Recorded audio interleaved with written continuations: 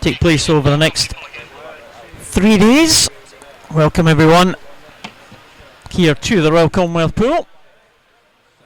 Looking forward to some excellent action here, starting this morning with men's 200 metres breaststroke, an event which the GB swimmers have been very successful in recent years. We do have Ross Murdoch, the Commonwealth champion, due to go in that one, so lots to look forward to as well. Of course, it's not only the UK swimmers that will be taking part here over the weekend. A number of overseas visitors and some big names as well as some promising youngsters coming through as well. Their chance to rub shoulders with the experienced guys. My name's Paul Noel. I'll be taking you through the action for the first part of the session this morning. I'm joined by Robert Taylor. Welcome, Robert. Good morning, Paul. Welcome, everyone. As Paul says, a fairly busy programme this morning. Over the weekend, there are 31 various teams, different countries coming here, so very big meet. It's beginning to build up into one of the key meets that a lot of the swimmers across Europe attend, one of the big ones at the beginning of the year, so pleased to see everyone coming and supporting the meet. And you saw the schedule for this morning just flash on to your screen there. Remember to send us your tweets. We'll try and get you a mention if you do tweet us in. We'll see the hashtag on the screen very shortly, hopefully. We just saw it flash away there. There we are, hashtag EISM 2017, as if they're listening to us, Robert. And just a big mention to the sponsors of our meet, University of Edinburgh. They're providing a lot of support to the visiting team of athletes, donating prize money, and obviously making use of the accommodation at the university, catering facilities, etc. Scottish Swimming and its partners Edinburgh Airport and Strathmore Water have also provided all the pool dressing, refreshments and the facilities for our media and press. And as you'll see poolside, TYR Maru providing kit for all our officials and swim caps for our youth swimmers. So thanks to all these sponsors over the weekend for their support. So as Paul says, please send us your tweets, hashtag EISM2017. There's some tweets coming up. Good luck, guys, at Sunderland ESC. That's from Lindsay Downey. Good luck to all the swimmers racing at the Edinburgh International this weekend. That's the City of Glasgow swim team as well. Some contingent here. Hailsham Swim Club. Good luck to all the Hailsham swimmers competing at the Edinburgh International. Watch live, and there's a link to the live stream. So make sure you publicise that one. Scottish Swimming, of course, looking to some great swims here. Some supersonic speed at the Edinburgh International Swim Meet, 10th to 12th of March. Borough of Kirtlees as well at ASA North East here at EISM 2017. Team Terrier. That is their hashtag. So the Borough of Kirtlees, if you're a fan of them, you send in your tweets for them. We'll try and bring you those if we have time to do it. It's going to be thick and fast for the action. First up, as I said, the 200 breaststroke. Always a good event, the 200 breaststroke. I like that. Real quality as well for this one, Robert. Yeah, absolutely. As you mentioned, we have our own Ross Murdoch taking part in this one. So look forward to seeing him in Heat 4. 4 heats coming up for the 200 breast. First heat will be fastest of the 8 slow swimmers. They'll be fastest from 4-5 through to 8. So we have Oliver Crosby, Stockport in 1, Rhys Taylor, Nova Centurion in 2, Ben Griffiths, Trojan in 3, Andrew McIntosh from East Kilbride in 4, Andrew Page, Mount Kelly in 5, Archie Goodburn, Warner Bass is in 6, Bradley Newman, Nova Cymru from Wales in 7, and Daniel Scanning from Denmark in lane number 8. So Daniel over on the far side in lane 8, our early leader on 32.12, Paul. Yeah, very good start there in the centre lanes, and also over on the outside lane as well. The swimmer, lane number 8 from Denmark, Daniel Scanning, of the Scandinavian swimmers. Some top quality swimmers we'll see in Edinburgh over this weekend, and it looks like the man from Denmark is going to lead them in to the halfway point. There, right at the top of your screen there, he goes over in 108.07. He has an advantage of about 0.9 of a second over Archie Goodburn, and Andrew Page in third position there, the Mount Kelly swimmer right down there in the south coast of England. But the man from Denmark looking good at this point, and the youngster as well, Archie Goodburn, from right here in Warrender. He will train right here in this pool. He is leading the rest as they come into that final turn now. But Daniel Scanning of Denmark looking like he's extending his lead there. It was 0.9 of a second as they went through the halfway point. At this time it is extended to somewhere like 3 seconds as they come down this final 50, Robert. Yes, he's gone some way clear. Can't actually see him on the screen, he's just disappeared. He has a good 3 or 4 metres advantage. Archie Goodburn in lane number 6 still holding second, although Andrew Page in 5 is coming through quite strongly to challenge Archie. Archie, a member of the youth squad, very good youngster, as Paul says, from Warner, but no doubt about the winner, clear winner here. Daniel Scanning from Denmark takes that in 2:21.25. Andrew Page just got up to pip Archie Goodburn for second place. We'll be able to confirm that just in a moment. Our screen's just confirmed Andrew Page 2:25.98 takes second, and Archie Goodburn from Warner 2:26.52 in third place. There we have on your screen. What a comprehensive win there for Daniel there, Paul. Yeah, very good there. 2:21.25 outside lane flyer there. Let's see what we can get in this heat number 2. There is the lineup. Jack McCormick, City of Glasgow in 1. Benedict Tortolano from Stirling Swim in 2. David Murphy from City of Oxford in 3. Craig Benson from University of Stirling, twice an Olympian of course. He goes in lane number 4. Nicholas Quinn from Edinburgh University in 5. Tobermory Mackay champion from City of Oxford in 6. Joel Halloran from Derwentside in 7, and Conor Bryan from Nofu Cymru goes in lane number 8. So, well, centre lanes, Craig Benson and Nicholas Quinn, Robert. Well, they should contest this one, but at the moment it's Tobermory Mackay champion who leads them through that first 50. Yes, the ex-Perth man, Tobermory Mackay champion, now down with the City of Oxford. He's going really well, but as you say, Craig Benson in 4, Nicholas Quinn in 5 have the fastest entry times, 2:09.70 and 2:12.61. Quite a range of times here, 2:09.70 through to 2:21.62. So the middle lane should dominate the final 3 heats. And coming through strongly now is Craig Benson, just to take it up from Tobermory Mackay champion. 2:06.71, 2:07.11. And it's now Benson just beginning to stretch away by about half a metre from Tobermory Mackay champion. Still no change as we reach the halfway mark, and it's Benson just beginning to show his qualities on that second 50. Yeah, Benson hitting the front there as they come down to that final 50 there, and well, in second position.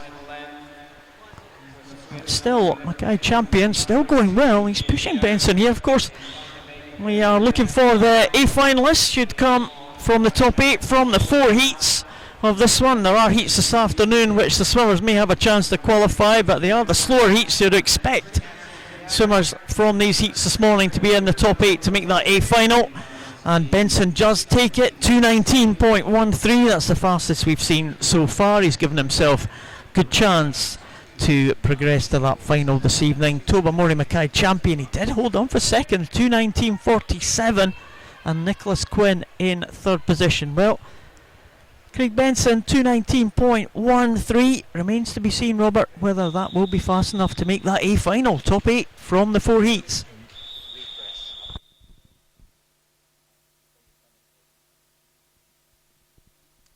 Yes, indeed. The first heat just inside the 2:21 that Daniel scanning in the first heat. So maybe 2:20, 2:21 could be the target to hit either A and B finals.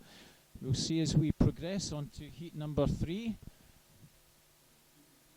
Joe Byrne, Bath University in 1, Chris Steeples, Devenshaw in 2, Kieran Preston, Edinburgh University in 3, Callum Tate, also Edinburgh University in 4, James Wilby, Loughborough University in 5, Edmund Ashton, London Aquatics in 6, Callum Smart, City of Oxford in 7, and Kyle Booth, Lofa Cymru in lane 8.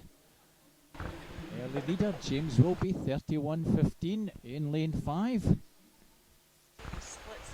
Yeah, James Wilby getting out fast. It seemed the Welsh swimmers seem to have a monopoly on these outside lanes. 3 Welsh swimmers there, quite close to the outside lanes in these first few heats there. Lane 1, of course, at the bottom of your screen as you look at it. Lane 8 at the very top, and there in the centre lane, of course, 4 and 5 in the between those yellow lane ropes, and it is James Wilby continuing to lead here, 106.08. Second place is Chris Steeples, down closest to us at the bottom of your screen there. Chris Steeples just holding on. Callum Tate there in the white cap there. The Edinburgh University swimmer James Wilby, of course, from Loughborough. Chris Steeples from Deventio. Those 3 looking like they are going to lead them home as they come up to the final turn here. And it does look like Wilby is still going to maintain that very slender lead, 142.24. So pretty much of a muchness with that previous heat, Robert. Very much. Those 3 have pulled some way clear of the remainder, and you'd fancy those 3 to either be in the A and B finals. And certainly on the near side, Chris Steeples going really well. He's almost maintaining same position along with Callum Tate and James Wilby. James Wilby in 5, still probably shades it, and coming down with about 10 to go. It looks as though Steeples might just stake this. Wilby perhaps, and Steeples very close between them. Steeples just took that, 2:17.66. That's a bit of a surprise from lane 2. Wilby 2:17.98. And Tate 2:18.45 was probably will get them into the final pretty fast in that heat there, Paul.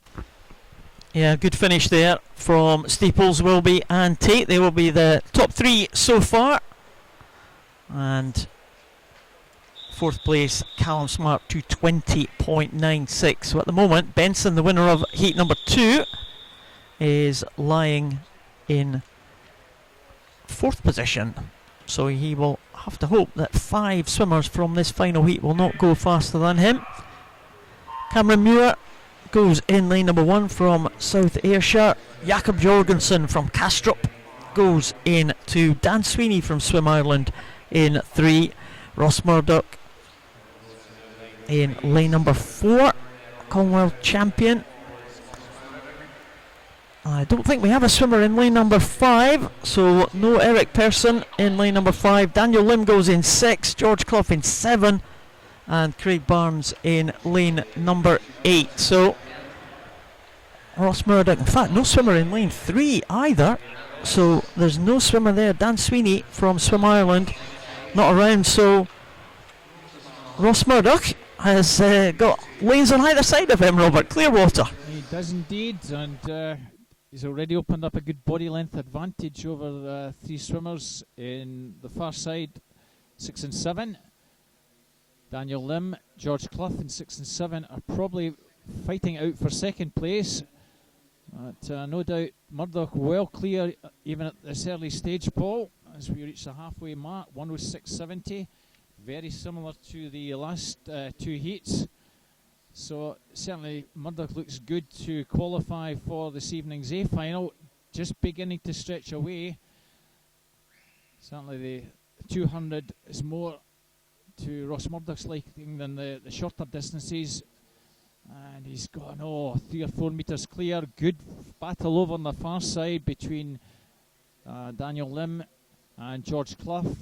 Edinburgh University and Wander Bass, 2 ex-Wander teammates, of course. And with 50 to go, it's looking good for Murdoch.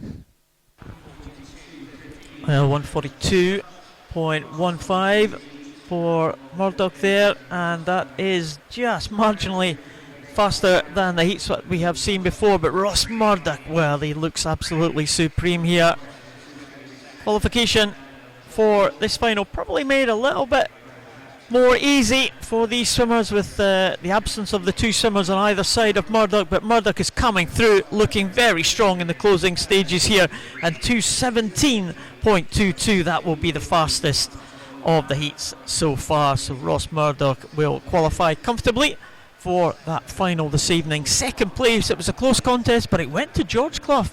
2:21.23 for the Warrender swimmer George Clough, just getting the better of Daniel Lim by 0.2 of a second there. So 2:21.23 and 2:21.44 for Clough and Lim. But no doubt about the winner there, Ross Murdoch, and he will lead the pack as they go into the final this evening. Of course, not a confirmed finalist, Robert, because the swimmers this afternoon do have a chance to qualify, but it is the slower heats. It is indeed, yes. As you can tell, Ross Murdoch winning that, and every chance even that the second and third place swimmers might just scrape into the A final.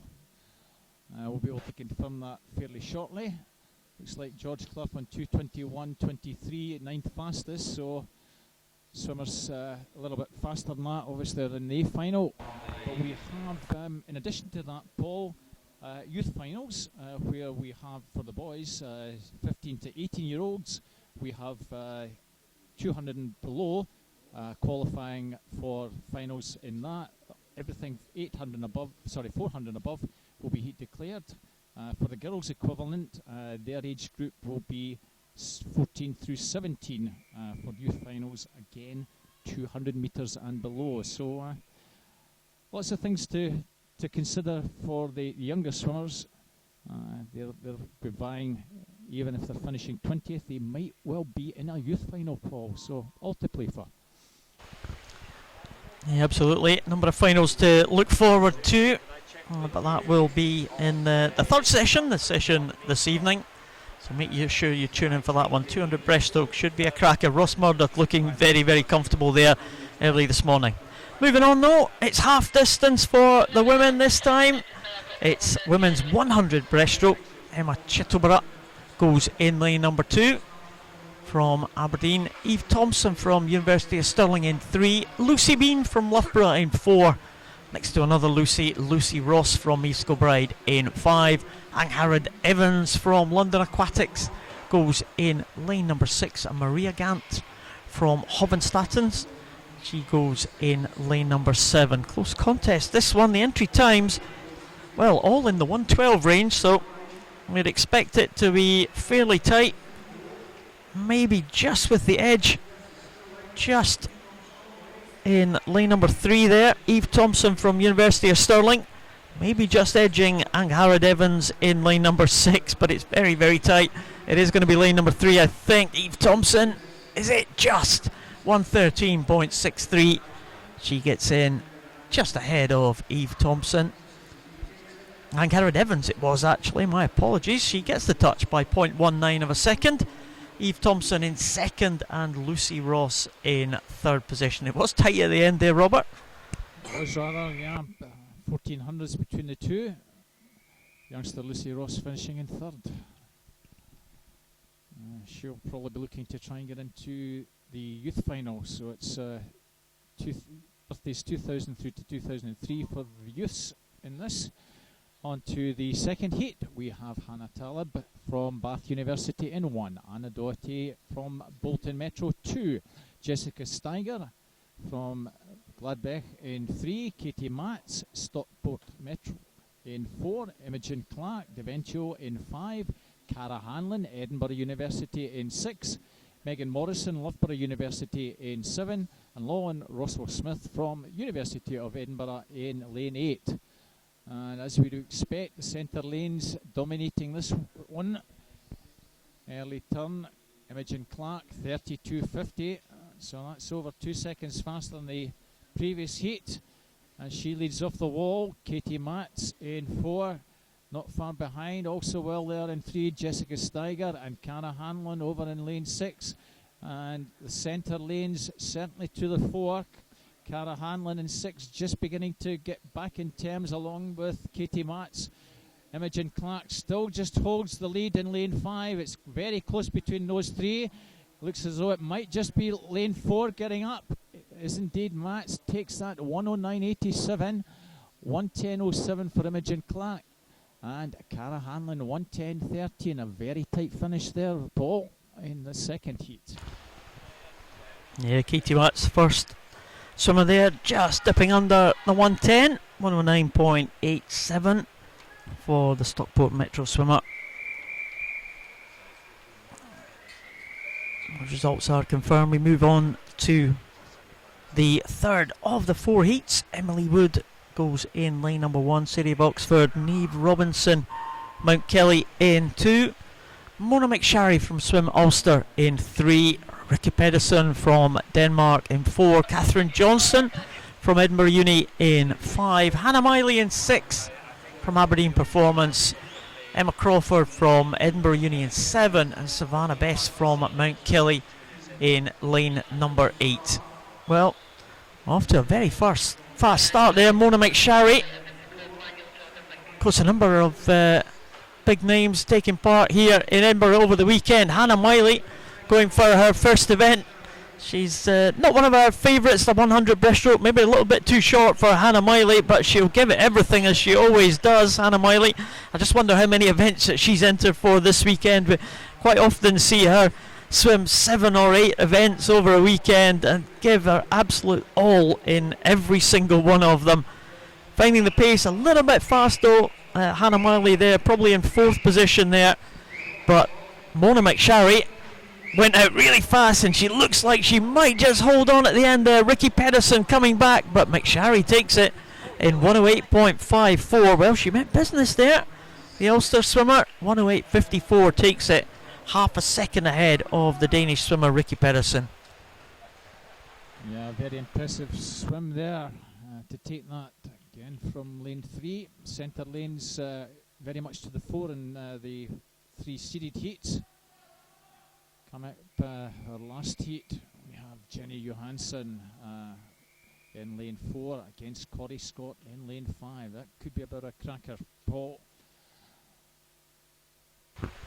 Yeah, 2 breaststrokers, maybe better known for the 50 breaststroke, so you would expect them to be fast out. Jenny Johansson, medalist at the big international events in the 50 breaststroke. Corrie Scott, Commonwealth Games medalist, of course, in the 50 breaststroke. So we have Rachel Taylor, the City of Sunderland in 1, Emma Kane, Millfield 2, Jocelyn Ulwit, Loughborough in 3, Jenny Johansson from Neptune in 4, Corrie Scott, Edinburgh Uni 5, Rachel Wilson, Derwentside in 6, Orla Adams, Aberdeen Performance in 7, and Olivia White, Edinburgh University in 8. Jenny Johansson, 33.05. That's pretty fast, a bit slower than the previous heat, but she leads off the wall. Very closely behind her, Jocelyn Ulwit in lane 3. And at the moment, they've gone about half a metre clear. Corrie Scott now beginning just to motor in lane number 5.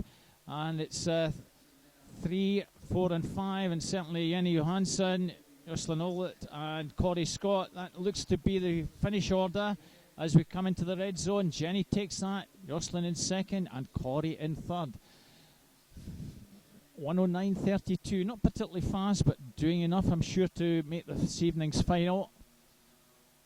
Jocelyn 109.99 and Corrie 110.89. Well, we haven't seen many under the 110 mark. I wonder if that's enough for Corrie Scott. 110.89. And well, Corrie Scott may well have just missed out on that one. 1:10.43 looks like 8th into that A final this evening. Jessica Steiger is the person making it into there. Corey Scott in 9th position there, just ahead of Catherine Johnson. So Corey Scott in 9th place there, but the swimmers that went under that 110 mark and close to the 110 mark claiming their place in the top 8 as it stands. And difficult to give you the A, B and youth finals because we have a mixture of younger swimmers who may actually go into an A or B final, so we'll hopefully be able to clarify that later on. If not, we'll get that for the evening session. The evening session gets underway at 5 o'clock this evening. And after the 100 breaststroke, we now move to a 1500 freestyle. We have 3 heats in total. The fastest of those 3 heats, Paul, will be swum this evening. So just the 2 heats in this one. But, a lot of quality.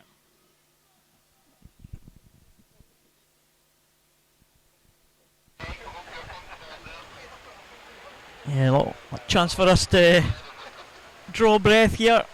It's the 1500 freestyle, and the swimmers in this first heat, Samuel Peck from Mount Kelly goes closest to us, the right hand side of your screen there.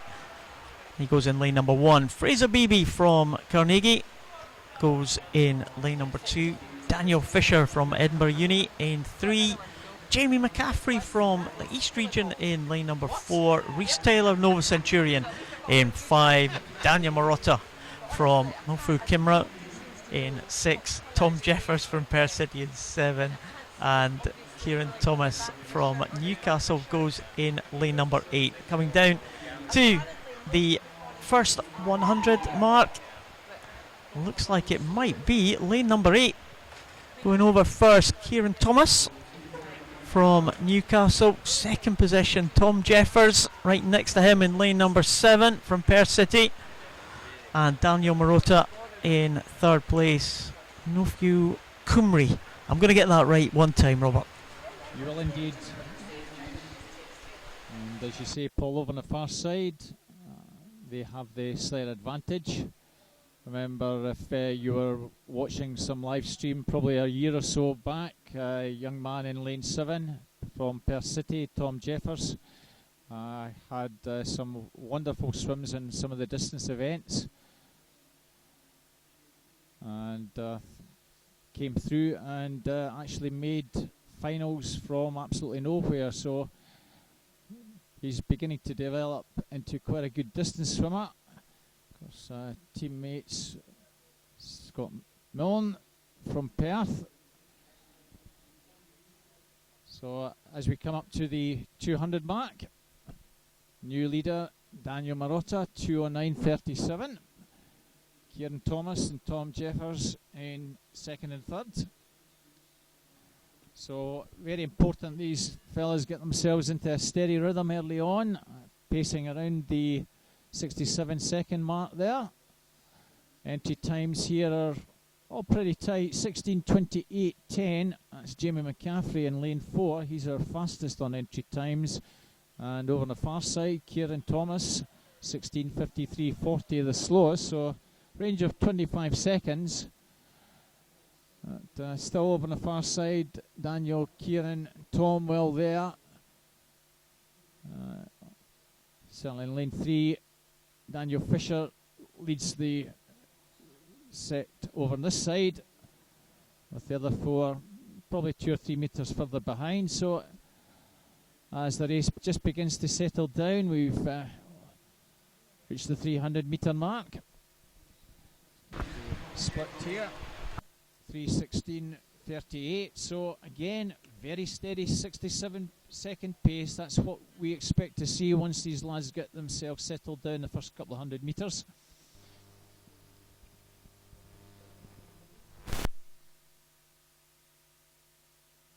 So it's the 2 chaps over on the far side with the early advantage. Nice tweak coming through Good luck to all our fab swimmers from Newcastle swim team, from Judith Wilson. Thank you, Judith. We'll read as many out as we can, so please just keep sending them to us. Good luck to all the swimmers. Fast swimming, Raging Bulls from Sharon Motha.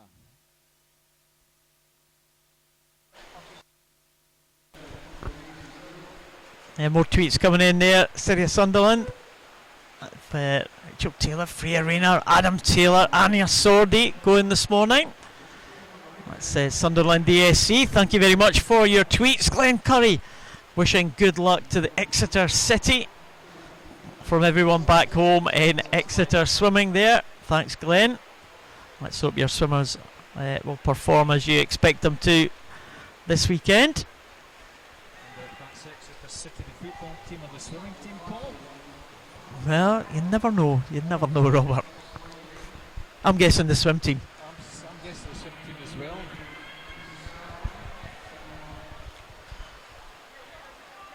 All the swimmers in this one are pacing around about 107, just maybe under the 107 mark, as they're coming up to the 500 stage. That's a third of this first heat gone, almost, as they come down to the bottom end here. And still in the lead now. It looks like it is still Daniel Marotta. He is going to just edge lane number 3, Daniel Fisher. So the two Daniels leading here, or maybe Kieran Thomas in second position, 5:30.08. So pretty consistent stuff there. 106.8. Looking like he is online for something like just under the 16:40 mark if this pace continues throughout the race. But very early stages, of course. 500 gone out of the 1500, and it's a good contest. They're at the front of the field. They are a few lanes apart, obviously, but it's always good to have a good race in a 1500. Very often we see the races getting really stretched out towards the end there, but it looks like the top 2 or 3 swimmers pacing each other very, very nicely, and a good contest as well. 3 swimmers there on the right hand side of your screen, so hopefully these guys can continue to push on the times as they go through this 1500. And you said, Robert, the times there round about 16:30 for Jamie McCaffrey was just under 16:30 was the entry time here, and going to have to pick the pace up just slightly if they're going to achieve those times. Daniel Marotta's entry time 16:39.10, so he's bang on course for that 16:39 to be better than that.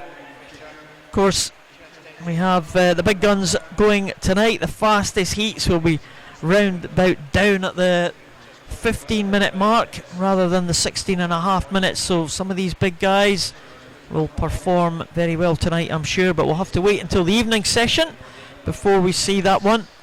So let's check on this contest. Daniel Fisher's just taken the lead. He's just stretched away from Daniel Marotta, and Kieran Thomas now trying to hold on to the pace here, but it does look like Daniel Fisher is very, very strong now as he comes down to the 700 metre mark. Time just slipped in that previous 100 into the 107.5 range, but the two Daniels now taking up the running. Daniel Fisher 7:44.68, so again he's picked it up just slightly, just under that 107 mark, and looking like a 16:40 range, I think, Robert. Yeah, it looks that way. It now appears that Daniel Fisher just beginning to stretch away, just putting a little bit of injection into that pace over the last 150 metres. Still Daniel Marotta holds second, and the youngster of the 8 swimmers, Kieran Thomas from Newcastle, going really well. He's swimming as a 15-year-old this year, so holding the pace pretty well over on that far side. But at the moment, Daniel Fisher is just beginning to pull away from another Daniel Marotta and Kieran Thomas. Good steady pacing around the 67-second mark. Again, virtually bang on 67 seconds. So the gap now just about a second and a half. Very good contest over on the far side between Daniel and Kieran. In fact, it could be the Newcastle man has possibly just gone back into second place.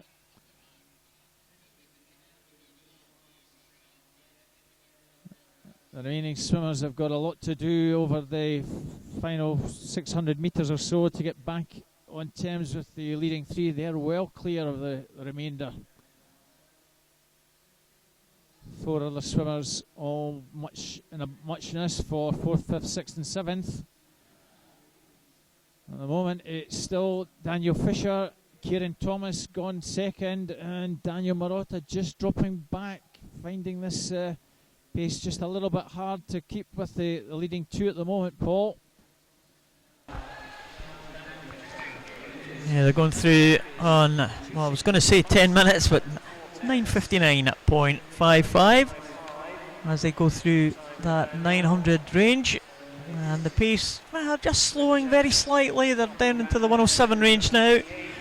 They've been flirting with high 106s. We're moving into the 107s as the distance goes through this 1500. We will be at the 2/3 mark when they come down to the bottom end for the next time. That's the 950 stage going over at that top end. The gap is only 0.1 of a second. Daniel Fisher now just ahead of Kieran Thomas, who's really picked up over this last few hundred, and he's bringing himself back into contention.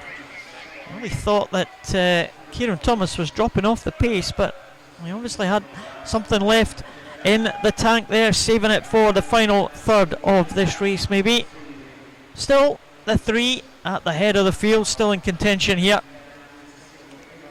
Thomas looks as though he might actually be leading here. He is indeed 11:07.14, plays 11:07.47, so about a quarter of a second advantage now.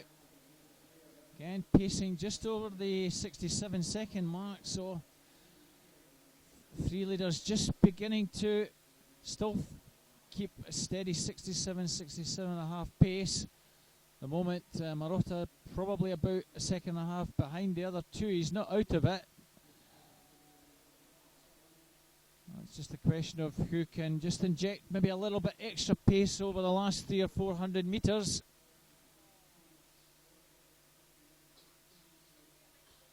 Over in lane 5, Reece Taylor, he leads the remainder. He's a good 15 metres behind. And over on the far side, the Newcastle man just beginning to up the pace here, Paul, as we come down to the next turn. Let's see if he's just got under 67 seconds. Very similar, 12:14.31, so just over 67 seconds. Gap just over a second virtually now. Yeah, it looks like Thomas now with lead. That's a very good camera shot there, showing us he's just about got a body length or so lead, maybe half a body length is all it is, but Thomas has hit the front. Is he going to maintain that into the closing stages here? Kieran Thomas 12:47.83, so the gap is just over a second now to Daniel Fisher, and Daniel Marotta half a second further behind there. I just said in fourth position, Reece Taylor still leading that kind of other group of swimmers just out of your shot there. Tom Jeffers and Jamie McCaffrey very close as well, close to them, but the top three are away and clear now. And Kieran Thomas looks like he's away and clear of the others, 13:21, so the gap almost 2 seconds now. Kieran Thomas, he just picked up the pace there, he's just beginning to ramp it up there. The last 4 100s have all increased in pace by, well, a matter of tenths of a second, but they all add up here. He's back on around about 16:40 pace, Kieran Thomas, if he can hold this one. We've gone past the 1200 mark, so we've only got 300 metres to go. Now it's 250 to go as Kieran Thomas goes over here, and it looks like the contest may be for second place between the two Daniels, Daniel Marotta and Daniel Fisher, absolutely together there. 13:57.29, both of them 13:57.29 as they go over that turn there. So they are stroke for stroke as they come down to the 1300 mark. But it looks like Kieran Thomas is going to take the lead into this final 200, and it's going to be a clear lead as he goes over the turn. Let's check the time now. 14:28.65. Just slowing slightly there. We've seen improvements on the previous 100s. That's just a little bit of a slower 100 there for Thomas, but he is still maintaining that healthy lead into the last 200. And he's looking pretty strong. He did a recent 16:46.82 at the Durham meet, so 16:53.40 was his entry time, but he did go, as I say, about 7 seconds faster, and he's certainly on target to get inside that time that he broke just recently. So let's see if he can get inside the 16:40 mark. Certainly picking the pace up. Marotta now gone second, and he's the danger, although he's still got a good body length or more to make up. And these lads will be delighted to hear the bell as we come down with just over 100 to go. See what the time is at the split here. 15:35.97. So probably unlikely to get under the 16:40 mark, but it's still going to be inside the 16:46.82 he did recently. And it's Thomas with still over a body length advantage from Marotta, with Fisher in third. Don't see there being any change in that finish order now. And it's Thomas with just over 50 to go. Leads by around 3 metres. Similar distance between Marotta and Fisher in second and third. The gap, some 2.5 seconds. So that roughly around 33 seconds. So probably going to come in around the 16:42 mark as we reach the last 20. Thomas, Marotta and Fisher. That's going to be our 1, 2, 3 in our first heat. So Kieran Thomas into the red zone now. Let's see what his finishing time is. 16:41.40. Marotta takes second place in 16:43.73.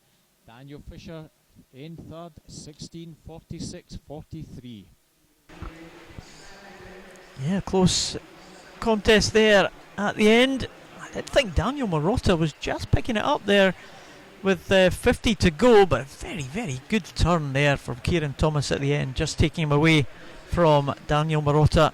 And the final 50 finishing in 16:41. So you said, Robert, a good improvement on the time that he's just done recently, and 65 last 100, so he'll be pleased with that one.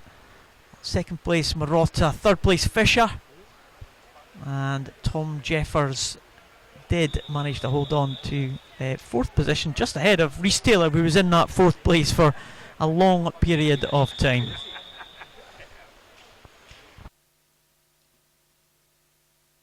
So as you sometimes get, the younger swimmers, a little bit more improvement sometimes that they'll get on the longer distances. For the older lads, it's very much about just trying to maintain time that's pretty close to your entry time. We have a couple of empty lanes, should have 8 of course going in this second of the 3 heats. This will be our last heat, last fastest heat this evening. So in lane 1 we have Marshall Illingworth from South Ayrshire. Empty lanes, as I say, in 2 and 3. In lane 4, Ashley Hogg from the City of Manchester. Adam Wilson, Newcastle, in lane number 5. Jonathan Christie, East Kilbride in 6. Max Jeffs from Hatfield in 7. And Josh Harris Nova Centurion in lane number 8. So entry times here a little bit faster, 16:08:42 through to 16:27:40, so around 20-second range. Early leader Adam Wilson, 1:01:54, so a little bit faster going off in this heat. So again, very much a question of lads getting themselves into a steady pace over the first 200 or 300 metres and then settling into that pace throughout. So early leaders are in the middle lanes. It's lane 5, Adam Wilson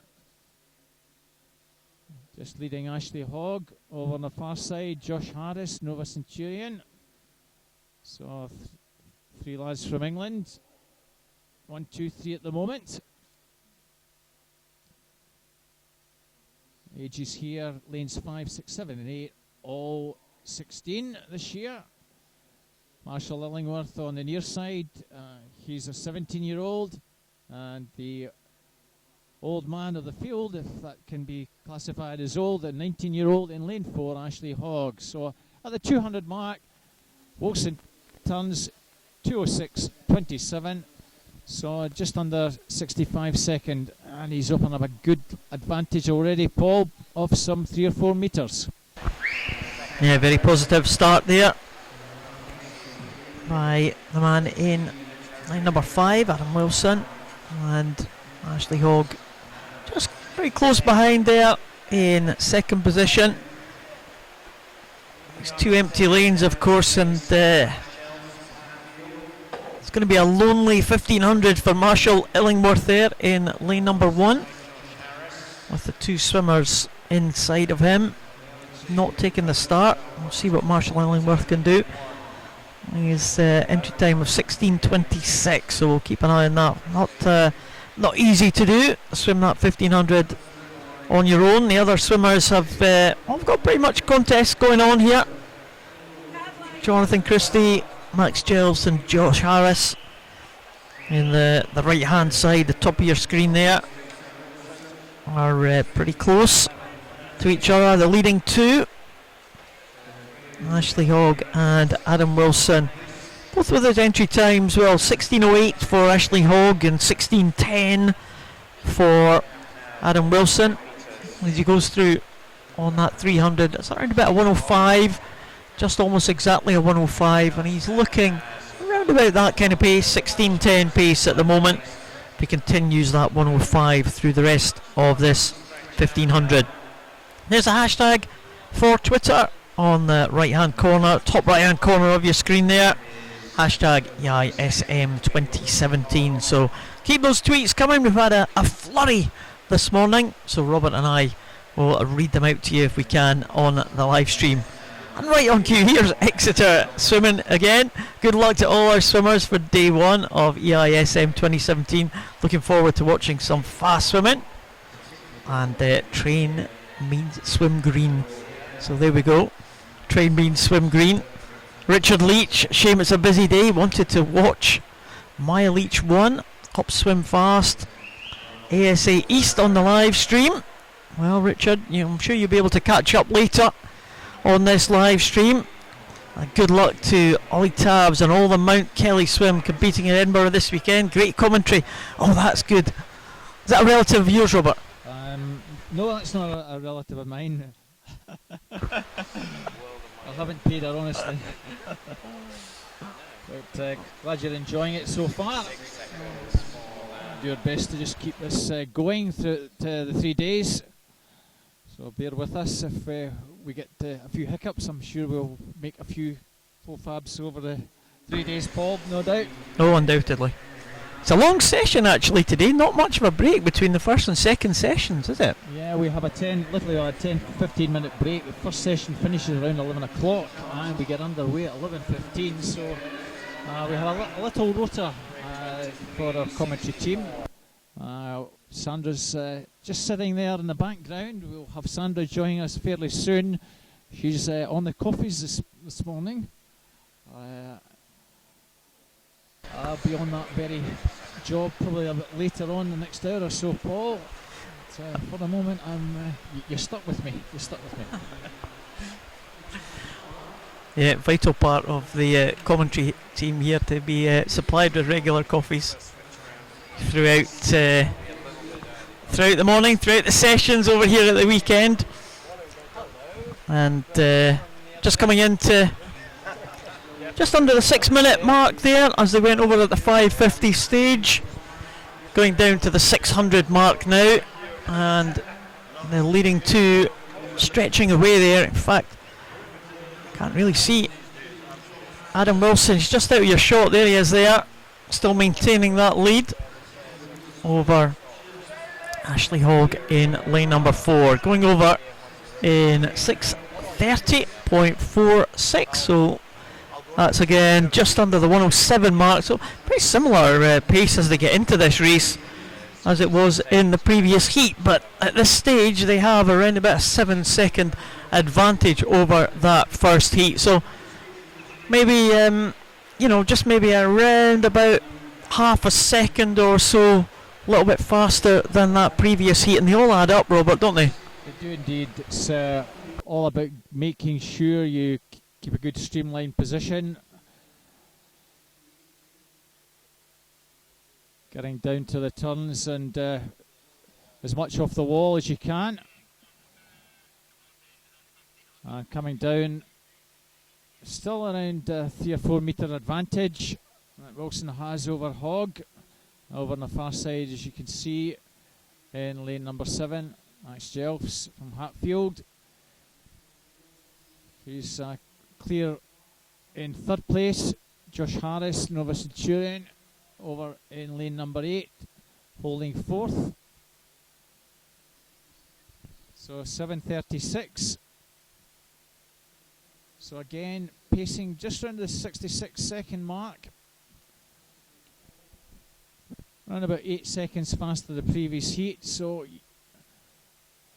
pacing somewhere around the 16:25 mark. Always very hard to come in close to your entry time on these long distance events. And this heat, as you can see, a bit more strung out than the previous one.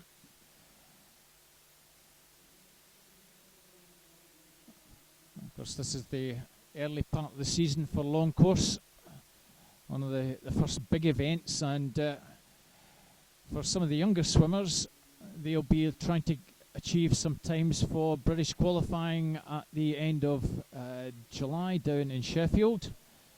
This is the first weekend of that window of opportunity, which takes us up to the end of May, last weekend, so around 11 weeks for them to achieve those times, Paul. Yeah, this is the start of these swimmers trying to achieve those times, moving into these long course events. And a lot of people seem to like the revamped Commonwealth Pool after it was reopened a few years ago now. We've seen some fast swims here since that reopening. Of course, it was initially the Commonwealth Pool for the 1970 games here in Edinburgh. It was the host of the diving for Glasgow, of course, in 2014, and also the swimming, of course, in 1986 here in the Commonwealth Games in Edinburgh.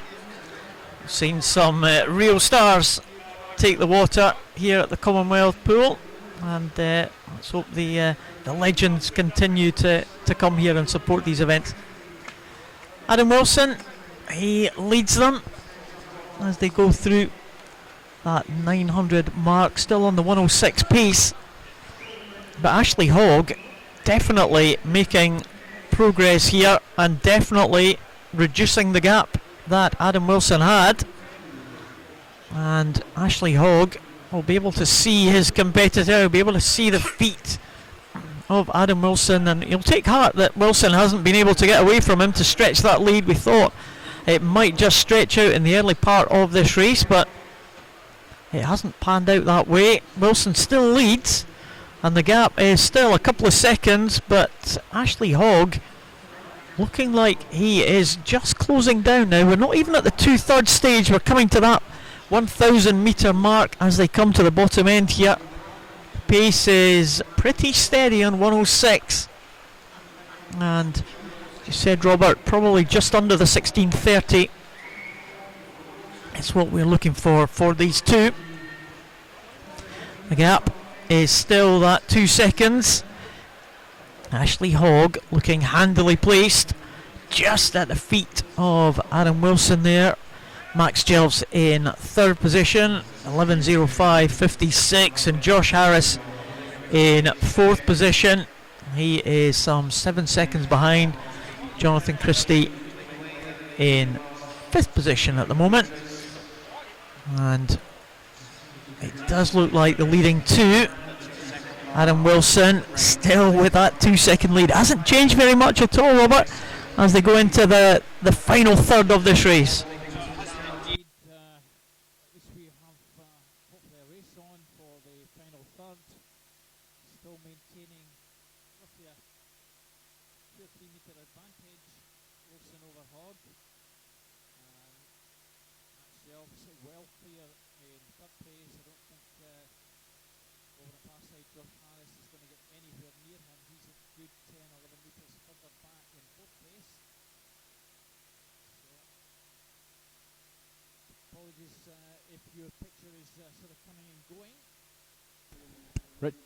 Richard Leach, thanks for the shout out. Not left the office yet. Well, hopefully you'll be able to continue watching us. So as we reach the next 50, it's still Wilson maintaining that 2 or 3 second advantage. 12:36.06, 12:38.65, and if anything, just beginning perhaps to pull away again. Still over on the far side, Max Jelfs maintaining a good third place. And both of them still maintaining a good rhythm down as we reach the 1200 metre mark.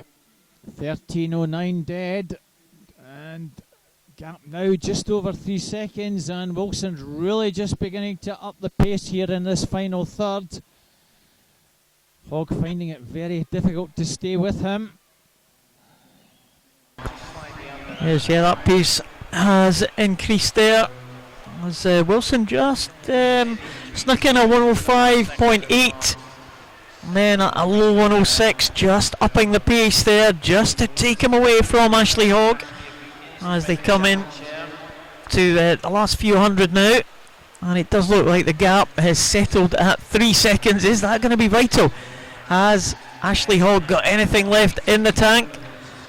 Can Adam Wilson maintain this? I tell you, it's not quite over yet. I mean, it is a handy lead right enough for Adam Wilson. He just was able to put a little bit of a spurt on when he saw Ashley Hogg getting a little bit closer to him, but it does look like that Adam Wilson has got the edge. He's maintaining that 3 second advantage. It's 3.5 seconds now, so he's looking good, Adam Wilson. That's a 106.6 there for that previous 100, but there's 200 metres to go now, and it does look like Hogg is struggling to live with the pace of Adam Wilson now. He's going to have to really move if he's going to get up alongside the long-time leader, Adam Wilson. Certainly looks that way, Paul. Still the gap looks to be a good 3 seconds. 49.26, 52.70. So, as you say, Paul, 3 and a bit seconds with just under 150 to go.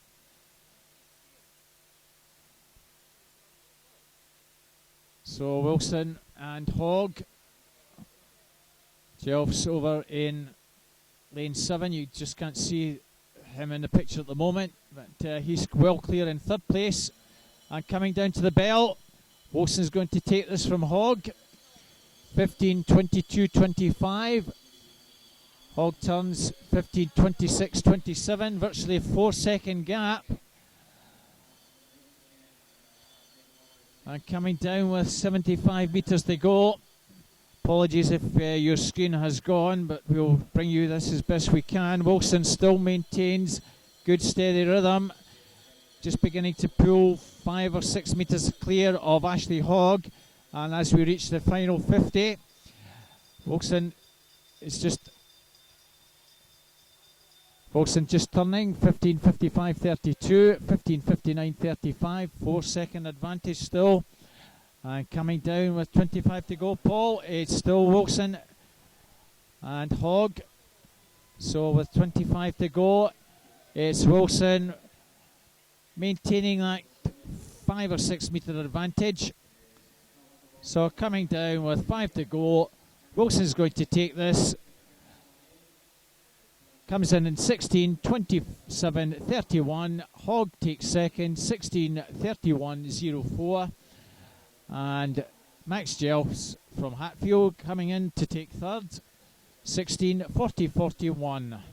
So that's our 1, 2, 3. It was a reasonable advantage at the end, just over 3.5 seconds there. Adam Wilson, a very long time leader there. It did look like Ashley Hogg, just with about maybe 300 or 400 to go, was coming back. And I thought he was looking like the favourite at that stage there, around about 1100 mark, but Adam Wilson kicked again. Ashley Hogg in second position, Max Jelfs in third there. So 16:27.31 for the winner, 3.5 seconds ahead of second place Ashley Hogg.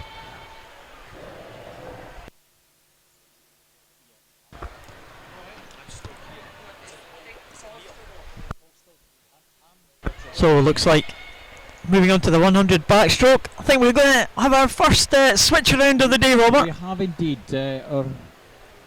We have Sandra coming to join us. So Sandra will be working with Paul now. So thanks for the coffee, Sandra. I'll move over and pass you over to Sandra.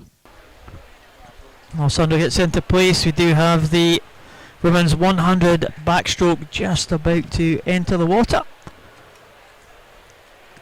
Swimmers in this one, Caroline McIntosh going in lane number 1,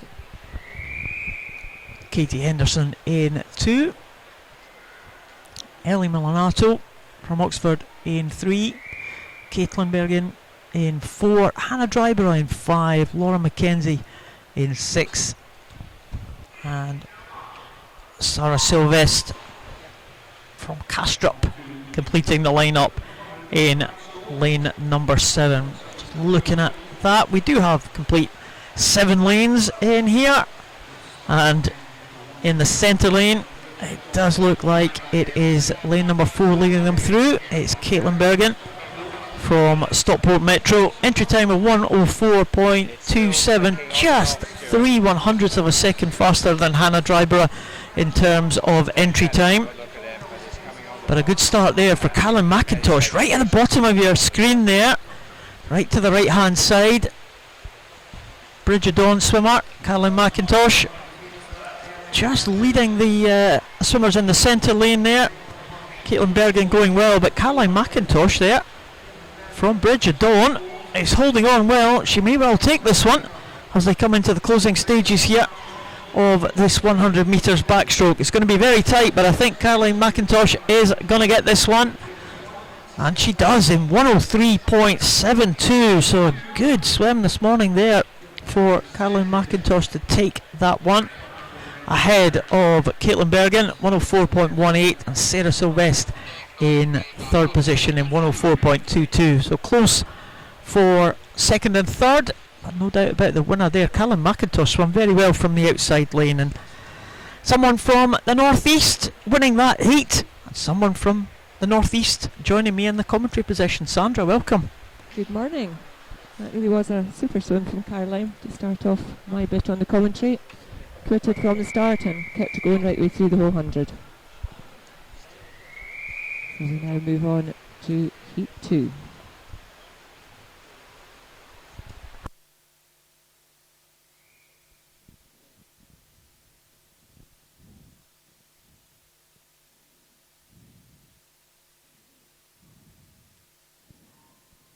So in this heat we have all 8 swimmers. Megan Briggs in 1, Sarah Brough in 2, Hannah Miley in 3, Chloe Golding in 4, Natasha Houghton in 5, Catherine Greenslade in 6, Freya Rayner in 7, and Emily Grant in lane 8. And it is lane 4, Chloe Golding, the City of Manchester swimmer, who's just nudging herself ahead. Also going nicely in 6 is Catherine Greenslade. And it is lane 6, Catherine Greenslade. She turns first, 30.92. So a good start to her. It is neck and neck as they contest the commentary position up high. We're between lane 4 and lane 6. 4 is Chloe Golding, 6 Catherine Greenslade. And then behind them, sandwiched in the middle, Natasha Houghton. Also going nicely in 2 is Sarah Bro, one of our international swimmers from Denmark. But I think it is lane 6, Catherine Greenslade, who's going to take this one. She touches the wall first, 102.83. Second place did go to Chloe Golding, 103.12, and third place to Natasha Houghton, 103.87. So all of the swimmers just very, very right. So 2 of them under Caroline's time and 1 just on top of it. Well, again, as we saw in the early events this morning, swimmers trying to make their way into the finals. Top 8 will progress to the A final this evening, and of course there are B finals and youth finals as well. So we have 4 heats of this one, but of course we do have this afternoon's heats to consider as well. But you wouldn't expect this afternoon's heats to produce any of the A finalists, but you never know, stranger things have happened. We have seen it where somebody's just put in an absolute stonking swim in the afternoon and come through and snatched one of the final places, in particular perhaps the youth events, the younger swimmers, where great changes can be made to their times.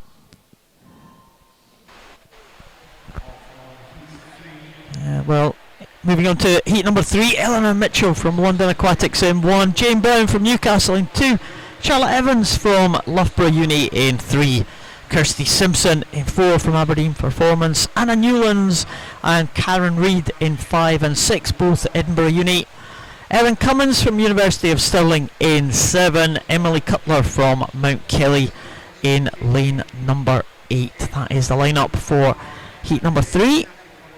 I'm trying to chase, well, if they can get into the 102 range and finish high up in this heat, they're going to give themselves a chance of making that top 8. And Kirsty Simpson has gone out pretty well here. Being chased now, Charlotte Evans coming back strongly. Loughborough swimmer there in lane number 3. Loughborough Uni against Aberdeen Performance. Kirsty Simpson is just going to be pipped now. Very good finish there for Charlotte Evans, and she gets in ahead of Kirsty Simpson. 102.28 and 102.55. Evans and Simpson. Third place Anna Newlands, 103.72. So that, I think, are the fastest 2 times so far for Evans and Simpson. Should be safely into the top 8 with 1 heat to come. You would think so, and obviously we don't know how much these girls are just making sure that they've done enough to get into finals as opposed to really racing it in the morning. Always the idea to go faster in the evening than you do in the morning heats, so that you can show progression throughout your swims.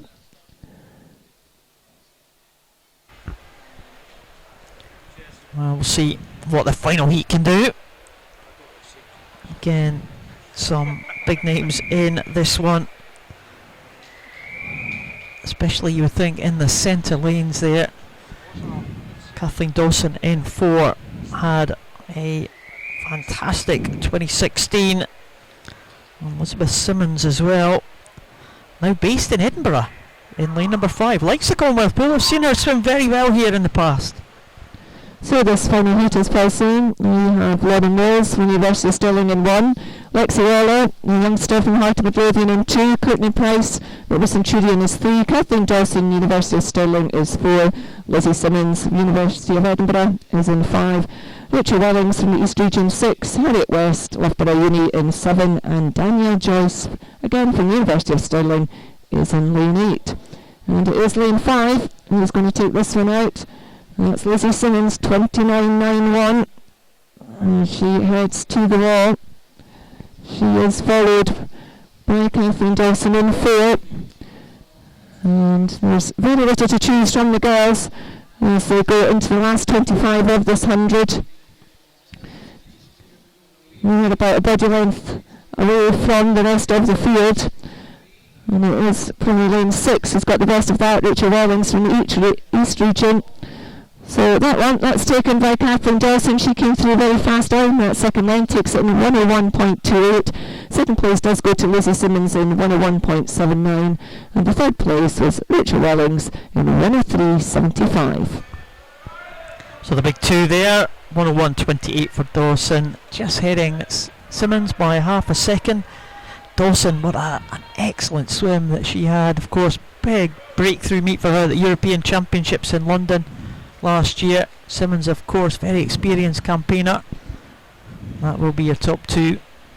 And just to mention, we didn't get a chance to mention Danielle Joyce as well, who we're hoping to compete in the Deaflympics later this year, and Jack McComish as well, another potential Deaflympic swimmer. We saw him a little bit early on, but these heats are coming thick and fast, Sandra. We're not getting a chance to mention these swimmers unless they finish at the top of the field, so good chance to mention Danny Joyce and Jack McComish. Oh, definitely. Always good to see these swimmers who last year just had a tremendous 2016, and hoping that they continue to make progress through 2017. And as you say, you mentioned Kathleen Dawson, who really did burst onto the international scene. Excellent backstroke swims in 2016. Lizzie Simmons with that transfer to Edinburgh. The experienced one, the experienced internationalist versus the new internationalist. Look forward to that one in this evening session. Well, yeah, you wouldn't write Lizzie Simmons off by any means. Still competing very well. We'll watch out for that final this evening.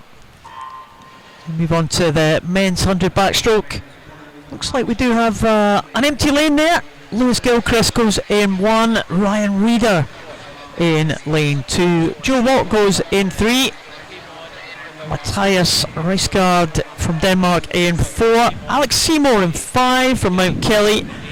We have no swimmer in lane 6, Finn Linton from Mount Kelly in 7, and Daniel Jenkins from City of Oxford in the outside lane in lane number 8. Well, 4 heats again of this men's 100 backstroke as they go over the turn. Ace Reisgaard in 58.43 was his entry time, and wow, this is a fantastic performance so far from the Danish swimmer, trying to make sure of that top 8 position, and he is a full body length ahead of the rest of the field here. So Reisgaard from Denmark, the lane number 4, he's going to come home in front. Is he going to dip under the 1 minute mark? Well under, 57.79.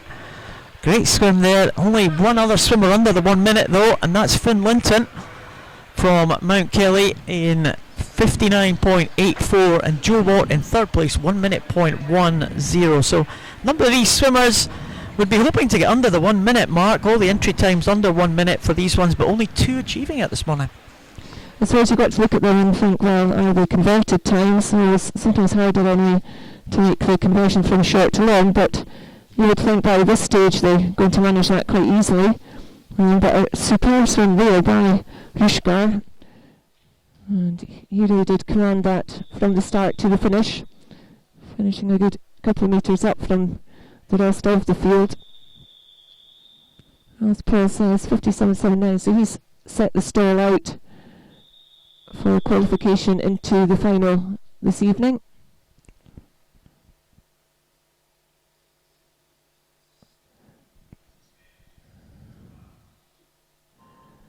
So heat 2 in the pool.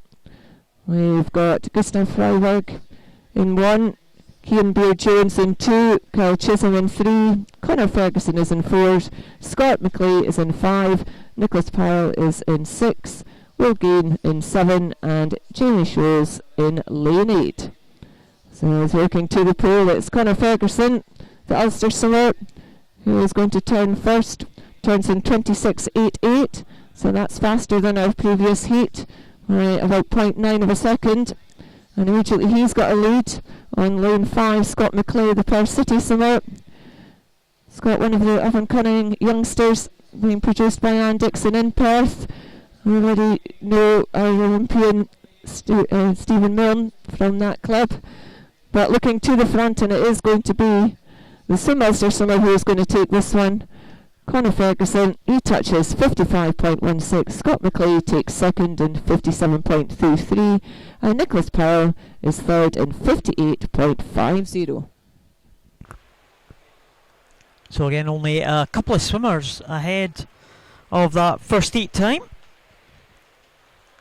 55.16 for Ferguson, 57.23 for McClay, and 58.5 in third position. So that swimmer from the first heat, Riesgaard, giving himself a decent opportunity, but still two fast heats to come, and you would expect to see some fast swims coming in these ones. There is the confirmed result. Conor Ferguson confirmed in first position, 55.16. McClay in second, and Nicholas Pyle in third position. Line up for heat number 3. Scott Gibson going in 1 for East Kilbride. Greg Watson from City of Glasgow in 2. Daniel Cross from Loughborough in 3.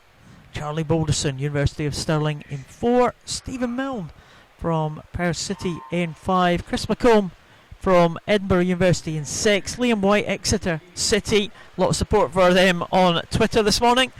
Thomas Clare in lane number 8 from the East region.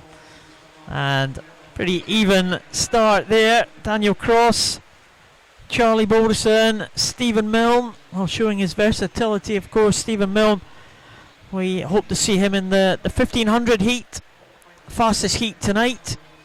That's probably his strength. Of course, medalist in the GB team in the Olympic Games in Rio in the 4x200 freestyle. And Stephen Milne maybe just edging Charlie Balderson at the moment in lane number 4. Daniel Cross going well, the Loughborough swimmer. It's these three. Liam White also going pretty well, the Exeter City swimmer. He's probably in 4th position at the moment. But the three swimmers coming in absolutely together at the end, and it's Daniel Cross who takes it by 1/100th of a second from Charlie Balderson, with Stephen Milne in 3rd place. 57.04, 57.05 and 57.27 with the Exeter swimmer Liam White in 4th position, 58.07. Close contest, Sandra. It certainly is, and it's going to be really close to get into this final. I reckon there'll be hundreds between being in the final and sitting on the bench. So looking at that, Daniel Cross, that 57.04, that 1/100th ahead of Charlie Balderson, might well be very important at the end of the morning session. We'll just need to wait and see. We'll move on to our final heat for this event. So in heat 4, in lane 1, we've got Harry Chesterman, in 2, Callum Barrett, in 3, Jack Warren Ballard, in 4, Craig McNally, in 5, Joe Elwood, 6 is Benjamin Steig, in 7, Danny Kirkham, and in lane 8, Finlay Deans. Just look. So as we look to the bottom of the pool, you can see we're just getting the backrope starts into the water, and it looks like we have no swimmer in lane 8. So we'll just have 7 boys contesting this final heat of the 100 backstroke.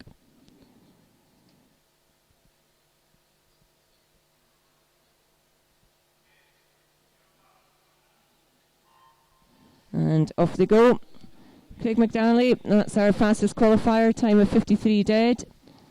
Craig very much known for his 200 backstroke, going out slow, coming back very fast.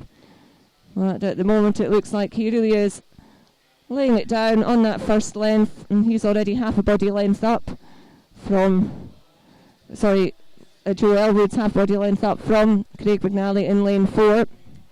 So Joe Elwood, he's going to turn in 27.35. That's the second fastest time we've seen in the heats at the halfway stage. Interesting to see if Craig works his way back to him. Also going nicely in 1, Harry Chesterman from Millfield.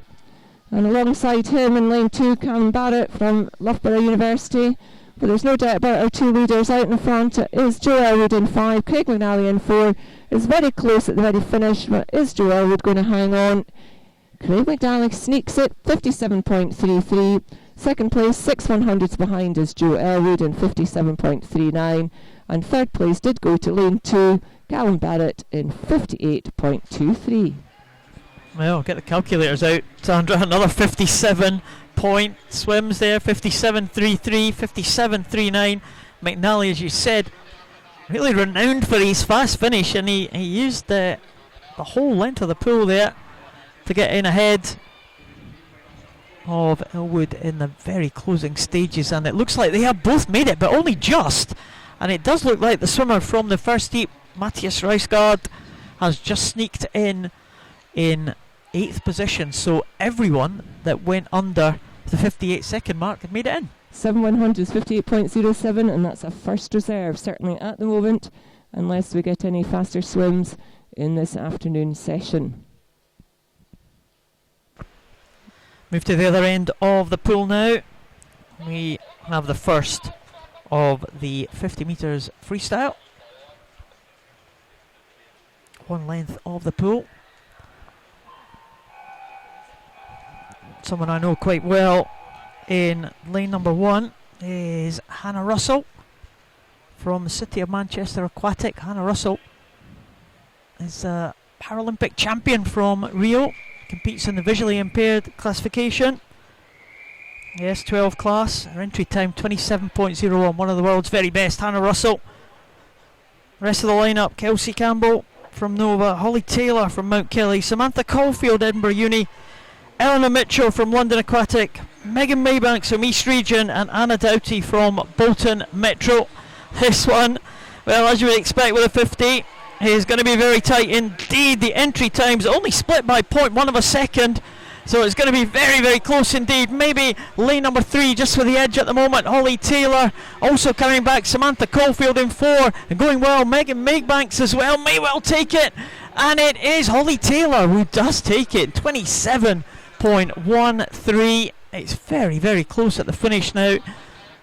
Taylor takes that one. In second place it was Megan Maybanks. I thought she might have just got the edge there, but Taylor came up well at the end. 5/100ths splitting the top two. Samantha Caulfield in third position, 27.30. So tight first heat, and expect that trend to continue, I think, Sandra. Oh, definitely. Again, very little between the entry times in second heat. We've got Lauren Mackenzie in 1, Erin Cummins in 2, Jane Brown in 3, Ellie Millington in 4, Emily Horn 5, Matilda Hager in 6, Evie Edwards in 7, and Amelie Mikkelsen in lane 8. So as they come past us in the composition, absolutely nothing to choose from these girls. Going nicely in 2 is Erin Cummins from the University of Stirling, but now beginning to show in those centre lanes. In lane 4, Emily Millington from City of Oxford, and Emily Horn in lane 5. Also going nice in outside lane 8. So who gets it? It is Ellie Millington, who takes it in 26.78. Second place going to Amelie Mikkelsen from that outside lane, and third place Evie Edwards in 27.14. That's our 1, 2, 3 for that second heat. Well, almost bang on the entry time for Ellie Millington. Just 6/100 slower than the 26.72 that she entered. Moving on to the third heat, we have Noemi Giardet from Lonsey, Amy Grant, City of Derby, Gil Simonam from West Lothian, Kirsty Simpson, Aberdeen Performance, Imogen Clark, Derventio, Bethany Firth, another Paralympian, she goes in lane number 6. Mona McSharry, Swim Ulster, we've seen her this morning already. Jessica Lloyd from Bath University in lane number 8. Bethany Firth was GB's most successful Paralympian in Rio, with 3 gold medals to her name, and she goes in lane number 6. She is just being headed at the moment by Kirsty Simpson, who has not long swum in the backstroke, but Kirsty Simpson showing her stamina, getting right back in the water and winning that one. 26.39. McSharry in second position. She was also in the breaststroke, a good breaststroke swim, so on good form. The Ulster swimmer Mona McSharry, Gulsum Onam in third position ahead of Clark, and Bethany Firth in fifth position. Penultimate heat, Maria Grant in 1, Madeline Moore 2, Jessica Steiger 3, Freya Rayner 4, Emily Barclay 5, Emily Crane 6, Catherine Greenslade 7, and Claudia Murray 8.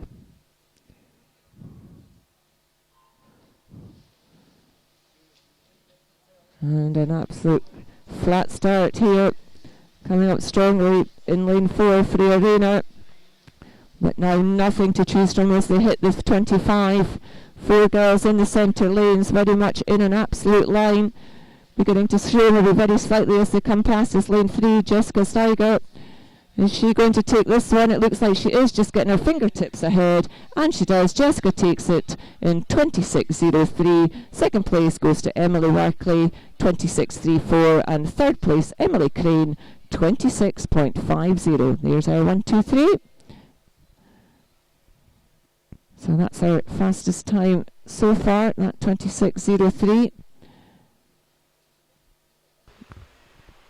And we have one more heat to go in this ladies 50 for the morning session. Yeah, well, a nice one to finish with. There is the lineup. Amy Goldsay from London Aquatics in 1, Tenna Jensen from Hovenstaden in 2, Emil Beckman from Denmark in 3, Pernilla Bloom in 4, the Olympic champion from Rio, Lucy Hope from Edinburgh Uni in 5, Katie Stark from Aberdeen in 6, Danny Joyce back in the water again in lane 7, and Mia Maspers from the East Region in lane number 8. Well, the Olympic champion, let's see what she can do. She will be the firm favourite to win this one very, very comfortably, with an entry time of over a second and a half faster than anyone else in the field, and really showing her strength there in this heat. She's going to make sure of this one, and it's going to be a decent time as well. 24.68 for Pernilla Bloom. That was very impressive indeed, and she wins it by over a second from Lucy Hope, the Edinburgh Uni swimmer, getting in second position, with Emily Beckman in third position, the Danish swimmer. So well done, Pernilla Bloom there, 24.68.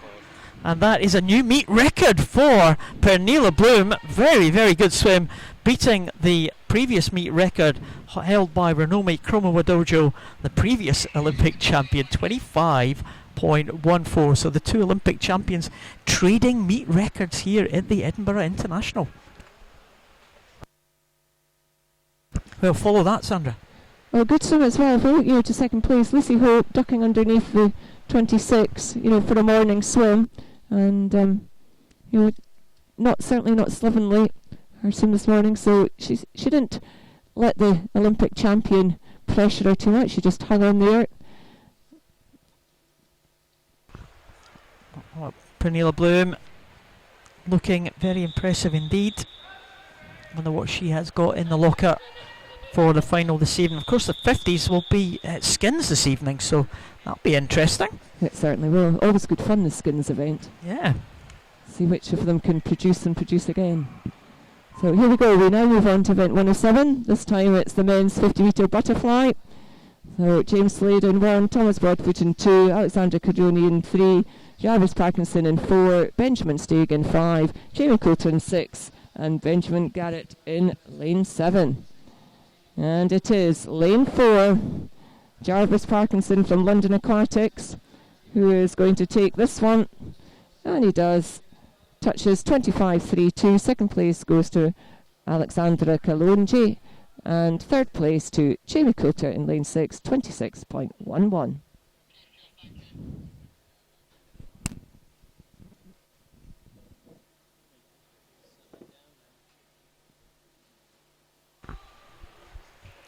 So 25 point will be the target for the heats to come.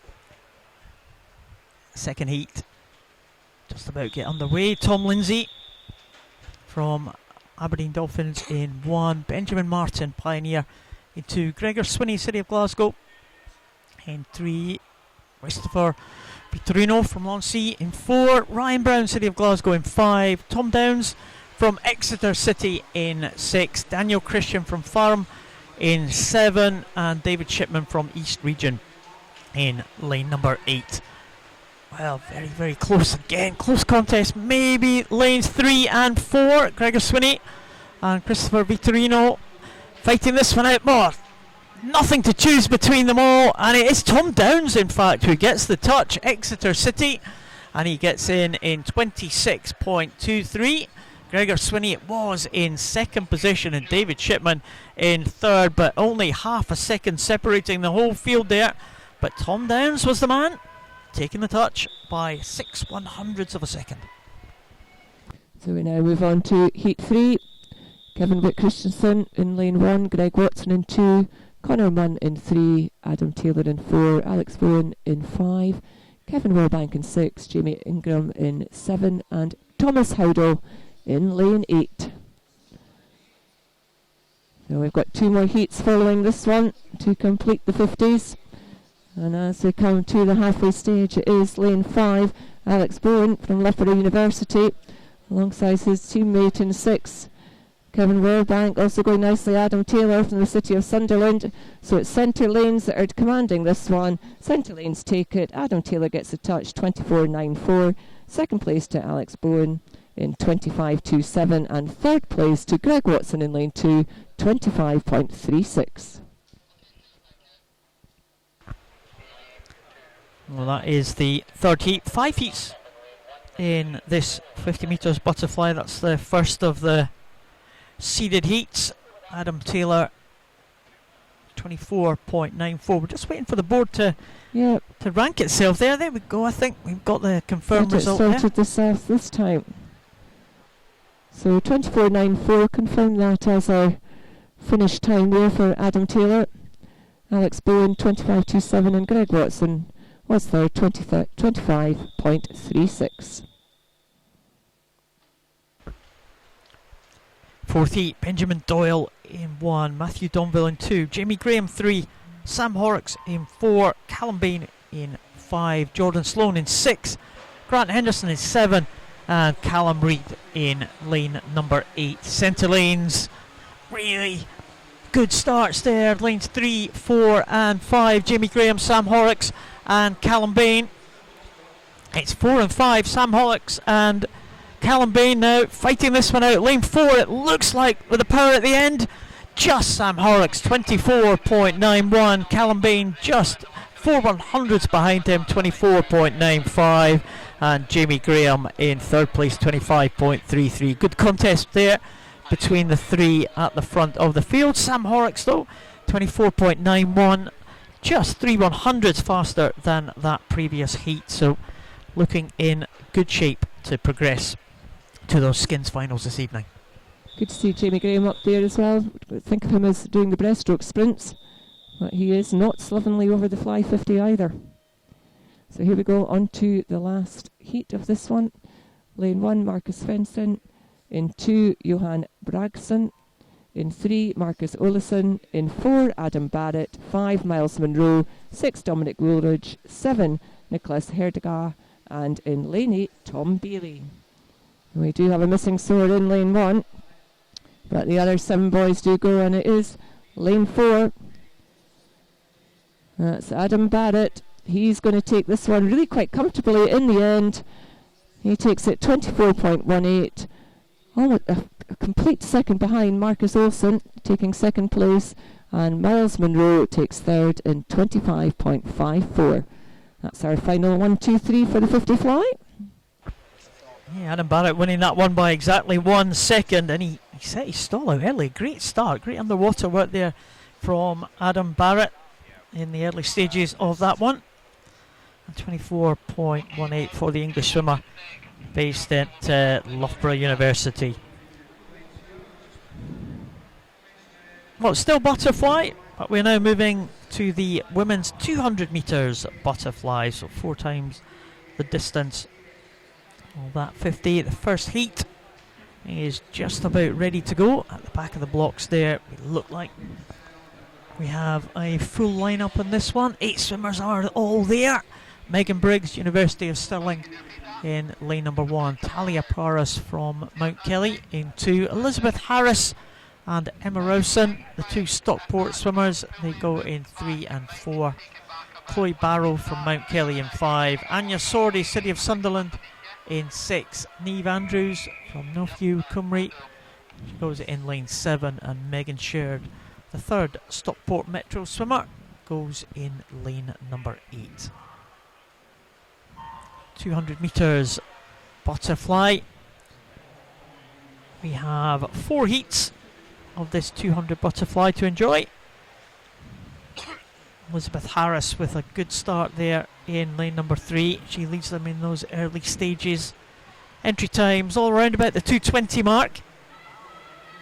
And Harris will be the one I think will lead them into the first 50. Followed closely by Emma Rosen.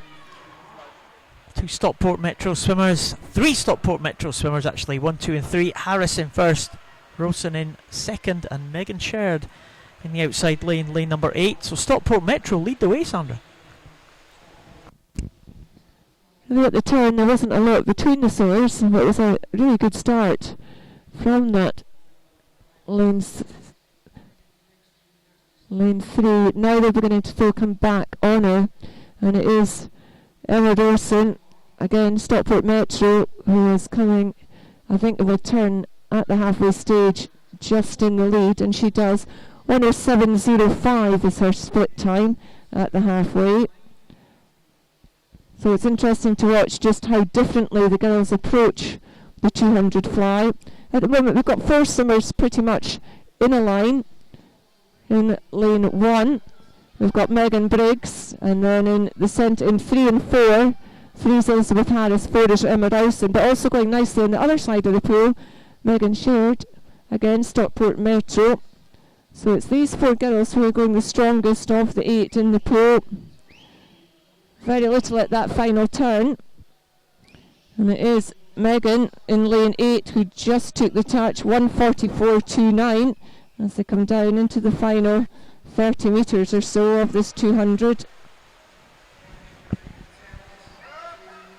And now it's lane 3, Elizabeth Harris, who maybe just is beginning to nudge ahead, so still keep an eye on that outside lane. Megan Sheard, she just is hanging in there. It's going to be very, very tight between the 2 girls as they come to the last 5 metres.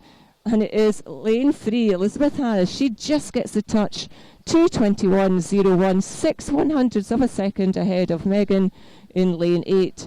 And third place went to lane 4, Emma Rowson. So there's our 1, 2, 3. Stockport Metro taking that heat, the first of the heats, and setting the time for the others to chase.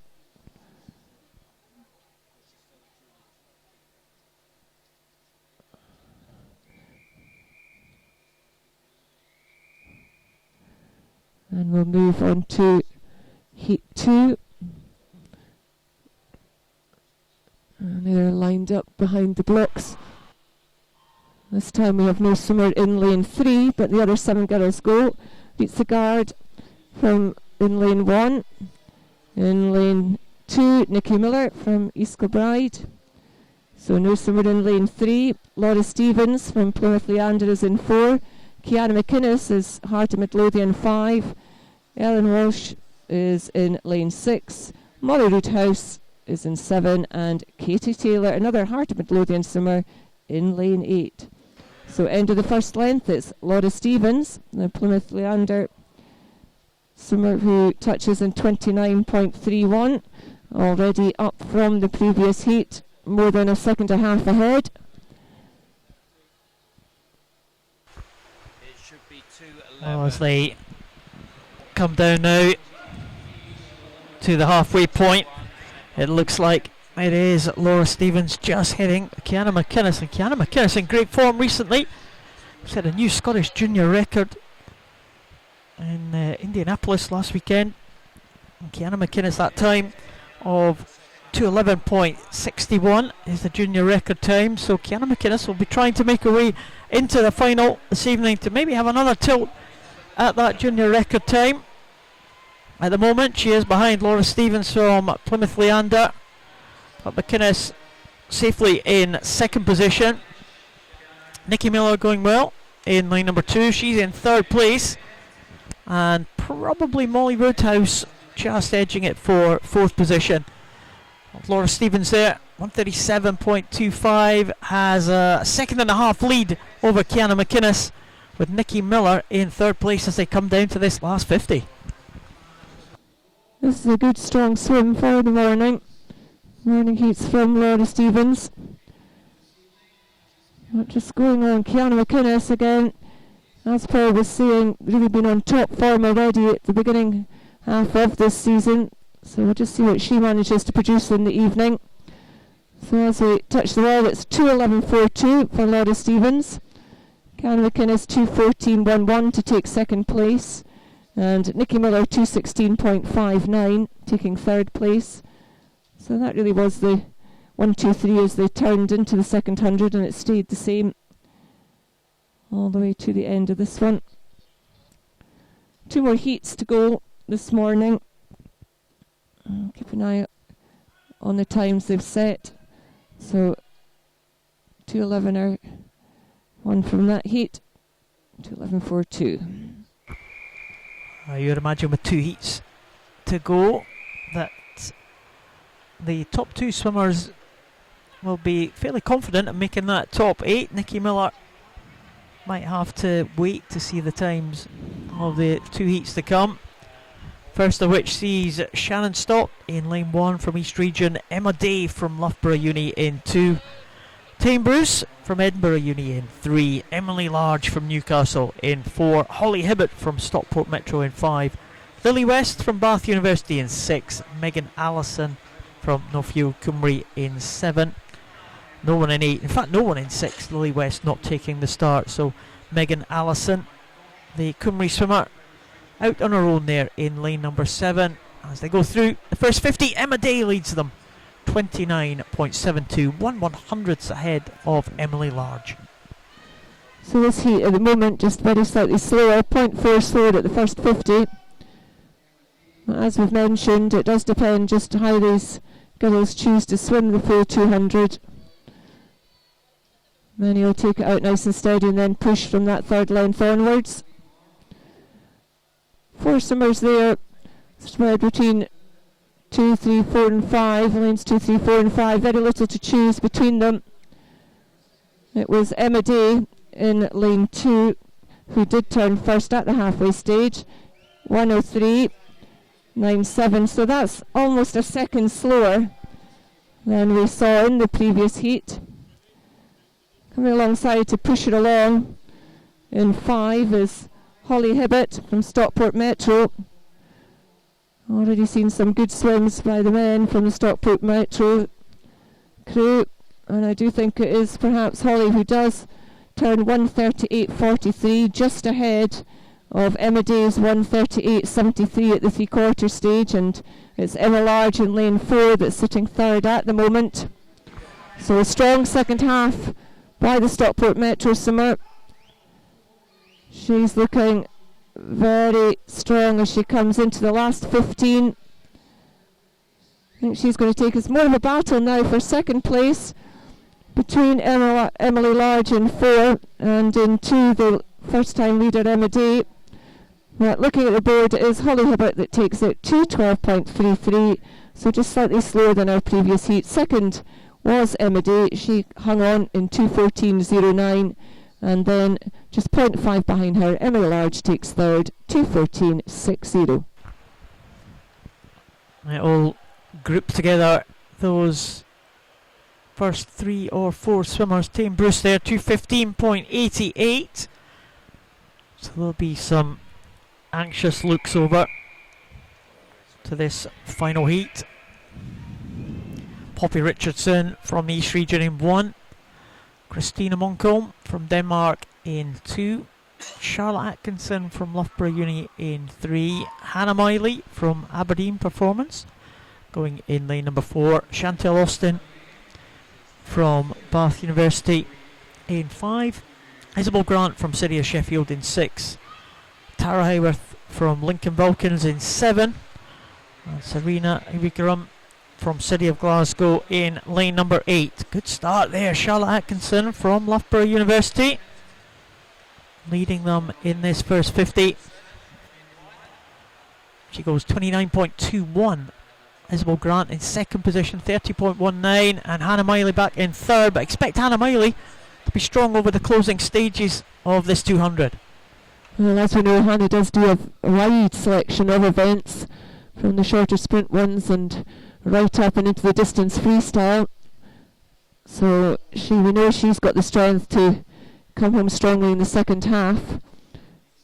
But it is lane 3, Charlotte Atkinson, and also up in lane 6, Isabel Grant from the city of Sheffield. That's our two leaders at the moment. Charlotte, she just turned first in 103.27, with Isabel Grant just tucked in behind her. So this time we've seen a faster split. We've seen 103 dead at the halfway stage. Interesting to see if Hannah now pushes on. She's sitting comfortably in third at the moment, but the two girls have got a body length cleared of her as they come down to the final turn. Very little to choose from, the two girls out in front. Charlotte Atkinson just touching the wall, 0.1 ahead of Isabel Grant. That turn time 138.33 to Isabel Grant's 138.44. Hannah Miley turning third in 140.51. I don't think she's going to catch up the other two girls. They look like they are clear as they have less than 25 metres to go. And it does look like lane 6, Isabel Grant, who is looking the stronger of the two. Certainly 3, Charlotte Atkinson is just beginning to struggle a bit down this last 10 metres. So it looks like it is lane 6, Isabel Grant, who takes it 2:13.54. Second place going to Charlotte Atkinson in 2:13.89. And Hannah Miley taking the third place spot, 2:15.68. That may well be enough for Hannah Miley. It's going to be close though. Isabel Grant and Charlotte Atkinson should be safely into that top 8. Hannah Miley 2:15.68. We well have just scraped in, and we just see the results here scrolling on the board here at the Commonwealth Pool, and Hannah Miley is just into that final in 8th position, just 0.2 of a second ahead of Tame Bruce, and that has proved the vital margin for making that final. Hannah Miley making it in 8th position, and Tame Bruce in 9th position as they stand. Of course, this afternoon's heats to come, which may affect the placings for that top 8, but in all likelihood it would be have to be an excellent swim for them to challenge the swimmers to make that top 8. So Hannah Miley just doing enough to scrape into that top 8. Just shows us how tight the margins can be. 1/100th's enough to see you in a final or out of it. Or as our fellow commentator Duncan McKinnon likes, a dead heat so that he can get his swim off. So we now move on to event 109, and it's the men's 200 freestyle this time. To get us going, we just have 4 swimmers in the first heat. Callum Bain is in lane 3 from Swim Ulster. In 4, Nathan Wells from Loughborough Uni. Johan Bragson from Castrop is in lane 5, and Harry Constantine from the East Region is in lane 6. 27.10 is Nathan Wells' time at the 50. There's very little on paper between these entry times, 1:53.98 to 1:54.30, so less than 0.4 between the boys on paper. But at the moment, it is our clear leader in lane 4. So Nathan Wells from Loughborough Uni, 56.01 at halfway. Yeah, Nathan with about a second advantage there over Harry Constantine from the East Region. So the two UK swimmers there, Jonathan Bragason in lane number 5 at the back of the field at the moment, and also Callum Bain from Swim Ulster in lane number 3. So I'd say it's the 3 swimmers from the UK there, just leading Jonathan Bragason from Castrop there. It looks like he is just going to pace it in. It's going to be a battle there at the front of the field. Looks like Harry Constantine in lane number 6 from the East Region is going to take this one. 1:55.19 for Harry. That's just outside his entry time. Nathan Wells in second position, 1:56.28, and Callum Bain just behind, 1:56.84. And Bragason just stroking in there in 2:03.93. Castrop swimmer as we move on to the next heat. And looks like we have a full lineup of the 8 swimmers here. Angus Barr, University of Stirling, in 1. Next to his University of Stirling teammate Jordan Hughes in 2. Brendan Hyland from Swim Ireland in 3. Daniel Scanning from Denmark in 4. 2 more University of Stirling swimmers, Martin Walton in 5 and Cameron Brodie in 6. Luke Turley from East Region in 7 and Thomas Sinclair from Bath University in lane number 8. Again, same format as before, 4 heats of this one. This is the first of the seeded heats. To expect the fast guys, Daniel Scanning and Martin Walton in the centre, here to feature very strongly when they're deciding who the top 8 are going to be. Brendan Hyland going well in lane number 3. Daniel Scanning from Denmark just about leading them as they go over the halfway point. 54.16 is a lead of about half a second of Hyland. So already the boys are 2 seconds up on our very first heat, as we would expect from the seeded heats, and looking very strong and in control in lane 4 is Daniel Scanning, but hanging on at his shoulders, just about sticking there with him, Brendan Hyland, the Swim Ireland. So final turn, 1:22.73 is the split. 1.8 seconds between Daniel and Brendan in lane 3, and then third place at the moment is Martin Walton in lane 5. So as they go past the marker for now 25 metres to go, a very clear and strong leader in lane 4, Daniel Scanning from Denmark. He's going to take this one really quite comfortably. Let's just see what time he posts. And he posts a 1:51.58. So that's the time that they'll be looking at to get top 8 for the final this evening. Second place did go to Brendan Hyland in lane 3, 1:53.36, and third place Martin Walton, 1:54.32. Cameron Brodie just 1400s behind his teammate again. Wonder if he'll rule those 1400s, Paul. Well, he might well do. It's going to be tough for Cameron Brodie to make that top 8. Of course, he may well get another swim as we have the top 8 making the A final.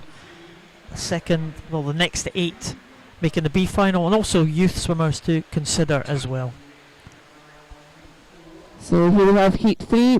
Tom Kingham in 1, Tom Flaherty in lane 2. In fact, no swimming in lane 2. Craig McLean is 3, Jay Elliott is in 4, Marcus Winston is in 5, Jack Warren Ballard in 6, Higgin Lloyd in 7, and Josh Thompson is lane 8. So 26.13 at the 50. So just very slightly down on our previous heat. And as they come down the second lane to complete the first 100, it is lane 4, Jay Elliott from Bath University. Jay, good 1500 in him. So he's going strongly, but just nudged ahead in lane 1, Tom Kingham, 54.79 to Jay's 54.91. Also going nicely in lane 7 is Regan Lloyd from Team Ipswich. So still hanging on in there. In 1, Tom Kingham. But coming, as you would expect, from the distance expert strongly in that centre lane, Jay Elliott, 1:23.70. As he goes through down the last 50, 9 100s ahead of our chasing swimmer in lane 1, Tom Kingham. So that's 1-2. And then looking to lane 7, Regan Lloyd. He's looking like he's going to take third place. But it looks like Jay has been very controlled, taking it out steady, coming back nice and strong. He finishes 1:52.15. Second place does go to Tom Kingham in 1:52.85. And third place to Regan Lloyd in 1:53.52. 1:52.15. Should be comfortable for the final for Jay Elliott. Tom Kingham swam well from that outside lane. And Regan Lloyd in third position, just ahead of Craig McLean, 0.24 of a second, separating those two for third and fourth. Gianno Grillo from Hovenstaden's. In fact, no Hovenstaden swimmer in lane 1. Scott McClay is the first swimmer in this one, the red cap of Perth City in lane 2. Michael Gunning from London Aquatics in 3. Jordan Sloan, Swim Ulster in 4. Kyle Chisholm of Kirtleys in 5. Sebastian Overson from Castrop in 6.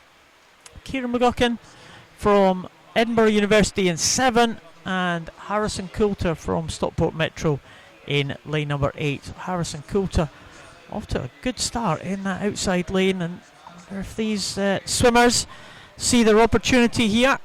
A couple of them under the 150 mark. Jordan Sloan especially, 146.93 in terms of an entry time, and the fastest time we've seen so far, 151. So good chance for some of these swimmers to post a good time here. Harrison Coulter going very well in that outside lane, Stockport Metro, as they come up to the final turns. Andrew. And Harrison Coulter really is looking very strong as he comes through this 200. He's just built right from the start. I don't know, the chasing pack, it's lane 6 is Sebastian Overson from Castrop who is doing the chasing, but 123.39 is Harrison's time, 124.26 Sebastian, and then Michael Gunning 124.79. So that's looking like a 1-2-3. It is getting tight for third place, but I don't think anybody's going to catch the leader. Harrison Coulter, he's done it all from the outside lane.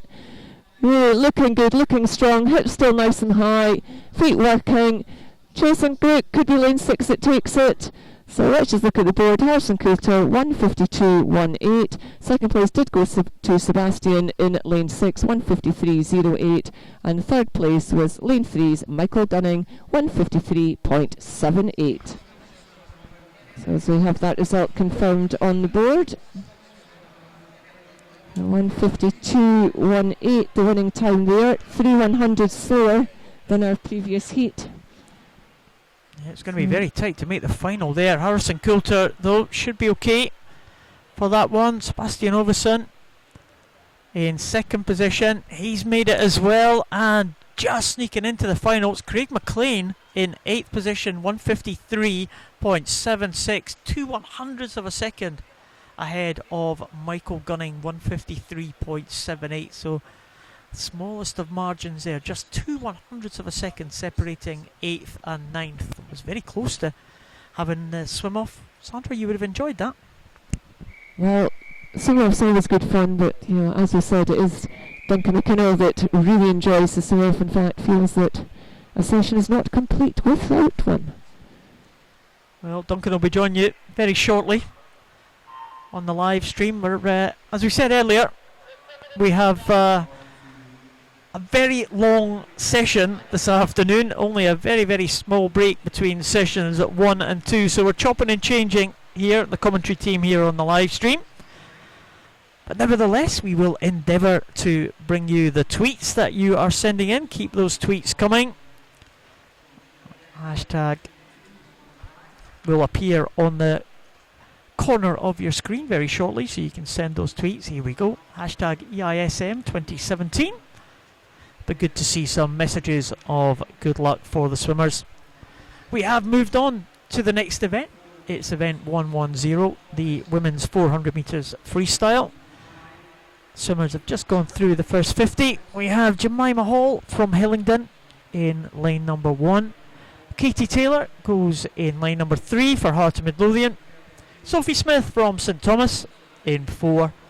Katie Stark, Aberdeen Performance in 5. Maria Grant from Hovenstatens in 6. India Dodd from Aberdeen Performance in 7. And Georgina Dennis from Mount Kelly in lane number 8. Challenging for the lead at the moment, lane number 8. We saw that in the previous heat as well. But looks like Sophie Smith just edging it at the moment. Edinburgh Uni, sending in that tweet there. Swimmer splashdown in Edinburgh today. 900 athletes from 31 countries. Just looking round the pool, Sandra, you see a number of flags that are there. You just see the bottom of them at the top of your screen there. Here's another one. Judith Wilson, cracking start for the NCL swim team lads in the 1500. Adam Wilson and Kieran Thomas. Swim Ireland, great results so far from the Irish swimmers. Hashtag EISM 2017. There's the link for the results. Chris Steeples smoothly does it in the 200 breaststroke. A good finish there from Chris Steeples at the end of that one. Captain, leader, legend Derventio. Was a good swim from Chris Steeples and should be a cracking final. Ross Murdoch also looking very good in that final heat of the 200 metres breaststroke. They've gone past halfway, Sandra, and it looks like Sophie Smith just edging Katie Stark. It does. Sophie Smith set out from the start and just established a lead of perhaps half a body length, and she's been managing to maintain it. Halfway stage she turned in 2:10.22. For this event we've got 3 heats this morning, and then our fastest heat will be swum in the final session. So no heats and finals for the 400s.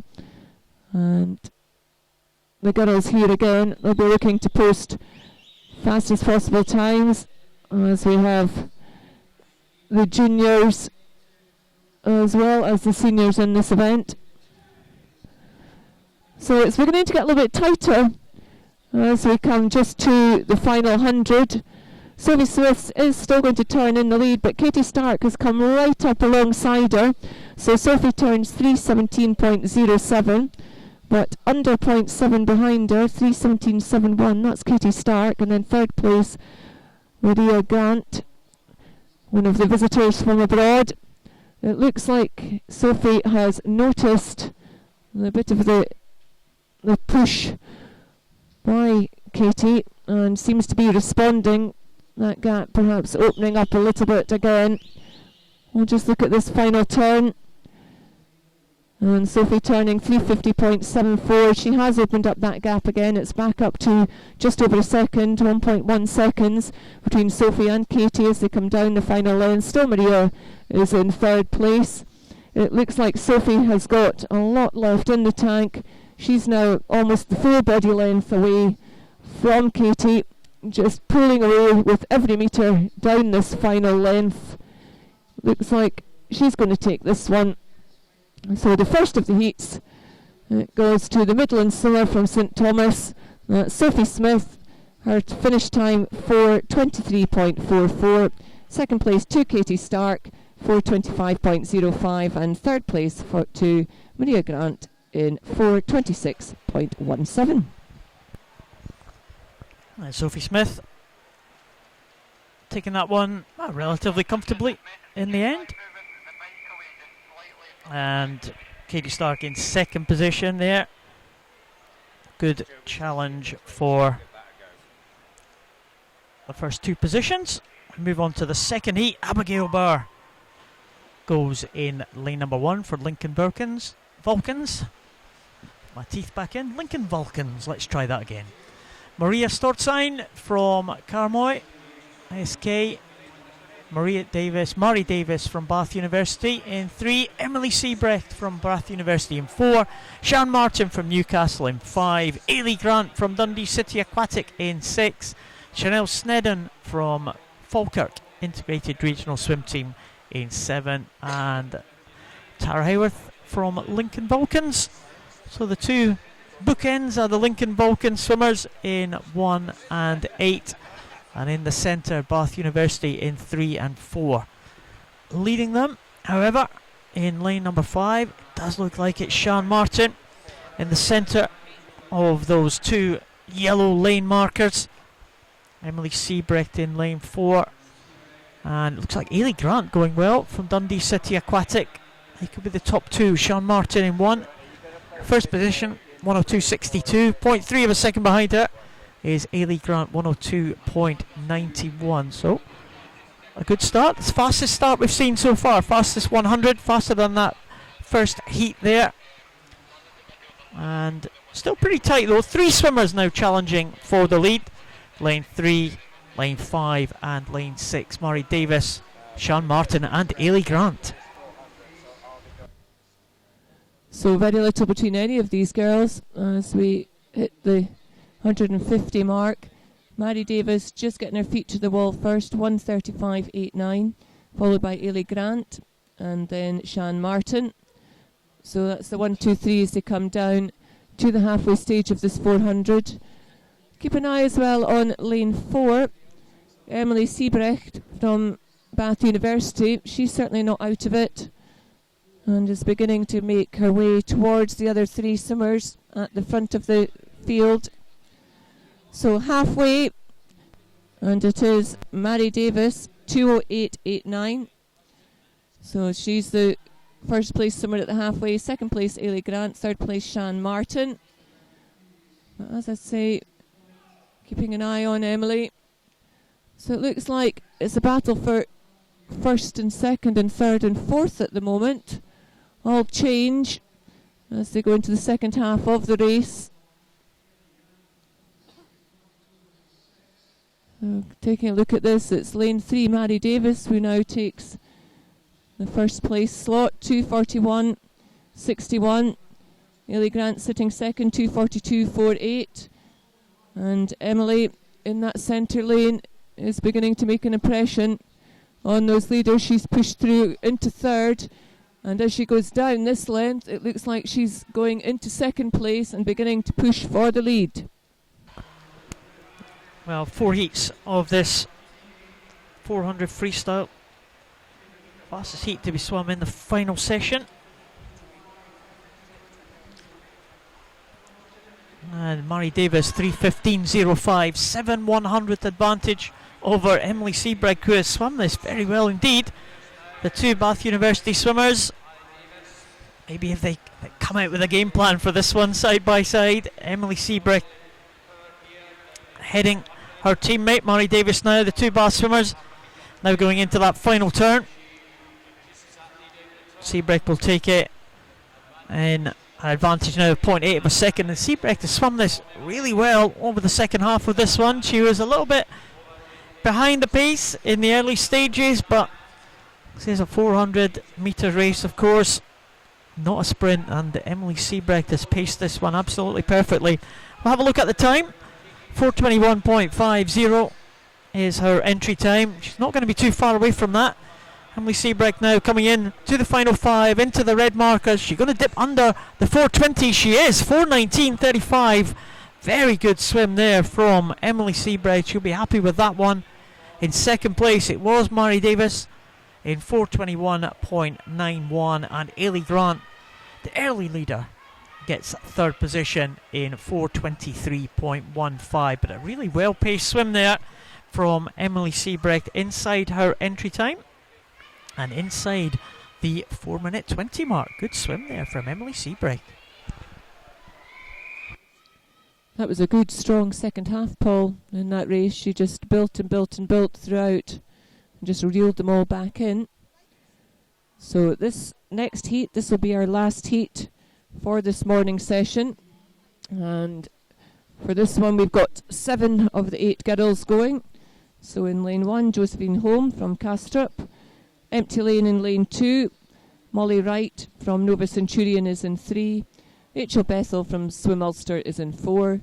Roisin Ramsey, Wander Bass is 5. Nikki Miller, East Kilbride is lane 6. Lulu Voss from Hillingdon is in 7. And completing the lineup for this last heat this morning, Jessica Thompson from the Aberdeen Performance Team. That first 50, very little to choose between any of the swimmers.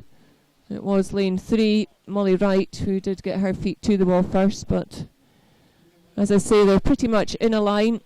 Entry times here, centre lane 4:18.05 to 4:21.12 in the outside lane. So just the 3 seconds splitting the girls. Let's just have a look. First 100 over, 1:02.64. So that's a very, very similar time to our previous heat. But we know that in that one, that Emily Siebrecht really did come back very, very strongly. So as they come down this second length, again, Paul, just about in a line. Yeah, very close indeed as they pass us. They're almost in a diagonal line there, with the exception of the leader. There's Molly Wright with that recognisable green cap of Nova. 35.74 at that top end there. And just behind her was Josephine Holm in the lane, just one down from her. And the rest are all in a line at that turn, but just trying to make a move now. Nikki Miller in lane number 6, just kind of edging ahead of the others as they come down to the halfway point. It is going to be Molly Wright who will have the lead at that halfway stage. Nikki Miller, though, not long out of the 200 butterfly, so again a test of stamina there for Nikki. But that 200 butterfly looks to have warmed her up just nicely here, because she is coming back on Molly Wright, the Nova swimmer, to challenge now for the lead as they come up to the 250 metre mark. Molly Wright still has that advantage though, still looks pretty smooth,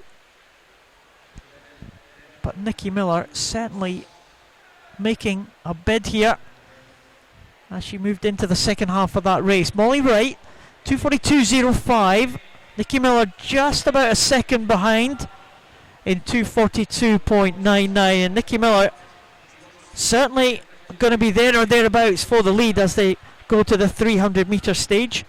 Outside Nikki Miller, Lulu Voss is probably in third position. Rachel Bethel in the centre lane in lane 4, one of the two red caps there in the centre, maybe just in third place. Is Nikki Miller going to take the lead? Molly Wright still holds it, only by 0.1 of a second as they move into the last 100. Very similar splits from the previous heat. 4:19.35 was the finish time there. Both these girls out in front have got entry times of 4:19 dead. That's Molly Wright, and 4:19.1 Nikki Miller. So again, 0.1 between them on paper. And it looks like Nikki Miller, though, is the stronger of the two girls as she comes into the red zone and prepares for the final turn, final 50 of this 400. 3:48.50 Nikki Miller is now 0.5 ahead of Molly Wright. 3:49.01.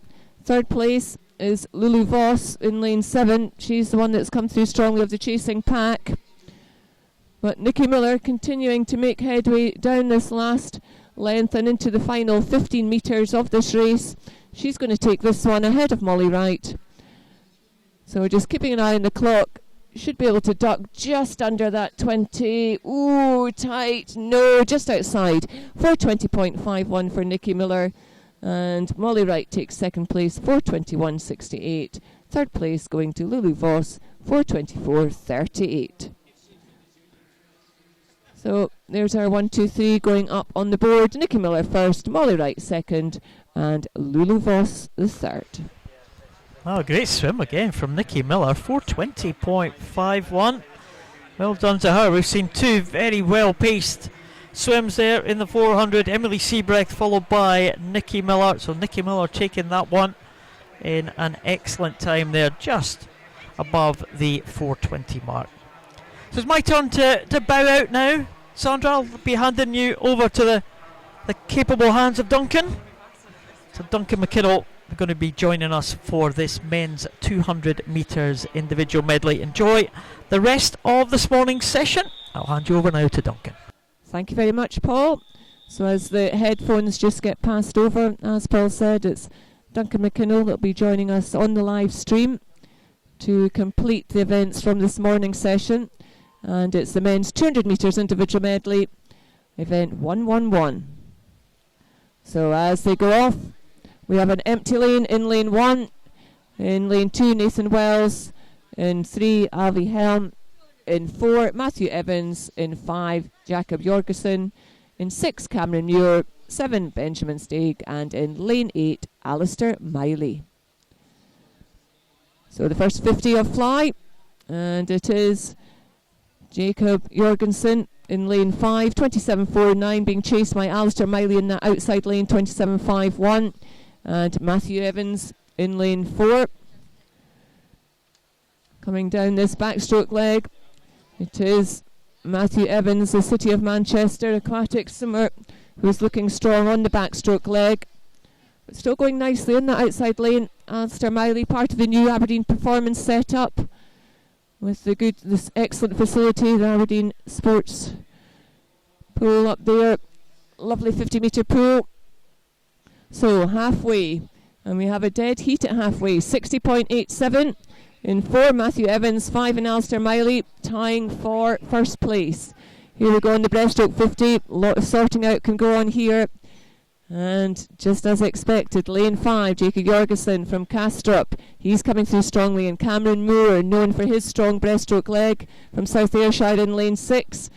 So the breaststroke specialists using their strength to great advantage. And they've swum right through the field on this 50. So it's going to be 5 and 6 turning first. In lane 5, Jacob Jorgensen, 139.85. Second place at the moment, Cameron Muir, 140.21. Matthew Evans still holding on to third place. Final length. There's already half a body length of a distance between Jacob and Cameron Muir. Chasing and trying to stay in with them, Matthew Evans. It is Jacob that's going to take this one from lane 5, 209.70, so just outside his entry time. Second place going to Cameron Muir in 210.77, and Matthew Evans takes third, 211.35. Good start to the 200s, Duncan. Yep, very good. Good morning, Sandra, and great to be on the live stream here, following on from Paul. Unfortunately, their disqualification, that's Benjamin Steig of Mount Kelly in lane 7 there. Unfortunately, he goes for technical infringement, so 209.70 the winning time from Jakob Jorgensen. So we go on to heat 2. Certainly that first heat just showed the importance of a strong breaststroke in this IM. We'll see what happens in this one. So going through the field, we've got Joel O'Halloran of Derwentsside in 1, Thomas Tsiapanis of Bath University in 2, David Murphy, City of Oxford in 3, Simon Shodin of Neptune of Sweden in 4, James Brown of Swim Ulster in 5, Thomas Payne, City of Manchester in 6, Archie Goodburn of Warrender in 7, and James Slade of London Aquatics Performance Centre in lane 8.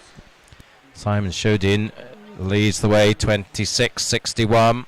The Olympian, semi-finalist in Rio, finalist in the World Championships in Kazan in 2015, and he is a metre or so up. Lane 2 going very nicely. Thomas Tsiapanis of Bath, and then lanes 5 and 6, James Brown and Thomas Payne side by side, challenging for third. But it is the Olympian, the Swede Shodin, who takes them through the turn. 57.94, around 3 seconds faster than the first heat.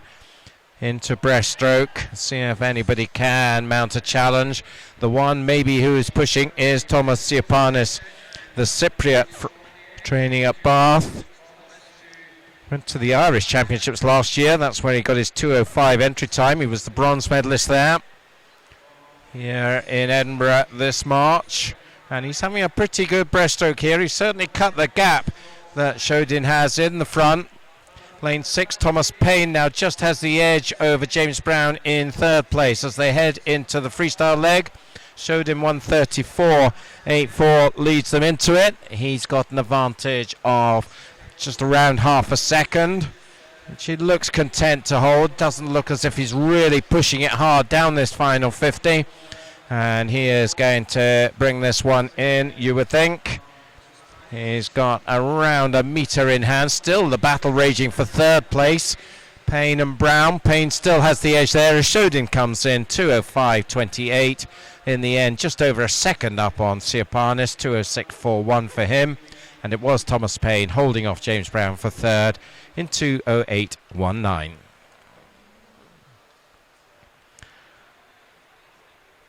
So we will be 2 more races to go. We'll have a short break after that, but don't go away because we'll be back swimming with the remaining heats at around 11:15, so maybe around a 7 or 8 minute break before we go into that, just to allow the meet organisers to get themselves organised.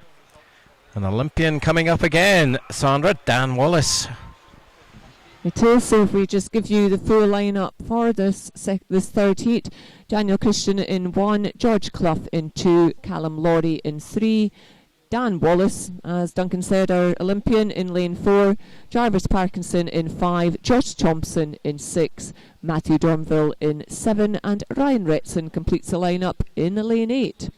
And it is Dan Wallace who is going to lead into the first 50 of fly, 26.28.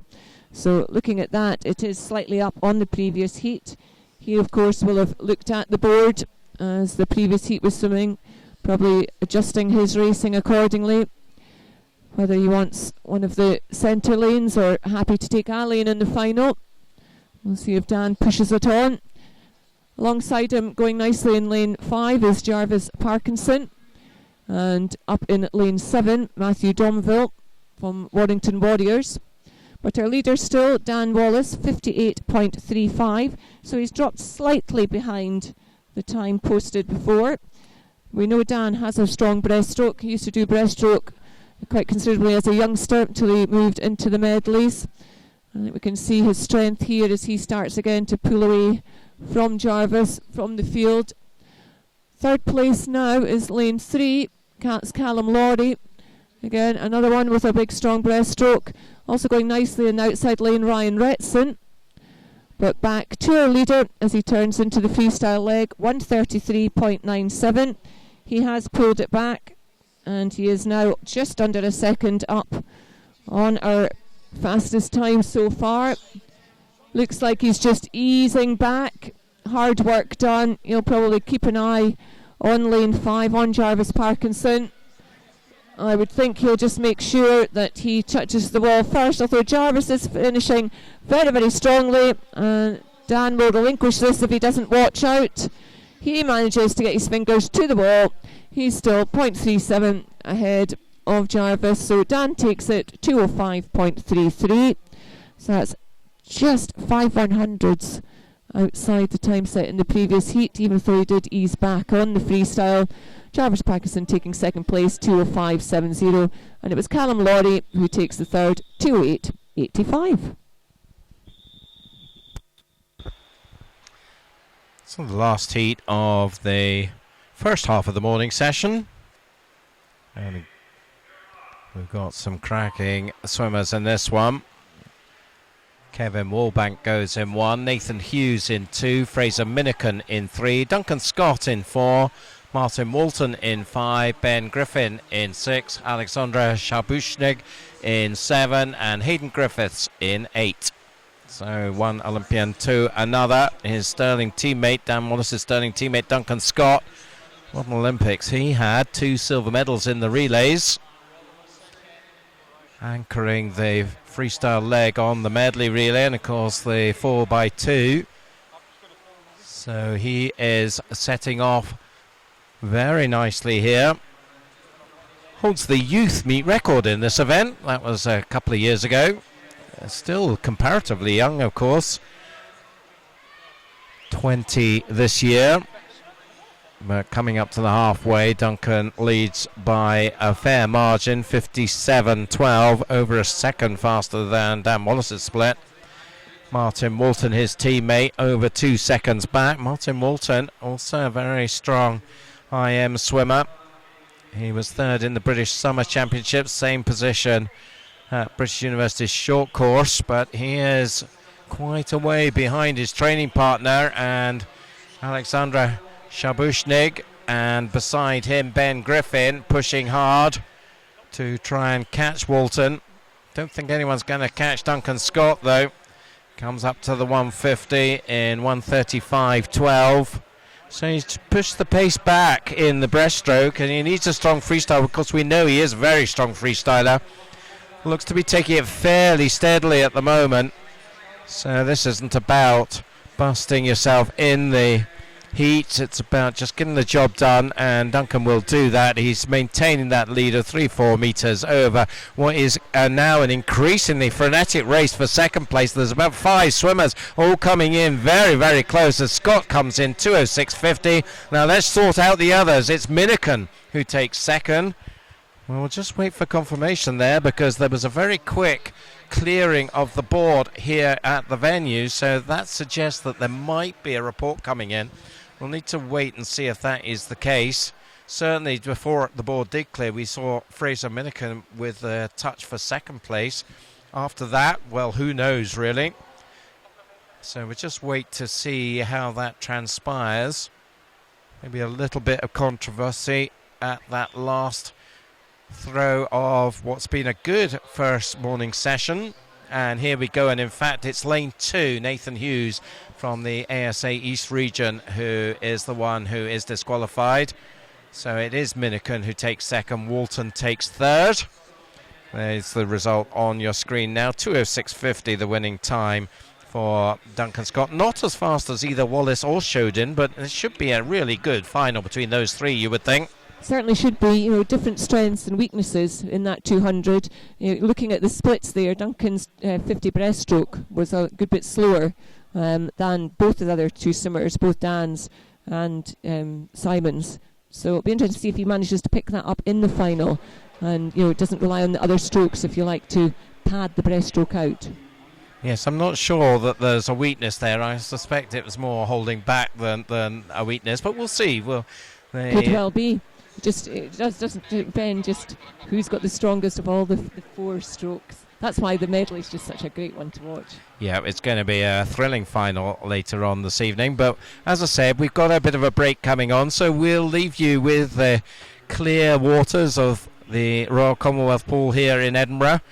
We'll be back racing again just around 10 minutes, maybe just under 10 minutes time. So if you've got a moment to grab yourself a coffee or whatever, this is the time to do it, and we'll join you back shortly for our remaining heats, starting with the men's 200 breaststroke. See you soon.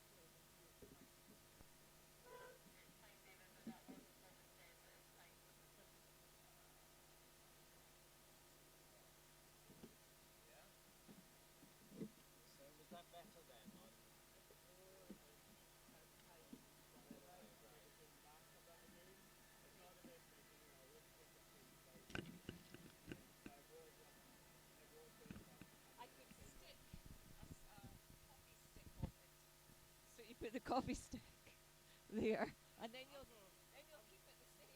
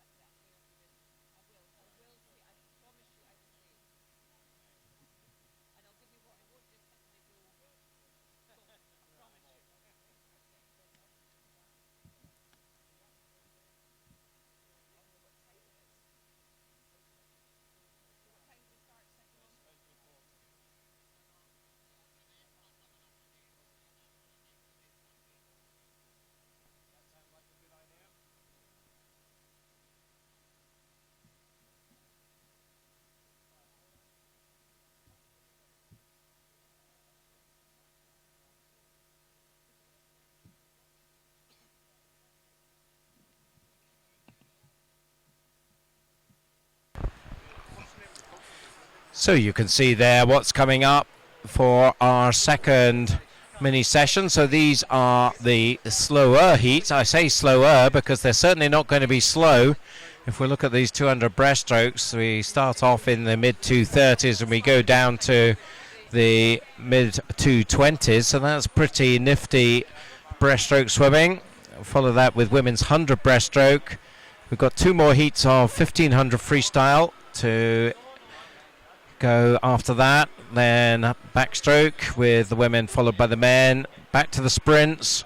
50 freestyle for the women, 50 butterfly. See if swimmers can force their way into the skins events that will take place. Also, we've got youth finals. A lot of the youth swimmers will be in this session, so there are still places up for grabs in the youth finals throughout all of these events, I would think.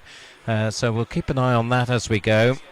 200 butterfly goes next for the women, followed by 200 freestyle for the men, and double the distance for the women, 400 freestyle. And as we did just now, we finish off with the men's 200 individual medley. So in this one, it's about trying to get into a second swim. It's about getting the times that you're looking for, maybe for qualification for the British Championships coming up very soon, or other big targets that people will have set for themselves. So lots and lots to go. Keep your tweets coming in. Hashtag EISM2017. There's one from Sunderland ASC. Freya Rayner always moving forwards, this time into the women's 50. Well, I'm not sure actually that they've got that one right, because of course for the 50s it's a skins event, so there will be no B final in that. So sorry Sunderland, no B final in the women's 50 freestyle. There'll be just the skins event with the top 8 and a youth final in that one. A final for Caroline from Aberdeen. A British qualifying time, so that was one of the things I was talking about just now. So there's one, Fast Cazo. Who's that? You're an Aberdonian, Sandra. Caroline 99 from Team Aberdeen. Well, I'm guessing that's Caroline McIntosh. I thought she was a backstroker. Backstroker. Oh, so, yeah, 100 back crawl there. It's the final for the 100 back crawl. So, certainly I saw her standing behind the blocks just before her heat, and she was looking very calm, very collected, looking very slim and fit, and well up for it. And she certainly, if I remember that heat, she led it out from the start and just kept at it from that outside lane. Yep, the clue was in the 100 BC. I need to look at that. Sunderland back on the tweeting. They're busy on their fingers on their mobiles today. Tom Speed, Caitlin Canberra, Jay Manners, Zat Logue. You'll be in action this afternoon, so look forward to what you can produce. A great entry from the north of England here. Sunderland, who are, I was going to say perennial visitors up to Edinburgh, but it's great to have Sunderland so regularly up here. But they're joined by a lot of their northeast and northwest clubs from all over really the north of England, and a number from the south as well. So great welcome to all of you.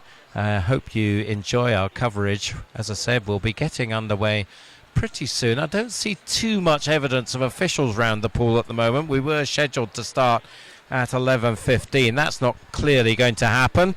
Does take a little while just to get things organised for this second set of heats before we get underway. We have got a very busy and quite a long afternoon session, I think. Call it afternoon. Of course, we're not into the afternoon yet, just after 11:15. We'll have 7 heats for the men's 200 breaststroke, 8 heats for the 100 breaststroke. As I said, 200, the 1500s, there are going to be 2 heats, so quite a lot of swimming to go through this afternoon. 8, 9, 10 heats is quite common, so lots to look forward to. Remember, hashtag EISM2017. We'll just take a little break once again, and we'll get ourselves back to you once we see any signs of action around the pool.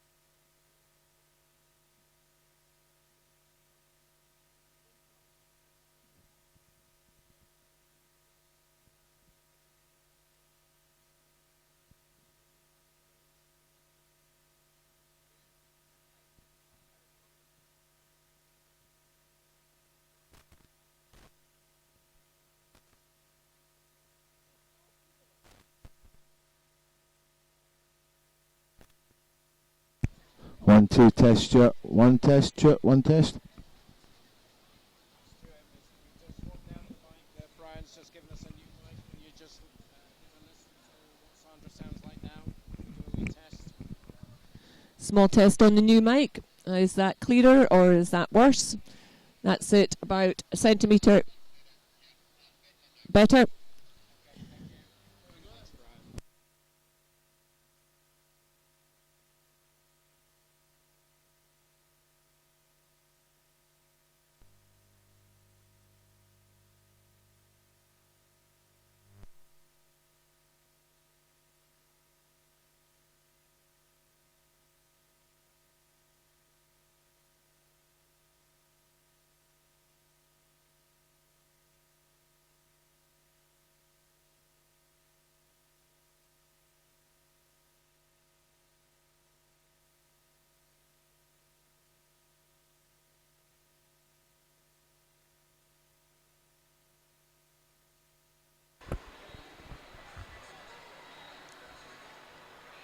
So we'll be underway fairly shortly. You can see we've got some officials in your shot now. Congratulations to Matt Richards, first cap for Swim Wales. So well done. 200 breast up first. Good luck, son. Dad Simon there, proud dad. Good luck to all. Doncaster Darts, another from the northeast, the clubs I was talking about just shortly, a wee while ago. So Doncaster Darts up here this weekend. Hope you enjoy your weekend in Edinburgh. Helen Riesbeck wishing you all the best. Remember hashtag EISM 2017. Had a good number of tweets in. Bells Hill Sharks, so they're not from the northeast of England. They're not so far away. Across towards Glasgow. Bells Hill. Great club, Bells Hill Sharks. And Scott Warnock.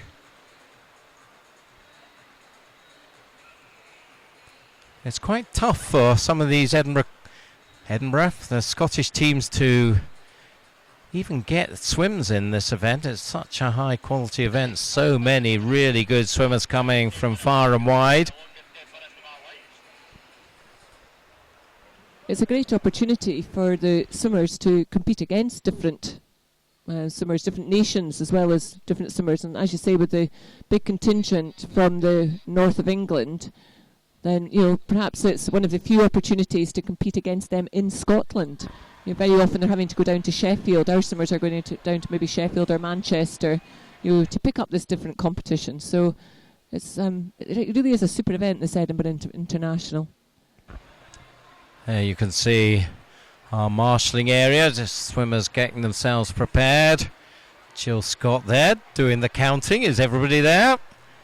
She's our chief marshal, and you can see her team there in the blue tops, part of quite a big event management team here to make an event like this function smoothly. As I said, we're still not quite ready to go, it would appear. So we're just going to be running a few minutes behind the published schedule. But hopefully, once we get underway, things will progress smoothly. And it won't just affect these swimmers and their preparation too much. See the flags there up above that marshalling area. We've got flags draped around the pool here from all of the participating countries. 36, 37 I think it is from memory. A great international entry. Some of those swimmers are international swimmers who are training here in the UK.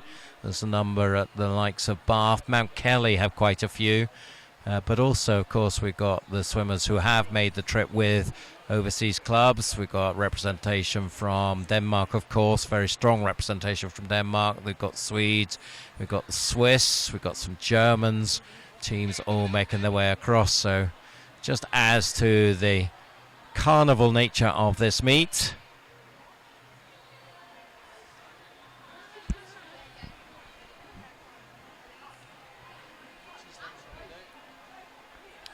And of course we've got the home nations here. The Welsh have sent a very strong junior team Of course, the Scots are here in numbers. The Irish have sent a strong, both from Ulster and from the Republic. And of course, we've talked about the very strong English presence here. Of course, there's a certain little England-Scotland matter to be sorted this weekend. Well, I must admit my attention tomorrow afternoon will perhaps just be on a little television screen, I'm hoping, for the rugby. Certainly one of my favourite sports to watch, and I had the delight of being at Murrayfield for both the Irish match and the Welsh match. Don't rub it in. So, yes, wish I was down at Twickenham watching this English match. England, of course, the favourites, but you just never know. You know, we did it, way back, was it 1990, Duncan? When we weren't expected to win. Have to go back quite a far. And England with that, very impressive, I have to say. 18 runs, 18 wins. I suppose if I was going to say there, they haven't come across the All Blacks in that run of 18. Perhaps it wouldn't be 18 if the All Blacks were in there. I have to say that. I've got a sister in New Zealand and a brother-in-law who's a Kiwi. Oh, well, I'm sure they'll come up against them before long, but let's just focus back on the swimming. And we're still just waiting for the swimmers to make their way to the blocks for the first event. Hopefully not too far away from that now. You can see all the officials there sitting, waiting to start their task for this afternoon. I've been looking up on the board, Duncan, and they've been flashing up quite a few of the teams that we have here, and it is amazing, the selection of teams. Just the, for instance, I noticed Cult Sorters, from the northeast, just a small club, but they're here and they're represented. Just lovely to see the variety, both the big teams and the small ones, all producing good quality swimmers.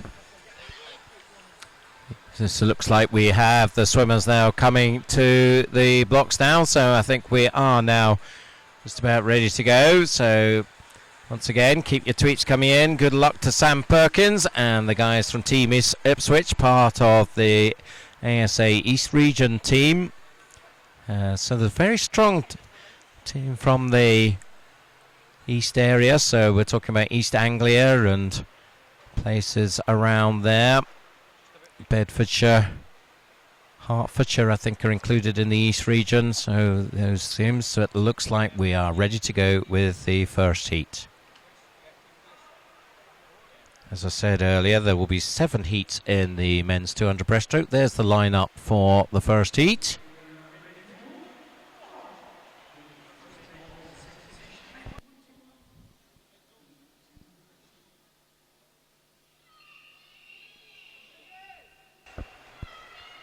Entry times in this first heat range 2:34 up to 2:35, so only a second or so on paper between them. We'll see how it works out in practice.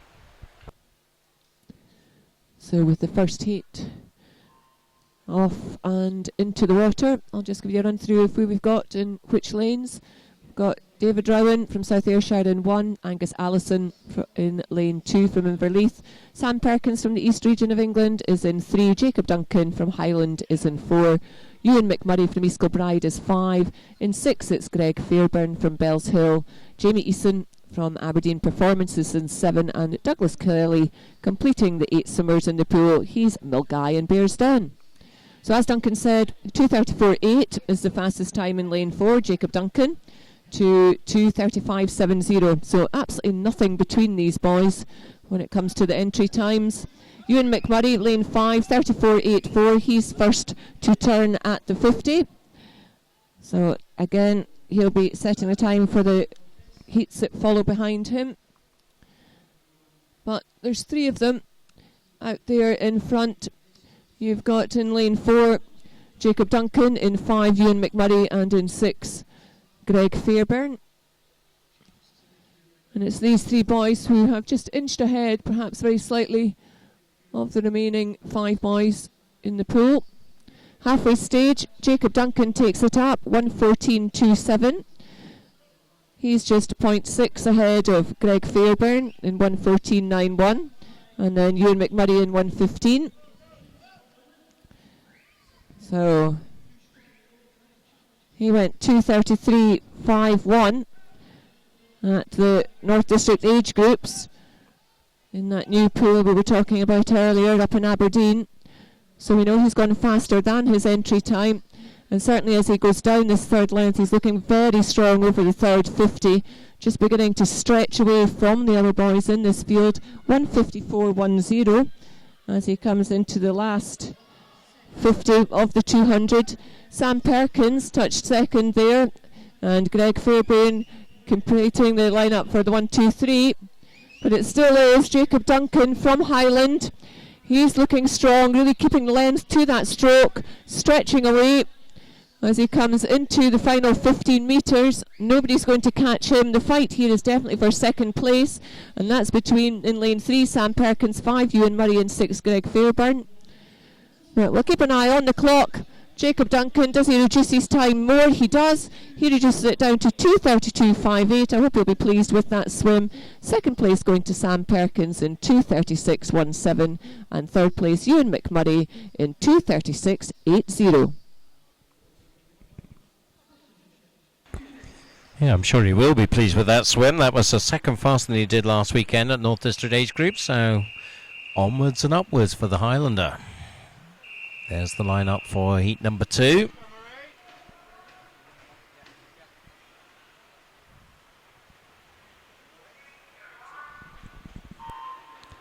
So just running through that lineup, Ryan Wilcox goes in 1 for Nova Centurion. It's Pioneer 79's Joseph Murray in 2.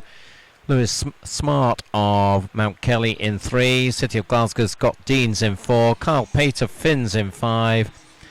Olivia O'Halloran of Daventio in 6. Sam Huntington of the University of Aberdeen in 7. Andrew Hosey of West Lothian in 8. So strong start in lane 6 from Olivia O'Halloran. I think I said Daventio. It's actually Derwent's side is his club. But he's actually in second place behind Lewis Smart, who turns in 33.01. That's quite a bit faster than the first heat, 1.8 faster. So an excellent start in lane 3. Mount Kelly swimmer. Of course, a great swimming program in Mount Kelly, down in the southwest. But pushing on now in lane 6 is Oliver O'Halloran. And it is Oliver who leads at halfway. 1:11.76, now 2.5 seconds faster than the previous heat, so really pushing on with great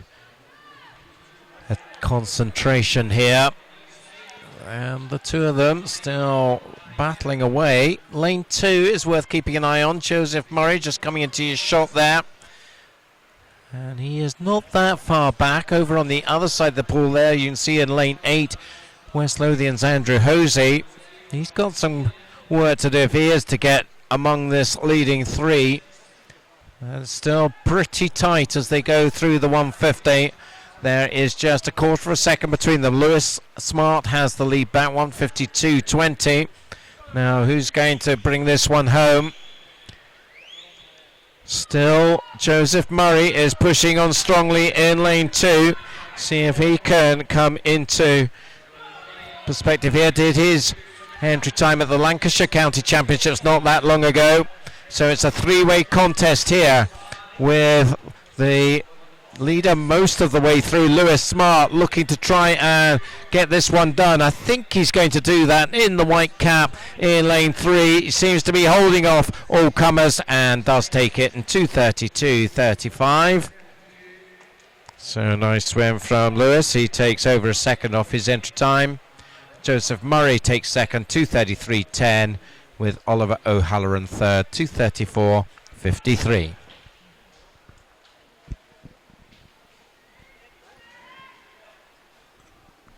Confirmation of the result there. 2:32 down to 2:45, so quite a spread in the times in that second heat. We now move on to Heat 3, and I can give you a lineup for this one. In lane 1, we have Tom White from Nova Centurion. Connor King from Dermot Side is in 2. Daniel Flint from Hilsham is in lane 3. Christian Ubanen from Newcastle takes lane 4. In 5, it's the City of Glasgow swimmer Nathan McGraw. And in 6, Max Hagan from Highland. 7, Aaron Stowe from Finns. And Blair Wartrett from Dumfries is in lane 8. So looking at the action in the pool, it is lane 3, Daniel Flint. Daniel from Hailsham. He goes through in 33.03, almost spot on the split of the previous heat. And as we come down the second length, challenging him at the moment in 6 is Max Hagan and Aaron Stowe in 7. They are side by side. So at the moment the yellow lanes are just slightly behind the leaders. But we saw in that previous heat how strong a finish some of these boys can do. So certainly keeping an eye right across the 5 lanes, I would say, because there isn't very much to choose from any of them. Daniel Flint, though, still holding on to first place, 1:11.23. So he's now about 0.5 up from the previous time set in Heat 2. Keep an eye if he manages to just keep stretching this out.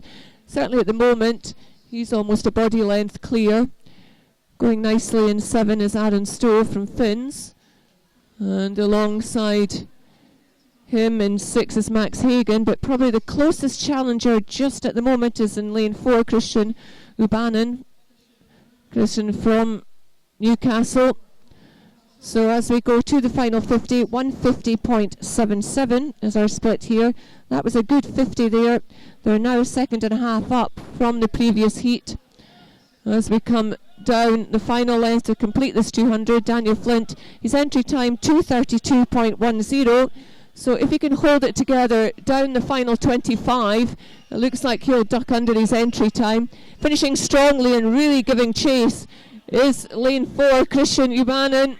I don't know if he's going to do it. I think he's just going to run out of pool. I think Daniel will manage to hold on. After that, we've got a line of swimmers for 3rd place. But 1st place is going to go to Daniel, 2:31.14. So that's under his entry time. 2nd place, fast finishing Christian Ubanen, 2:32.23. And 3rd place went to the outside lane, lane 1, Tom White in 2:35.02.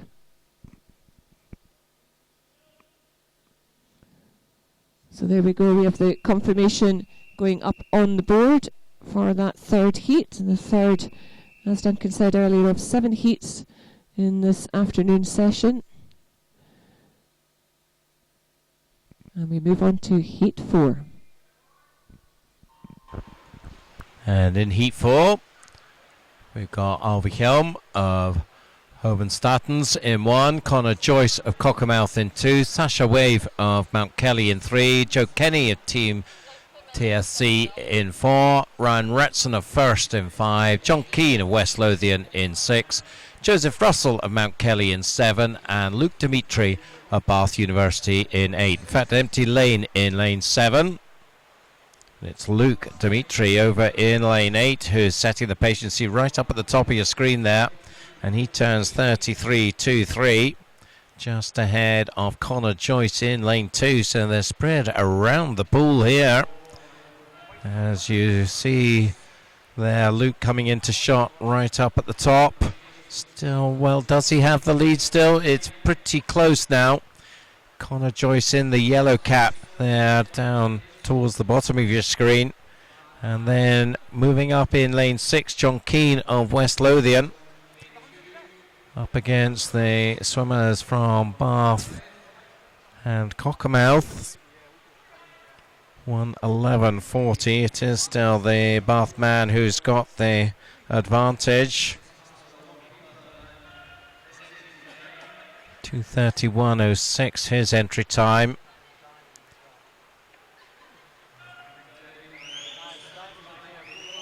So good contest between the 3 of them now.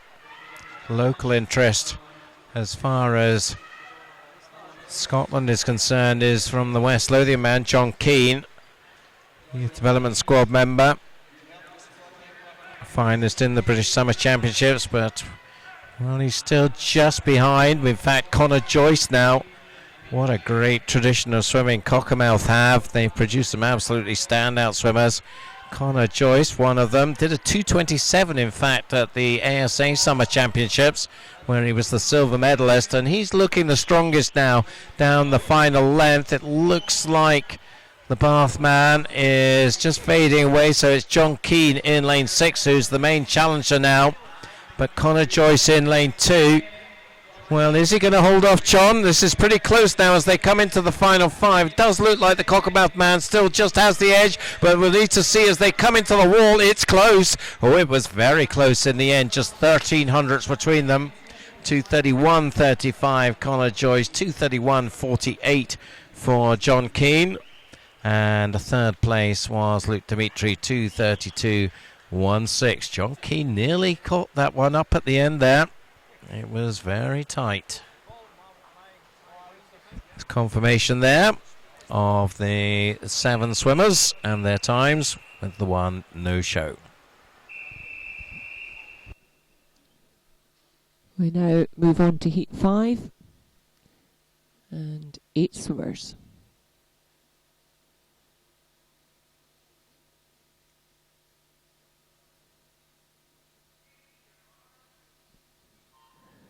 I'll just give you the lineup for this heat.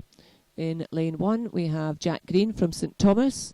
In 2 Scott Quinn from Warrender Bass. 3 Daniel Ferguson from West Lothian. Jacob Marchbank from Perth City is in 4, with Warrender Bass Club's Fraser Allison in 5. Matthew Richards is in lane 6. Ben Harrison is in 7. And Alfie Collins from Hillingdon completes the lineup in lane 8. So as we complete first 50, it is outside lane again, who is first to show, 33.29. That's the time for Jack Green. So very similar splits to really our past 3 heats.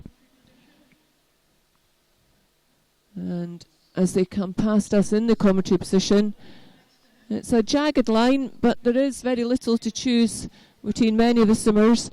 It's the outside lanes who are looking strongest. Jack Green in 1 and Alfie Collins up in lane 8.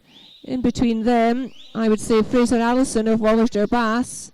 But also 2's going strongly, that's Scott Quinn, another Warrender Bass swimmer. Let's see what the board's saying. It's saying that Jack Green's still holding on to his lead, 111.94. So that's about 0.5 slower than the last event, the last heat. So now halfway down this important third length, and we've got 3 swimmers very much in a line. In 1 Jack Green, in 2 Scott Quinn, and in lane 5 Fraser Allison. So it's the 2 Warrender Bass Club members versus the Midland swimmer from St Thomas, Jack Green. Does look like Warrender Bass is just beginning to edge it ahead. Scott Quinn taking that turn in 150.30. Scott, of course, one of our Paralympians, and he was a silver medalist in the 100 there. So it is Warrender Bass. Warrender Bass 1 and 2. Scott Quinn just has the edge over his teammate Fraser Allison. Jack Green just maybe falling back slightly, and Alfie Collins still going well in lane 8. So as we come into the red zone, just that last bit, who's going to take this one really tight at the front? Tis Scott Quinn that manages to hold on, 228.27. Second place going to Fraser Allison, his teammate, 228.75. And third place it was outside lane Alfie Collins in lane 8, 230.45. Thanks, Scott Quinn. The SB14 swimmer will be pretty happy with that one, you'd think. 228.27, of course, 200 breaststroke not on the para swimming calendar for the SB14s, but it's good workout for him on double the distance of his normal event. Of course, he missed the gold in the Paralympics by the tiniest of margins. But we move on now to Heat 6. And in this one, we've got Ross Young of Edinburgh University in 1, Josh Pemberton of Daventio in 2, Thomas Speed of City of Sunderland in 3, Charles Rayner of East Region in 4, Hugh Takimoto of Warrington in 5, Ross Neely of West Lothian in 6, Thomas McSkimming of Warrender in 7, and David Muir from City of Glasgow in lane 8. So entry times here, 2:26s and 2:27s, and the touch is with lane 3, 32.60. We've got an empty lane, in fact, in lane 8, so David Muir has taken the morning off. And it's the Sunderland man who's just got the edge, Thomas Speed, living up to his name here. From lane 5, Hugh Takimoto of Warrington and Charles Rayner in between them. So we've got northeast, northwest and east regions of England are represented at the front of this race. And it's pretty tight here at the halfway mark. In fact, Hugh Takimoto just gets the touch, 1:10.89. So it is faster than we've seen by a second or so. But a good contest is developing here. Takimoto was here last year, was 4th in the youth final. Thomas Speed, finalist in the ASA Summer Championships. In between them still, Charles Rayner. But it looks increasingly like the Warrington man is starting to dominate now at the 150, 148.91 for Hugh. As he heads for home, he's got an advantage now of 2.5 seconds. The race is about second now because Thomas Speed and Charles Rayner are side by side. Not far behind them is Thomas McSkimming in lane 7 with Ross Neely just behind him. But at the front, it's looking good for Hugh Takimoto. He's going to bring this one in, I think. 2:26.78 is his entry time. The clock just going into the 2:20, so it's going to be there or thereabouts, maybe just outside his entry time. It is just outside, 2:27.48. We're just fading a little bit in that last 50. McSkimming, a terrific last 50 from him, came through from 4th to 2nd, 2:30.25 with Speed 3rd, 2:30.53, just ahead of Charles Rayner. One more heat to go. There's the lineup. As Duncan says, it's our last heat in this 200 breaststroke. And I'll just run through who we've got in the pool. We've got Andrew McFadden in City of Glasgow in 1. Oliver Travener from Mount Kelly in 2. Lewis Waters from Cymru in lane 3. Cameron Park from City of Glasgow is in 4. Sam Goldrick from City of Manchester Aquatics is in 5. Ewan Leslie, South Ayrshire 6. Jack O'Brien, City of Manchester 7. And Chris Wood from the City of Oxford completes it in lane 8. And it looks like it's lane 3. Lewis Waters, who is the first to show, 32.07. So that's our fastest split that we've had so far by half a second. And coming down this second length, we do have 6 of the 8 swimmers with very little to choose between all of them. Still going nicely. In lane 3 is Lewis Waters. And in 4 now, just coming alongside him, Cameron Park. 5 is Sam Goldrick. Very tight as we turn at the halfway stage. Still Lewis getting the touch, 108.99. So that's quite a bit up on our splits. That's almost 2 seconds up on the previous heat, which was our fastest split that we've seen. All these boys will be trying to nudge themselves into the finals for this evening. And as we said, that their entry times, some of the entry times are there or thereabouts for a second swim. So coming down third length into the last 10 metres of this third length, and it still is lane 3, Lewis Waters. He's still managing just to hold off the chasing pack. Going nicely in 7 now is Jack O'Brien. He's picked it up in the second half of this race. So Lewis Waters turning first, 147.41 to 148.61 Cameron Park, and then we have a dead heat for third place at that 3/4 stage. It really is getting very tight up at the front. They're into the last 25. It still is lane 3, Lewis Waters, but going very strongly in the second half of this 200 is Jack O'Brien from City of Manchester. It's between these two boys. I don't know who's got the legs in it just to finish it most strongly. I think Lewis Waters is going to manage to hang on. He's into that last 5 metres, and he does touch first, 226.84. So that's a good time posted for him. Second place, Jack O'Brien, 2:27.67, and third place went to Cameron Park in 2:29.60. Yep, I suspect that Lewis Waters there will have got himself into the youth final with that time, 2:26.84. We'll get confirmation of that later. So with the end of the breaststroke, we'll now do our switch around in the commentary position. Yep, so coming on to join me is going to be David Aitchison. Thank you, Sandra. You'll be hearing Sandra's dulcet tones not too distant future. Looking forward to going on to the pool, Mike, and then coming back onto this one later on in the day. See you all later.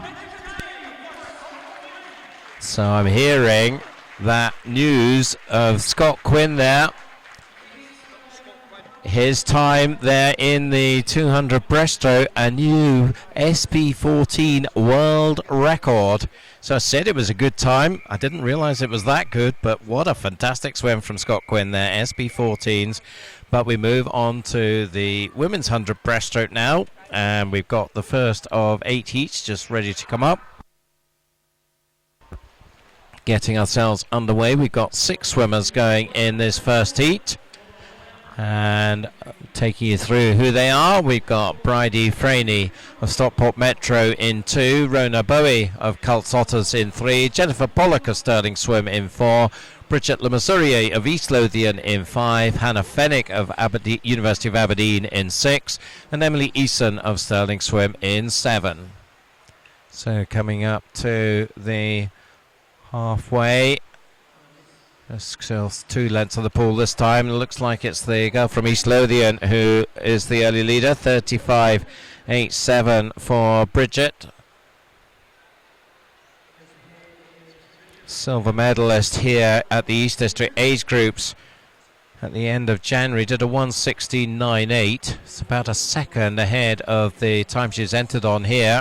So been in good form recently. Let's see if she can hold it together in the second half. Jennifer Pollock pushing fairly hard. Lane 3 is Rona Bowie in 3rd place. Also in lane 2 is Bridie Franey. But I think it will be the East Lothian girl holding on to take it. Let's just check that out as they come in. Yes, she does. 1:17.72. Terrific finish from Bridie though. 1:17.93 for her. And then Jennifer Pollock was 3rd, 1:18.37. So it's just about still good morning, David. Good morning and welcome on to the live stream commentary. Morning, Duncan. Thanks very much. Just about a week after a very early start this morning. Been enjoying the swimming this morning so far, though. It's a fantastic result for Scott Quinn in the previous event, British and world record. So that's a really good way to get this second session underway. On to heat 2 of the women's 100 metres breaststroke.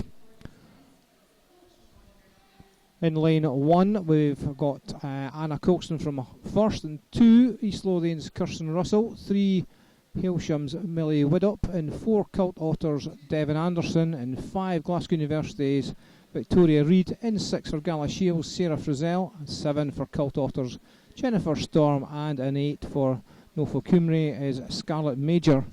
I'll apologise to anybody listening in Wales for my pronunciation of that last one.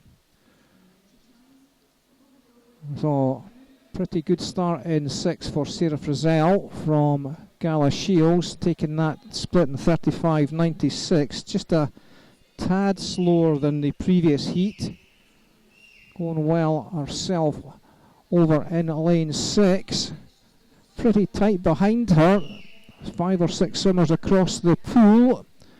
Watch out in lane 2 and 3, Kirsten Russell, East Lothian, and Millie Widdop from Hailsham going well.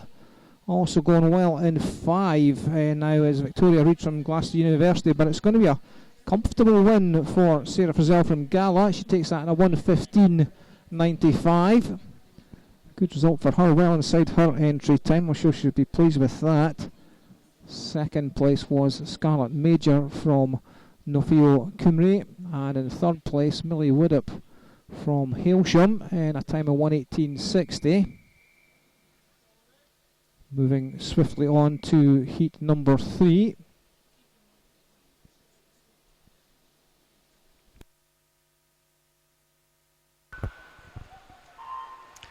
So on to heat number 3. The lineup for this one: Ciara Henley in 1, Laura Sharp in 2, Ellie Ward in 3, Amy Mead in 4, Russia Mundal in 5, Nicole Reynolds in 6, Anna Pollock in 7, and Laura Lopez in 8. Entry times here mid 116s up to low 117s, and fairly evenly matched down the first length here.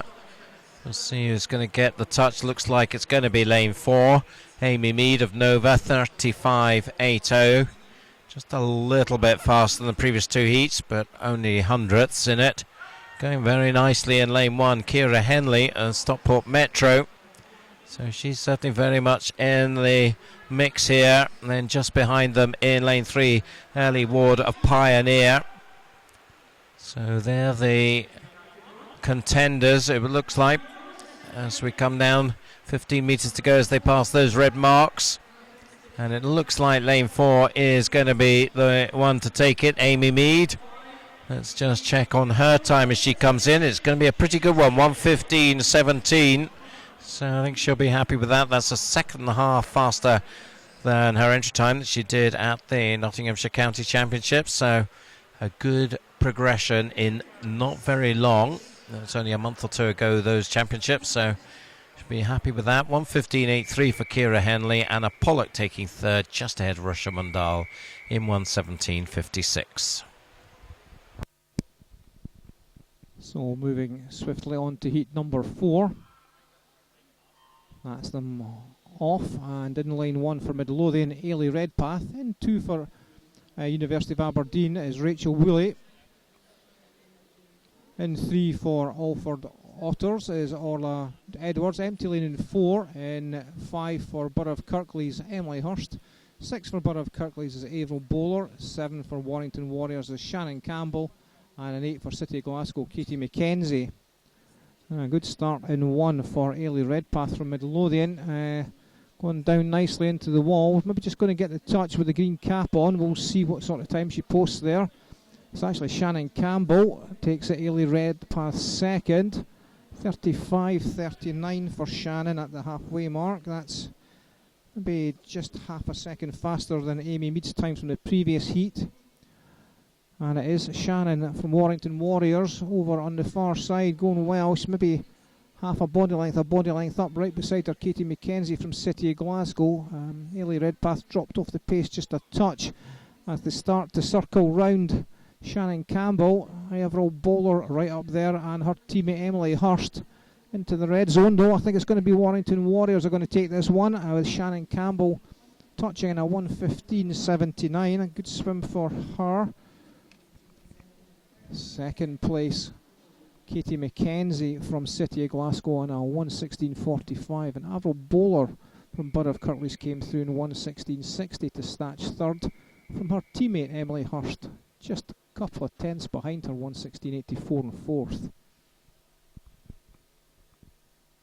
So we'll move on to heat number 5.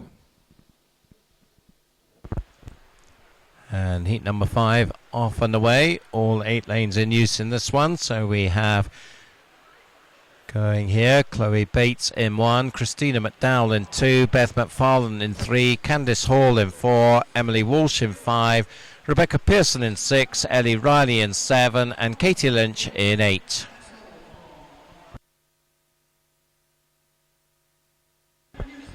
So looking pretty strong in lane 4 is Candice Hall.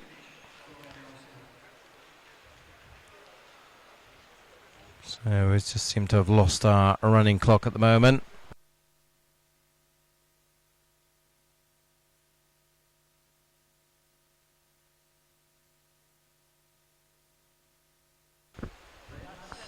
So it's looking pretty good here. Lanes 4 and 7. Candice Hall, Ellie Riley. Ellie is a local swimmer from the Heart of Midlothian Club here in Edinburgh. And she is well clear. We've got the clock back for you now. And you can see it's just coming up towards 1:10 here. So this is going to be an excellent swim here. Let's see who gets the touch. It is Ellie. 1:14.26 for her. So good swim. Enter 1:15.56 to 1:15.24, winning East District age group, so improves again on that by just about a second, 1:14.26. So it's just having a stellar season, Ellie Riley, the youngster from Hearts. Candice Hall second, Christina McDowell third.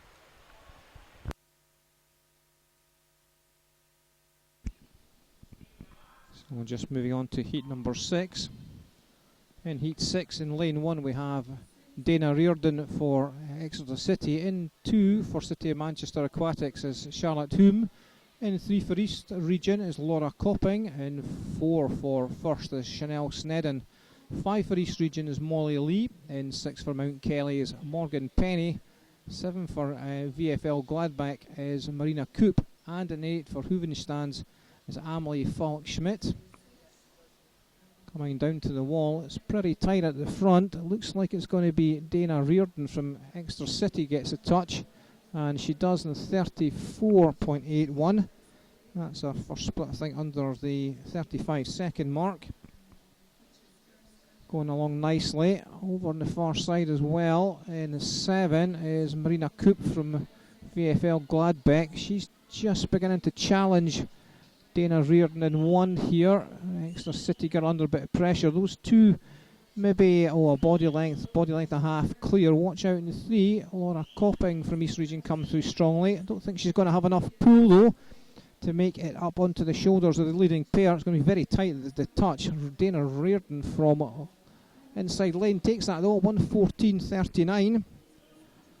About half a second inside her entry time, so that's a good improvement for her over 100. Marina Coop from VFL Gladbach second, 1:14.85, and Laura Copping from East Region 1:15.64 in third.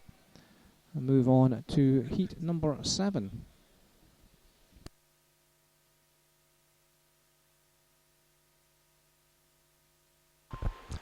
And in heat number 7 we have Eleanor Collin going in 1, Jade Kennerall in 2, Maya Little in 3, Matilda Hager in 4, Anya Reid in 5, Danielle Gilbert in 6, Charlie Nielsen in 7, and Lauren Sutherland in 8.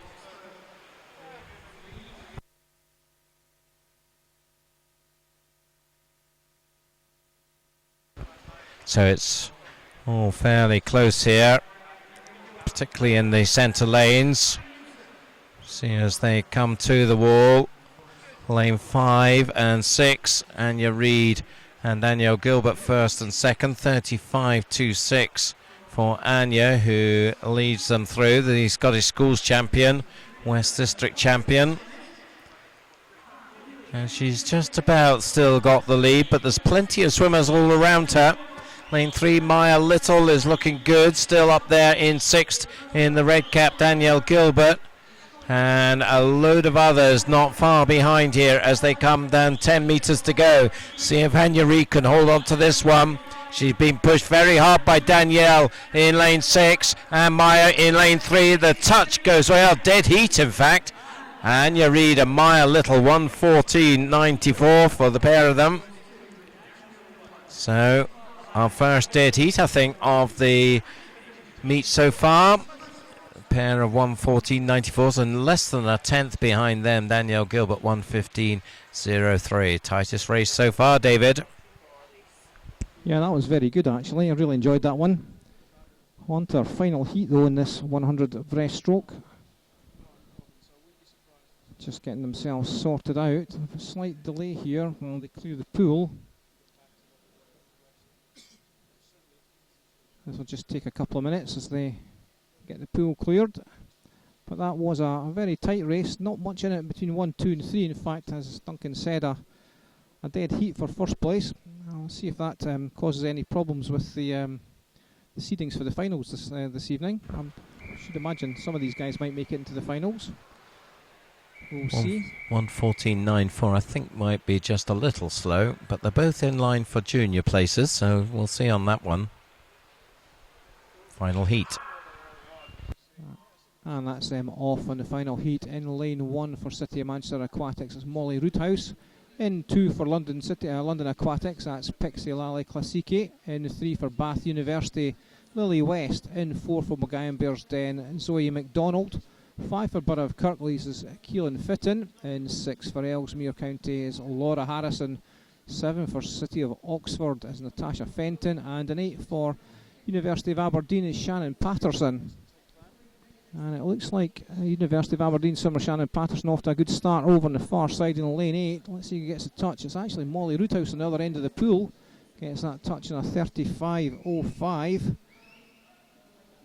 Not much in it across the pool though, pretty tight. Watch out in lane 6 as they go through. That's Laura Harrison. Keelan Fitton from Borough of Kirtley's going well as well.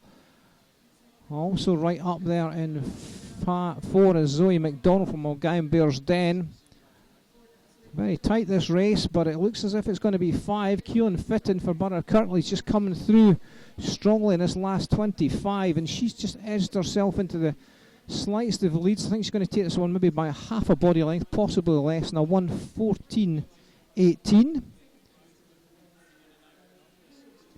Second place was Lily West for on a 1:14.24, and Molly Roothouse a third on a 1:14.48. So Keelan Fitton takes that one.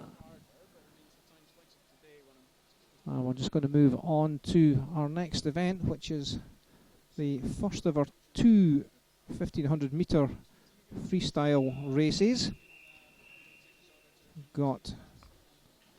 Had 2 already this morning, and the fastest heat will go this evening in the final session, so looking forward to that. Some good swimming this morning in the 1500 metres, and we'll be looking forward to see what these guys can do here. So setting ourselves off then for the first of the 2 heats we've got this afternoon in men's 1500 freestyle. We have Rory Young, Heart of Midlothian in 1, Harry Brothwood of Blackpool Aquatics in 2, Angus Rutherford, a second Heart swimmer, goes in 3, Keir Buchanan of East Kilbride in 4, Ian Lovey of Broch in lane 5, Tom White of Nova Centurion in 6, George Cohen of Dundee City Aquatics in 7, and Adam Williams completes the field in lane 8 for Middlesbrough.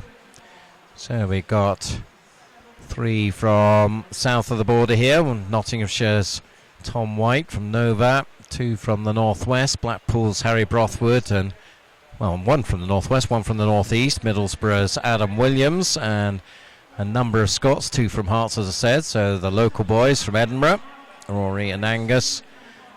East Kilbride towards the west, and Broch is Fraserburgh based up in the northeast of Scotland. So 103.77, it is the Broch man with the early lead. So Ian Lovey, second in the Scottish Summer Meet in this event. He'll be looking to see whether he can keep his strong form going. He was very good in the North District age groups last weekend.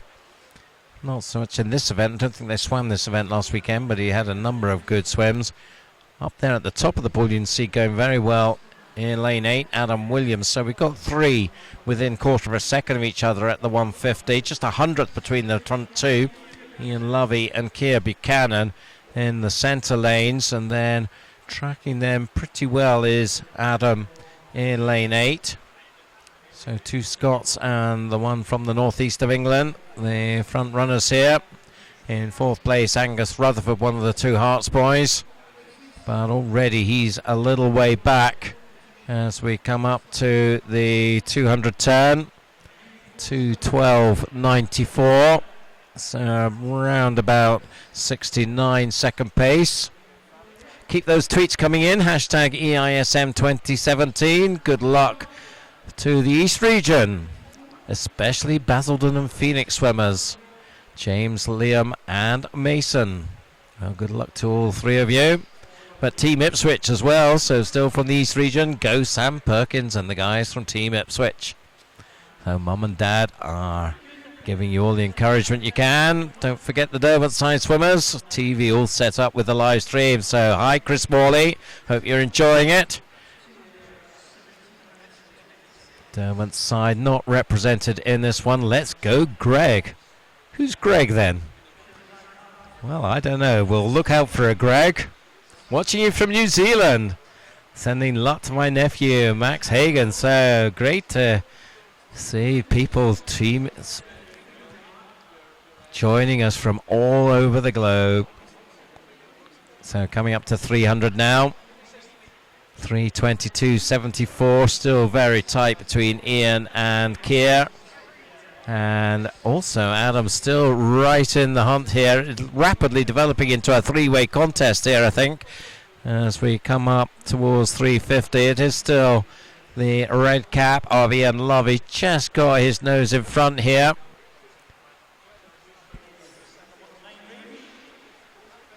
So through that towards the turn, under the flags, and you see Ian is just going to turn first. 3:58.05, he leads by about 3/10. Still nothing in it between Keir and Adam. So you see these three, that gives you the best view of the lead that these three have got. You can see as we go to the camera high above the pool, just close to us at the commentary position, so that's pretty much our view as well. And you can see there that it's still very much a three-way contest as we approach 400 metres. Going to be in the low 430s going through that. 4:33.46, still less than 2/10 between the top three. We've been going around the 109s, but we've slipped the pace there. That was closer to a 111. So, well, we'll just need to see whether... It looks like all three of them have slipped, really. They've gone in concert here, and that's the danger when you've got three going in line. If one slows, there's that temptation just to stick with them and not hold your own pace. But well, let's see. I think it might be Adam, who has perhaps a slight advantage being out there on his own in lane 8. He's not so much bothered about what's going on beside him, and that's given him the option now just to edge into the lead there. 5:08.65 at the 450 turn, but coming out of that turn, looks like maybe Ian Lovey has it back. It's really too close to call. I mean, we're talking really about three swimmers tracking together here. Let's not worry about who actually gets the touch at this stage between them. It's about maintaining a pace, maintaining a concentration throughout what is a long, grueling race. 5:43.91. Ian Lovey this time it is, just getting the touch. So, David, as we go into the second 500, do you want to call a winner? Not at this point, I don't think, Duncan. I think it's too close to call, as you said. It's they're tracking along quite nicely together, and as you said, I think Adam Williams might have a slight advantage out in the outer lanes. Not only is he not influenced by what's happening in the middle, they won't be able to see what he's up to either. So it'll be interesting to see if he does actually set off on his own pace. He's ticking along quite nicely, 6:18.81, so about a second difference between them. On first and second, and it does look as if the Middlesbrough man is just beginning to open up a little bit of a lead, maybe less than half a body length at the moment, but he's certainly not swimming to anybody else's race other than his own at the moment as they come up to the 600 metre mark. Let's see what sort of time he posts at that turn. It's a 6:54. So that's about a 1:10 thereabouts, I think, if my maths is right. I'm getting a nod from Duncan, so slightly faster than his previous 100. But to be honest, it doesn't look as if that is shaking off the challenge from the middle of the pool. Keir Buchanan, Ian Lovey still going along nicely in the middle, and not influenced at all by that. Maybe slight increase in pace. Still the same running order. That's Williams, Lovey and Buchanan.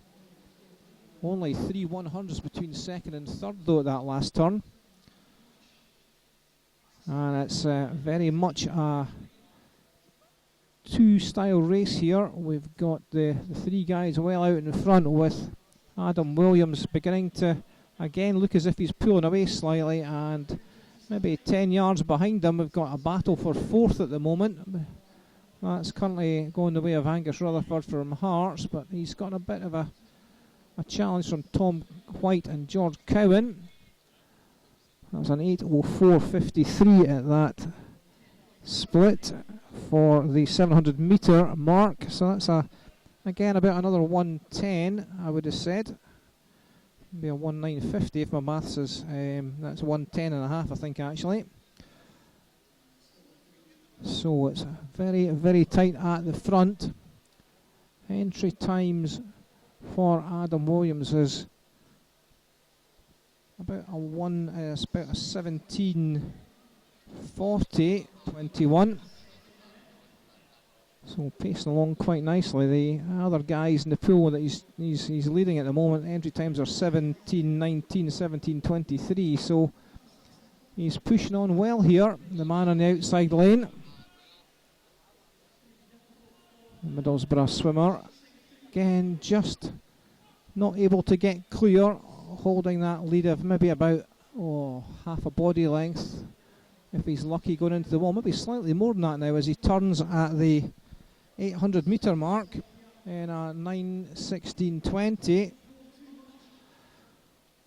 That's a bit of a drop off, I would have said. That's maybe a 1:11 there, but that does look as 1:11 and a half, but that does give him a little bit of clear water between himself and chasing pair from East Kilbride and Brock Seals into the second half of this race. And the man in the outside lane is leading the way, and he's got maybe a metre there, I would have said, maybe slightly more than a metre. And that's translating into about, just short of a couple of seconds now. So is this Adam Williams making a move? It's, or is this just the pace that's been set, taking its toll on the pair in the middle? We'll know a bit more as we go through the second half of this race, but it's a definite move from the Middlesbrough man, and he is now maybe 3 metres clear as he goes into that turn at the 900 metre mark. Takes that in a 10:27.45. That's about just over a 1:11, I think, for that 100. Looking at the mid-1730s here if he continues with this pace, so that would be maybe a 5-second improvement on his entry time or thereabouts. Look as if it's actually beginning to hot up in the middle now a little bit. Lane 4, that's Keir Buchanan beginning to push on a little bit harder now. He's opened up a little bit of a gap between himself and Ian Lovey. So 11:03.04 at that split for Adam Williams. But there's maybe just a little bit of clear water between lane 4 and 5 as they go just up past the 15 metres to go mark up to the next turn. But it is still just with Adam Williams. Just having a quick check at the boards there just to see where he is. 11:38.71 at the 1000 metre mark. Okay, Buchanan's definitely making his move here. In fact, he just got the touch at that turn, only by 400ths. And Ian Lovey is still right there, so this has got plenty of mileage in it, this race yet. Adam Williams, this is an important part of the race for him. He's got to hold it together here as the attack comes in from the centre lanes. He's got the lead back here, so he's obviously responded to that challenge. It was, level pegging pretty much at the 1000 metres, but he's picked up over half a second on that length, so really just upping his pace, responds as he breathes across. Just looking at his breathing at the moment, looking towards the side of the pool. But obviously when he goes the other way, he will be watching the guys in the centre lanes. So coming up to 1100. And we're still absolutely no clear as to who of the three of these is going to take this one. Keir Buchanan again just edging into the lead, 12:49.05, a tenth up on Williams. And the Brock man, Ian Lovey, still right there. Interesting to keep your eyes on the swimmers behind because they are not being shaken off here. If anything, it looks like Angus Rutherford is gradually clawing the lead back here. So it'll be interesting to see whether he and or Tom White of Nova can get themselves back into contention. They've got 350 metres left to do it in. So it's a bit of an arse. They're around 2.5 seconds back at the moment over our leaders. So that is recoverable, you would think, if they've got the strength and the stamina to really push on. Still, it looks like, well, maybe now Ian Lovey has got the lead back. He was the early leader. And let's just see as they go through the turn. It is Ian by 4/10 over Keir, and now it's Adam Williams in third place. He's not been in third place for a while, so he'll want to try and stem the tide here. Ian Lovey just making a bit of a move. He's up by about a metre and a half, and you definitely now need to keep your eyes on Angus Rutherford in lane 3, because he is moving up. He's just about up with Adam Williams now, and he's only a body length back on Keir Buchanan, and trying to go with him Tom White still. So suddenly it's a 5-way contest here. So this is getting very interesting indeed now. We'll be coming up to the 1300 turn next time round, once they get back to the end of the pool. Ian Lovey still with a lead of around about a body length, trying to hold off all comers now, but it is very much now a 5-way contest as we come 200 to go. Ian Lovey's time 15:08.29, so he's got the lead up to nearly 2 seconds. Buchanan second. Angus Rutherford now has moved into third, just ahead of Adam Williams, and then Tom White just behind him. So Ian Lovey trying to just keep some open water between him and the 4 swimmers behind him, and at the moment he looks the strongest.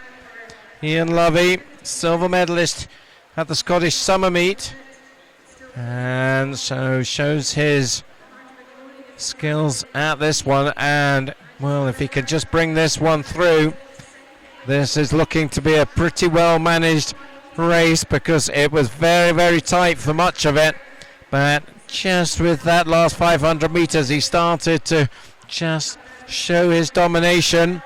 But he's still got Angus Rutherford, who has come from way back now and has moved into second place in lane 3. He's gone past Keir Buchanan as they come to the bell turn. It's going to be Ian Lovey, 16:17, 16:19 for Rutherford, 16:20 for Buchanan. Well, 2 seconds is an awful lot to ask for Angus Rutherford to close this down in the final length and a half now that they've got left. But well, it has been a storming last 500 metres from the Heartsman, and he is pushing hard, but I think it's going to be Ian Lovey who will be too strong for him, although just not count our chickens just yet as they go through the final turn. The lead is definitely shrinking. 16:51.25, it's under 2 seconds now. 16:53.02 for Angus Rutherford. The race is on for third between Keir Buchanan and Tom White, but surely nobody now is going to catch Ian Lovey. He has got this one firmly under control. There was a push from Angus Rutherford, a great last 500 from him, but he's going to have to settle for second place as Ian Lovey brings it into the last couple of metres and brings them home in 17:23.34. So just pretty much bang on his entry time, 17:23.05. So I think in the middle of hard training, he'll not be too unhappy with that, I don't think. Angus Rutherford there. Well, that was a very interesting race from him. He maybe wished he maybe had gone slightly faster early on there, but 17:26.34, a solid time. And Keir Buchanan third, 17:27.72. An interesting race, that one, David. Very interesting to watch the different tactics of the swimmers, I think, as they went through that race. Very, very tight with the front 3 way past the halfway mark. That was fascinating to see. And then obviously A couple of changes of leaders as they went through the halfway mark into the latter stages, and then a storming response from Angus Rutherford from Hearts in those last sort of 500 metres. Just ran out of pool, maybe ran out of breath a little bit, but did really, really well to pull that one back. And but a great swim from Ian Lovey from Brock Seals. He'll be happy with that, just on his entry time, as Duncan said. And we're just lining up to get the second heat underway, and that is them off in the water. I'll just run through the order for you. In lane 1 for Bridge of Dawn is Keith Brown. In 2 for Nova Centurion is Ryan Wilcox. In 3 for Newcastle, Alfie Kelly. In 4 for Nova Centurion is Ross Large. 5 for City of Sandal is JJ Robbins. In 6 for Newcastle is Sean Carter.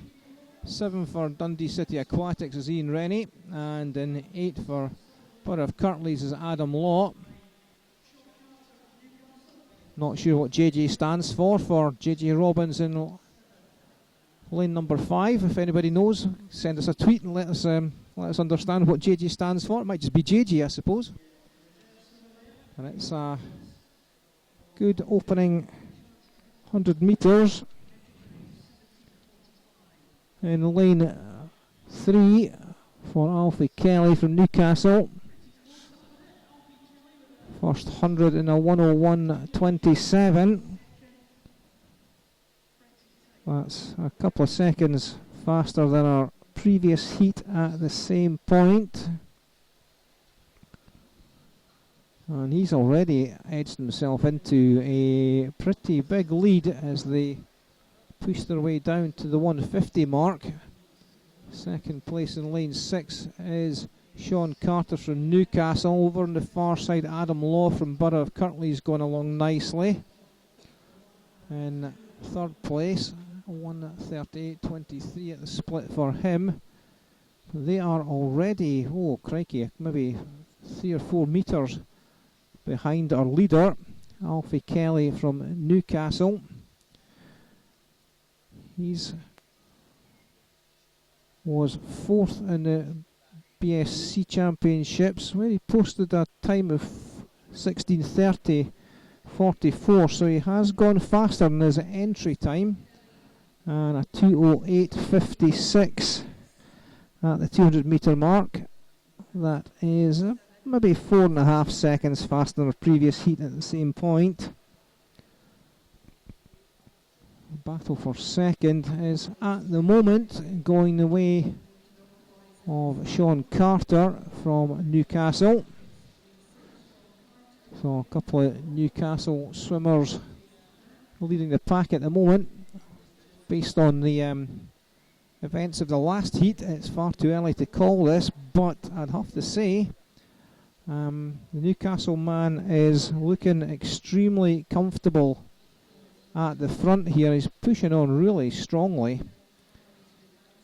Battle for third place at the moment is Ross Large, Nova Centurion, and he's been chased down in lane 2 by Ryan Wilcox's teammate, and over on the far side Adam Law from Borough of Kirklees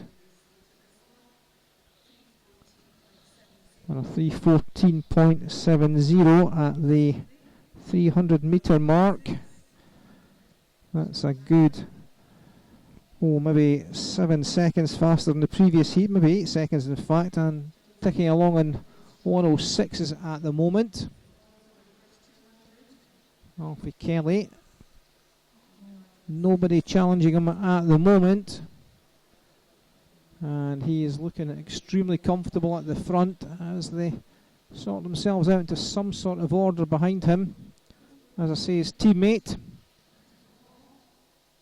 in lane 6, Sean Carter, ticking along quite nicely, as is in lane 4 Ross Large from Nova Centurion.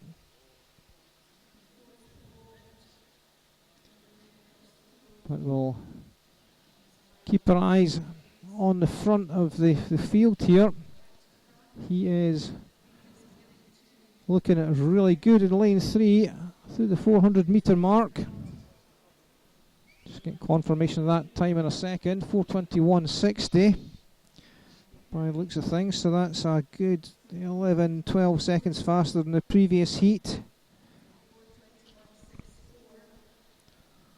And he is looking pretty dominant at the front here. Only maybe 2 or 3 metres between second and third at the moment. Sean Carter leading Nova Centurions. Ross Large in lane 4. As I say, early days in this race, so lots of things can happen there. But we'll see if the Nova Centurion man can pull any of this deficit back. Behind him over on the far side, Ian Rennie from Dundee City Aquatics and Adam Law from Borough of Kirklees. Nova Centurion's Ryan Wilcox in lane 2, pretty much level pegging, 4th, 5th and 6th at the moment. But going through the 500 metre mark, Alfie Kelly takes that in a 5:28.23 and is looking pretty dominant at this point in the race, Duncan, I'd have to say. Yes, he certainly is. I mean, that's a big lead that he's got after the first third of the race is complete. Second place in lane 6, Sean Carter. And third place in lane 4, Ross Large. And then, well, the contest is probably for fourth place in lane 7 and 8, Ian Rennie and Adam Law. 6:01 at the 5:50 for Alfie. 10 seconds now clear of second place, Sean Carter.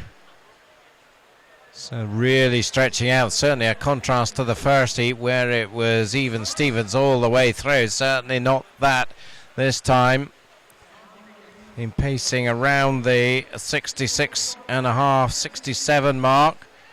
So let's check what this one is. 6:34.68, so another 66.5.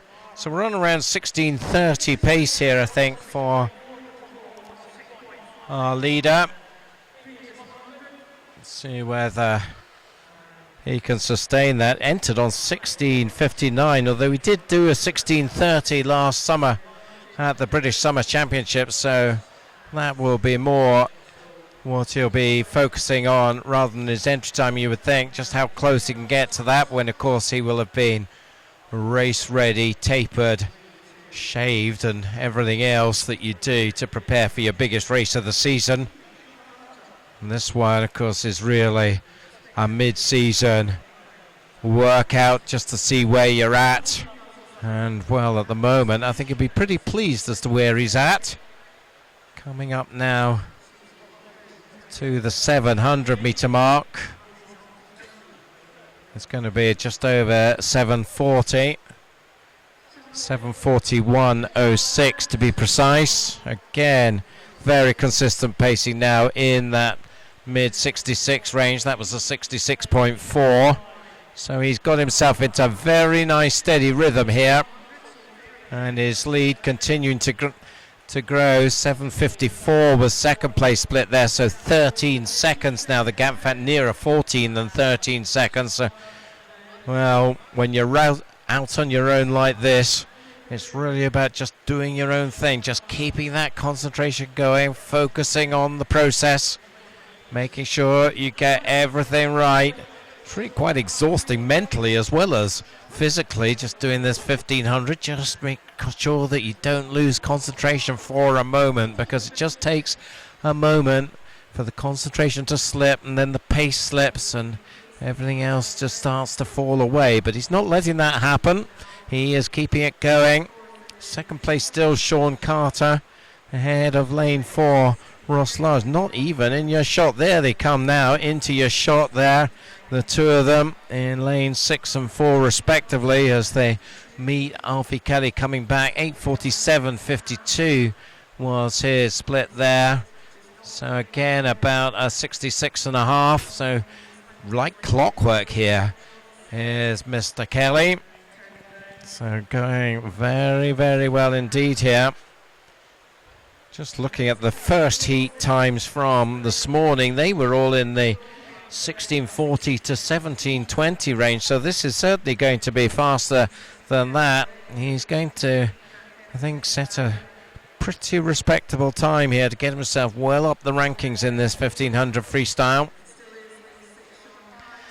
Big lead. Now is more than half a length. Still not that much in it for second place. 3 or 4 meters between Sean and Ross. That's been pretty steady over the last several hundred meters. Through 900 now. 9:54.13. You see on your screen the splits coming through again. Amid 66. Just maybe slightly slower, but I'm only talking a tenth or so than his previous split, so that's getting really picky. But it's just maybe the first signs he might be just finding it a little tough to keep this pace going. This is probably the most difficult stage of the race. There's still a long way to go, and you just got to keep that concentration up as the body maybe starts to hurt a little bit. The tiredness starts to set in, perhaps. You know you've got a big lead. You know what your coach asked of you before you went in. Just got to keep that in focus. Do your own thing. So coming up now to the 1,000 meters. So this is 2/3 distance. Just on the 11 minutes. 11:00.61. So again, we're right in the middle. 106 is 66.5, pretty much on the dot there. So very much a steady progress going on here from Alfie Kelly. And well, can he just keep this metronomic pace going for another 500 meters?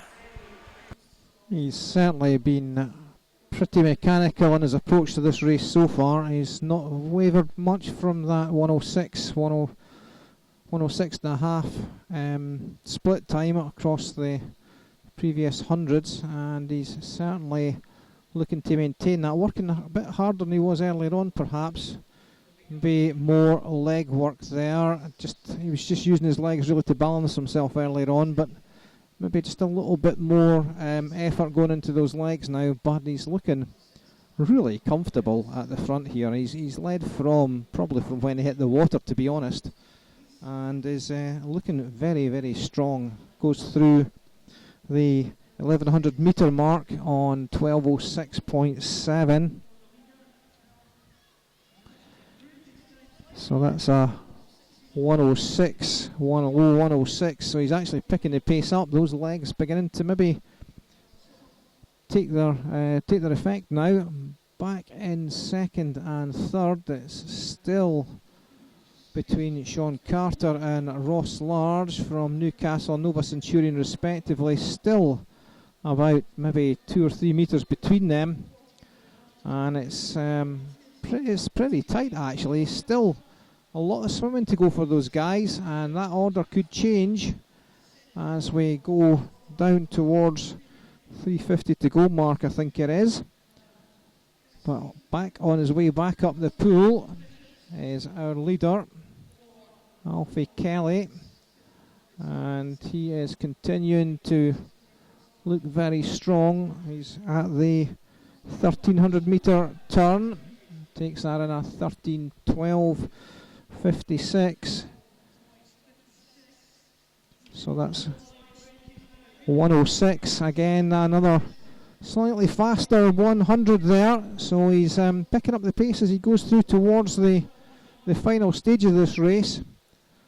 Back in second place, that gap between Sean Carter and Ross Large looks as if it's just being maintained by the Newcastle swimmer.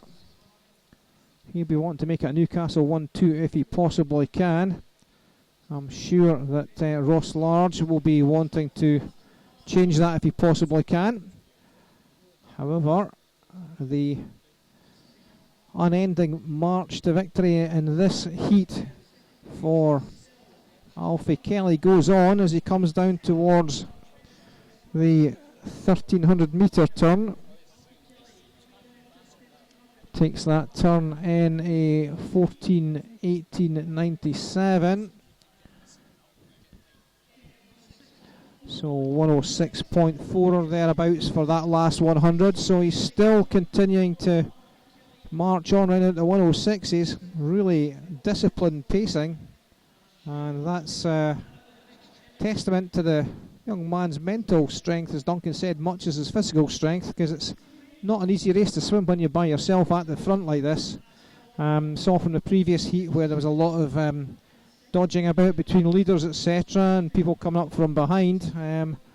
That was very much a different style of race for those swimmers, mentally and physically, whereas Mr. Kelly has had to do this all by himself, and has done it in a pretty impressive fashion, I have to say. Still, the battle for second is about the same distance between the two guys. You probably can't see that on the screen at the moment as we're focusing on Mr. Kelly, who takes the bell in his last 100 in a 15:25.15.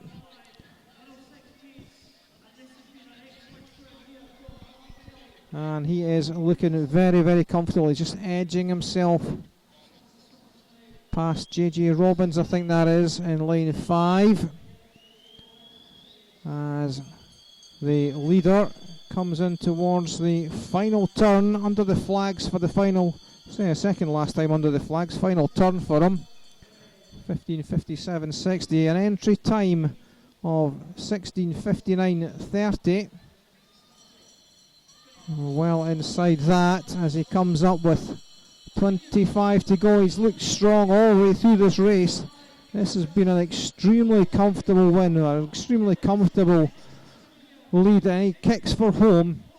10 metres to go. This is just a great swim from the man, and he takes that in a 16:28.54. That's a great swim.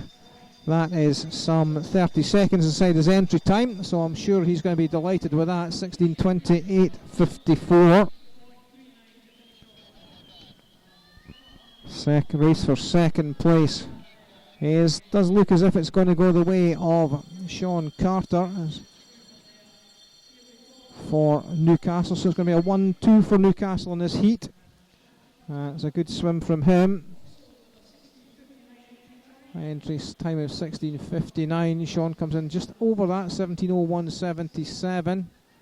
Third place was Ross Large for Nova Centurion in 17:04.80.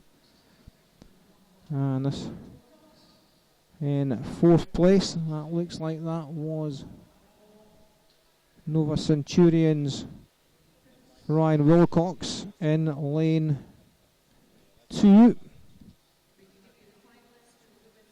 So a great swim there from Alfie Kelly from Newcastle. He is well inside his entry time, 30 seconds inside his entry time, and he'll be very comfortable with that, I'm sure. Completely different style of race from the heat beforehand, where we had a bit of cat and mouse going on between the front three, and a storming finish coming from the back from Heartsman Angus Rutherford. Just ran out of Pool. Very much a different race for Alfie Kelly, who really led from the dive, I would have said, and has had to swim that whole 1500 metres at the front by himself. So great swim from him, and I'm sure he'll be delighted with that result. Just going to move on to the next event shortly as they set up the backstroke start blocks. Those new mechanisms, which seem to cause an awful lot of problems when they're first put on.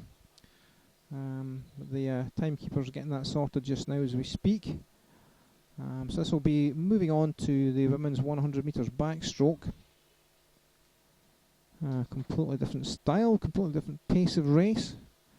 Looking forward to this immensely. And there will be, just check how many heats we have in this one. Looks like we've got 8 heats of the women's 100 metres backstroke. And just getting the girls into the water now, as you can see. 4 swimmers in our first heat, and I'll hand you over back to Duncan.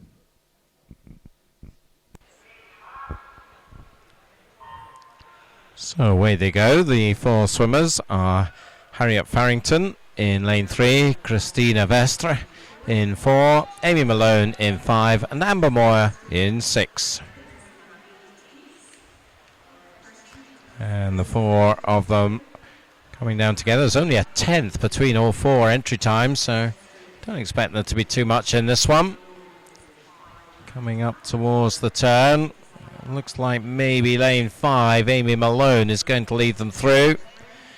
She does in 33.04 for the Starling girl, bronze medalist at West District age groups.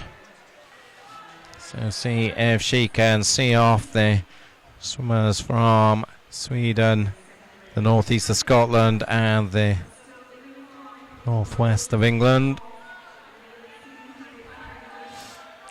It is Amy in the black cap has the advantage. Harriet Farrington, I think, is going to take second, and then it's close for third. So that is the order as Amy comes in 1:08.47, just a quarter of a second or so away from her entry time. Second, Harriet Farrington, and third, Amber Moore. Confirmation there of all the times in the first heat. 7 to go. Good news. Lunch has arrived, David. How about that?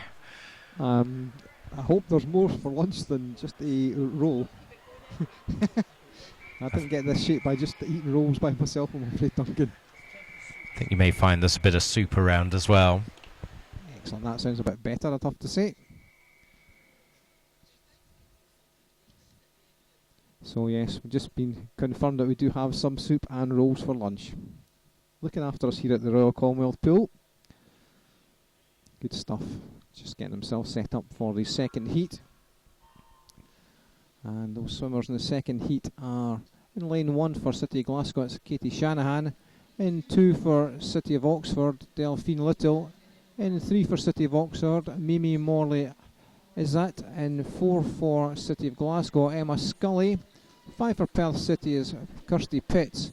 In 6 for maybe Doncaster Darts, I think that might be, is Tilly Arend. In 7 for Hailsham is Abby Shorthouse, and in 8 for Nofio Cymru is Chloe Pritchard. Into the wall at the halfway mark, it's Tilly Arend, 32.79, just maybe 3/10 faster than our previous heat. They're going along nicely, also going well. Over in lane 4 is Emma Scully from City of Glasgow, and in 7 Abby Shorthouse from Hailsham, and it's going to be between those 3, beginning to tighten up in the last couple of metres here as they go in. Lane 6 still just Tilly Allen from Doncaster Darts. I think she might just take it. In fact, she's not, she's just been pushed out into second by Emma Scully from City of Glasgow, 1:07.59, 1:07.63, so less than a tenth in it, with Katie Shanahan from City of Glasgow third in 1:07.87. Emma Scully, 1:07.79, takes that one. And just sneak that at the very last gasp, pushing Tilly Arend into second place by just 6/100ths of a second. And good final 5 metres there from the City Glasgow girl to sneak that one. Yeah, just shows the importance of a strong finish. Probably backstroke more than, well, I suppose you could make the same argument about breaststroke as well, but timing your stroke into the wall, and backstroke when you can't actually see the wall without leaning back and looking, you really got to nail that finish well, and that's certainly what Emma did to take that second heat as we move to heat 3. Ella Plunkett in 1, Jennifer Storm in 2, Sarah Fraser in 3, Laura Brooks in 4, Serena Wickerham in 5, Molly Young in 6, Lily Dabin in 7, and Katie Scott in 8. Entry times here all in the low to mid 67s. And it's lane 2 and lane 6, I think. Jennifer Storm, or in fact lane 3 and lane 6. Sarah Fraser and Molly Young. Molly just getting the touch. Another Glasgow swimmer going well. 32.85. Pretty much identical split to the previous heat. Molly has the edge here. West District Age Group champion. Short course. Showing her long course skills here. But again, well, she's going to have to see this one through to the very end, because the two in the centre lanes, Laura Brooks and Serena Wigram, are right up there with her. That's coming into the finish, and it's again, you see the same thing happen. Serena just nailing her finish there to come through from what looked like third place to take it. 1:08.20. Molly Young has to settle for second. It's a Glasgow 1-2 with Laura Brooks in a third place in 1:08.51. As if just to prove you right, Duncan, on that finish there. That was a great finish from Serena. Just to nail that one as she went into the wall. And I'm sure the coach will be happy with the technique of that finish. Got that one absolutely spot on. Is Ian Wright actually ever really happy? Well, that's a good question. I'm sure he has been at some point, and not around the pool. I've not seen that. He's very happy when his swimmers are doing well. And the City Glasgow girls are doing well just now, I'd have to say. Yep, that's well said. So on to heat 4. In lane 1 for Finns, Caitlin Dodds. 2 for Pioneer is Isabel Cockerham. 3 for Doncaster Darts, Charlotte Howard. 4 for Hatfield is Grace Wiley. 5 for Pioneer is Eleanor Collin. 6 for Newcastle is Madeleine Hardingham. And 7 for VFL Gladbeck is Lisa Ortberg, and in 8 for Dundee City Aquatics is Iona McLeod. Well, going into the wall, it's pretty tight. Looks like it's maybe the near side of the pool it's happening on. Iona McLeod just gets the touch there. Caitlin Dodd's going well on the far side as well. It was a very tight turn, but a good turn over on the far side for Iona McLeod in lane 8, and it's the Dundee City Aquatics girl who's really pushing on strongly. Lisa Ortberg from Gladbeck not far behind her, also going well in the 3 is Charlotte Howard from Doncaster Darts, but going into the wall, let's see who gets this touch. It still looks like it's going to be Iona McLeod, and she does, and a 1:06.82, just touching ahead of Lisa Ortberg from VFL Gladbeck. And Charlotte Howard in third in a 1:07.74. That's the finish order there confirmed for you. Good swim from Iona McLeod from Dundee City Aquatics. Not easy out in the outside lanes, but took that really well from the start and pretty much nailed that finish beautifully again. So I'm sure she'll be happy with that. 1:06.82. Slight improvement on her entry time by couple of tenths. Just lining up swimmers for the next heat now. So heat 5 goes into the water under the referee's instructions. The arm goes up, swimmers go up, and off they go. We have Olivia Norman in lane 1, Ellis Shields in 2, Neve Page in 3, Sophie Murray in 4, Amy Richardson in 5, Nicola Capstick in 6, Robin Edwards in 7, and Rebecca Thornton in 8. So across the pool in a line coming down the first length, past those 35-metre markers there. Going well on the gallery side closest to your camera there, Olivia Norman and Ellis Shields, and it's Ellis just gets the touch there, 32.27. Youth Development Squad member from the Mulgai and Bearsden Club. Winner in the Scottish Summer Meet in Aberdeen. Second at Scottish Schools earlier this year. Moving up now in lane 4 is Derwent's side Sophie Murray. And I think she might just be edging this now. It's going to be a close one, but it's Sophie strong in the second half. But no, in fact, it is Ellis Shields who holds on to take it. 1:06.60. Sophie second and Olivia Norman third. So again, some good finish skills demonstrated there, this time by Ellis. Really nailing that one, and the result up on the board for you. 106s to 108s for the 8 swimmers. And again, good example of a good finish from Ellis Shields there. The Mogambier swimmer coming into the wall nicely and taking that one comfortably. On to next heat, that's heat number 6. Swimmers just getting themselves set on the wall. Timekeepers and the judges just checking their positions with those new boards. And off they go. In line 1 for Stockport is Kira Standing. In lane 2 for Warrender is Jessica Damon. 3 for Millfield is Emma Harvey. 4 for Carnegie, Ellie Turner. 5 for Exeter is Olivia Burrow. 6 for Derventio is Mia Slevin. 7 for City of Manchester Aquatics is Hannah Russell. And in the 8 for Lincoln Vulcans, Abigail Burr. Going into the wall, it looks like a comfortable lead in lane 3 for Emma Harvey from Millfield, and she takes that in a 31.76. Going along very nicely in these early stages. Let's see just how much of a lead she has got. It's maybe half a body length at this point in time over just about everybody else on the far side of the pool. Ellie Turner right there for Carnegie, Olivia Burrow, Mia Slevin, and those 3 challenging quite strongly, particularly the Deventio swimmer over in 6, who's coming through strongly in the last sort of 10-15 metres. I think she might just take it, in fact, and she does. 105.68, not often I get that sort of call right. Emma Harvey is from Millfield second in a 105.85, and third Olivia Burrow in a 106.64. But a really good final 10 metres from Mia Slevin as she came into that wall. Took that one at the last gasp, I would have said, from Emma Harvey.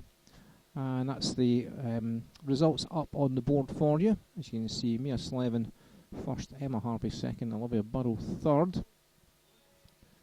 Moving on to our next heat, which will be heat number 7. Our penultimate heat in the women's 100 metres backstroke.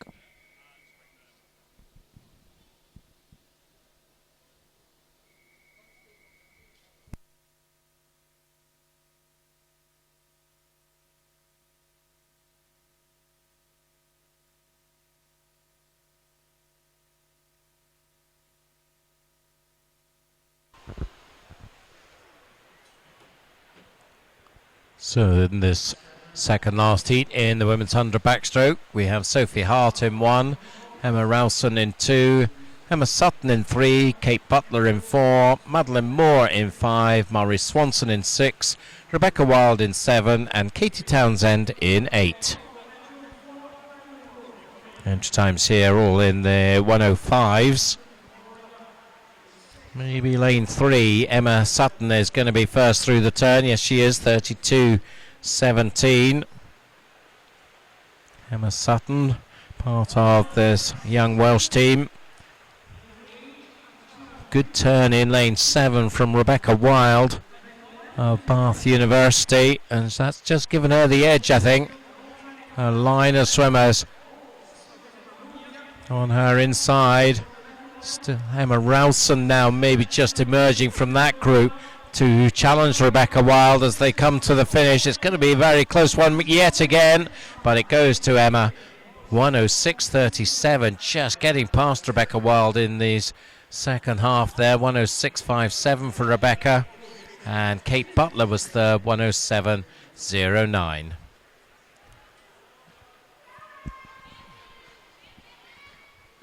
So a good tight race there with Emma Rowson just pipping Rebecca Wild, just a couple of hundreds in it, sorry, a couple of tenths in it.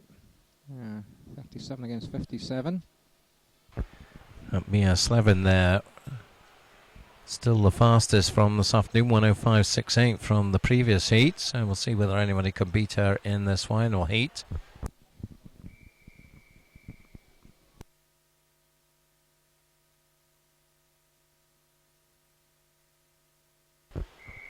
Just to give you an idea, 16th place this morning was 64, so they'd have to go, well, if they can get to their entry times, they'll be close here for a second swim. So off on the final heat in lane 1 for Borough of Kirklees, it's Keelan Fitton. In 2 for Exeter City is Alaya Myweb. In 3 for Newcastle is Hannah Slater. 4 for Loughborough University, Emily Crane. 5 for Hovenstad is Emma Maydew. In 6 for Cowsrup is Sophia Hansen. 7 for City of Oxford is Emily Ford. And 8 for Derventia is Emily Osborne. And at the wall it's Emily Crane, the Loughborough University swimmer, taking that turn in a 31.03. That's a good split time. That's going to push the previous fastest time quite a bit, I would have thought. She's a body length and a half up at the moment. Oh, in fact, maybe she's not going well over on the far side. Emily Osborne from Derventia, as you'll see from your screen, right up there as well. Maybe just dropping off the pace slightly as they come into the last 10 metres, but it's going to be Emily Crane from Loughborough University is going to take this one, and she does in a 1:04.03. So that will get her a second swim this evening.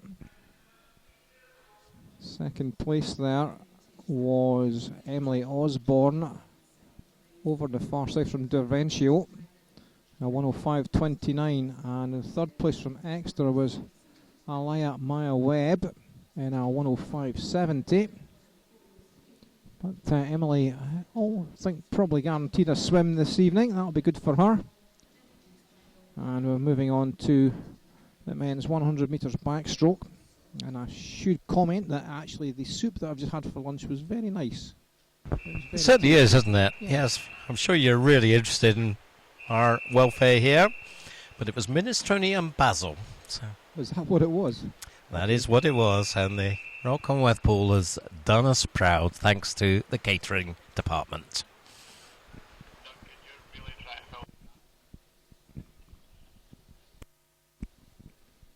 So moving on to our next event, that's the men's 100 metres backstroke. There are yet again 8 heats in this one. So it looks like we're just about ready to get that underway. Just a slight delay there as they got themselves going. But we're ready now. And we're off with this first heat. Thomas Owen goes in 1, Adam Law in 2, Conor Logan in 3, Sam Avery in 4, Christian Ubanen in 5, Christopher Samuelson in 6, Declan Hall in 7, and Luke Pearson in 8. Declan Hall off to an excellent start. Wigan best swimmer.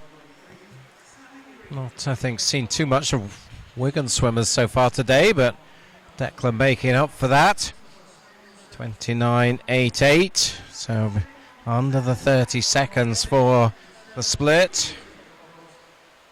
30.10 for Christopher Samuelson beside him. And these two just ahead of lane 4, Sam Avery in the yellow cap.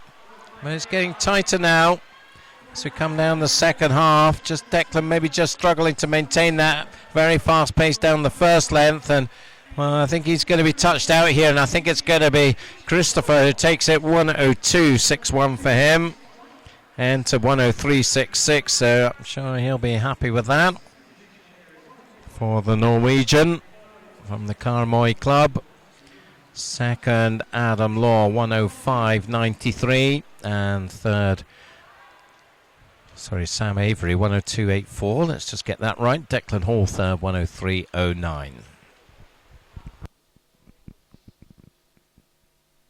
So the swimmers just getting themselves set for the second heat. That's the starting order on the screen for you just now. And we'll run through that with you again once they're actually in the water. Always interested to see what the tactics of the swimmers at the start is. Some of them jump out a long way and swim back. Some of them just straight in by the blocks and get themselves set. I'm sure there's some psychology in there somewhere. In lane 1 for Dumfries, Blair Watrett, and 2 for first is Mark Elric. 3 for University of Aberdeen is Innes McMillan, and 4 for Guyonbersden, Michael Lamb. 5 for Middlesbrough, Scott Jenkinson. 6 for Gates and Wickham, I think that is. Gateshead and Wickham, perhaps. I'm not sure. I'll get that confirmed. Joseph Martin in third in lane 7 for City of Glasgow, Connor Massey, and in late for Aberdeen Dolphins is Lee Hewitt. And it's Joseph Martin who is in the pole position at the halfway mark, 30.21. That's a bit slower than the previous heat, just a half a second. Bit of work to do, but he's quite a way clear actually. He's maybe a body length up on Scott Jenkinson from Middlesbrough, who's the nearest to chase them down, I think. Also going well on two's Mark Elric from first. Go under the flags. It's going to be Joseph Martin's going to take that one. A 1:02.89 for Joseph against an entry time of 1:03.02, so an improvement on his entry time. He'll be pleased with that, I'm sure. Second place Blair Watrett in a 1:03.76 from Dumfries, and the third place Scott Jenkinson, a 1:03.93 for the man from Middlesbrough. Not quite sure what club Joseph Martin represents. It's Gateshead and Wickham, is it, Duncan? Do you know? Is that... I'm maybe taking a bit of a guess there. Gateshead and Wickham it is, yes, so Wickham, just right. outside Newcastle. Always amazed by your encyclopedic knowledge of where all these clubs are.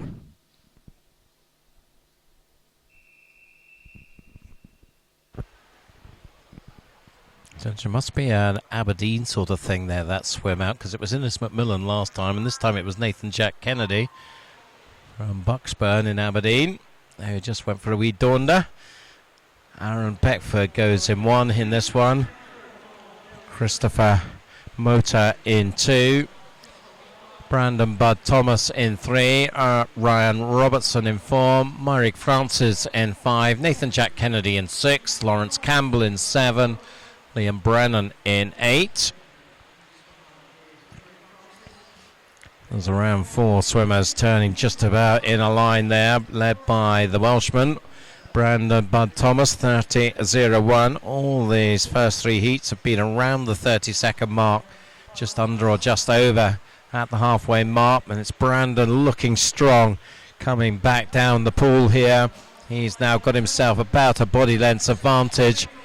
The Welsh team have done pretty well so far today, and this is going to be another good swim from them. Brandon's entry time 1:02.49.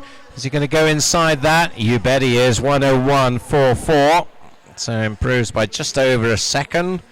So very much making this trip up to Edinburgh worthwhile for this young Welsh team. And that was a good swim from Brandon. Although the board here at the venue has been cleared, which means there might be a DQ. And you can see there is. And it's Nathan Jack Kennedy. So that weave swim out at the beginning didn't do him any good at all. He's disqualified out of lane 6. Disqualified? Just about got that word out in the end. But the 1, 2, 3, Brandon Bud Thomas, Christopher Mota and Ryan Robertson. Moving on to our next heat. On to heat 4.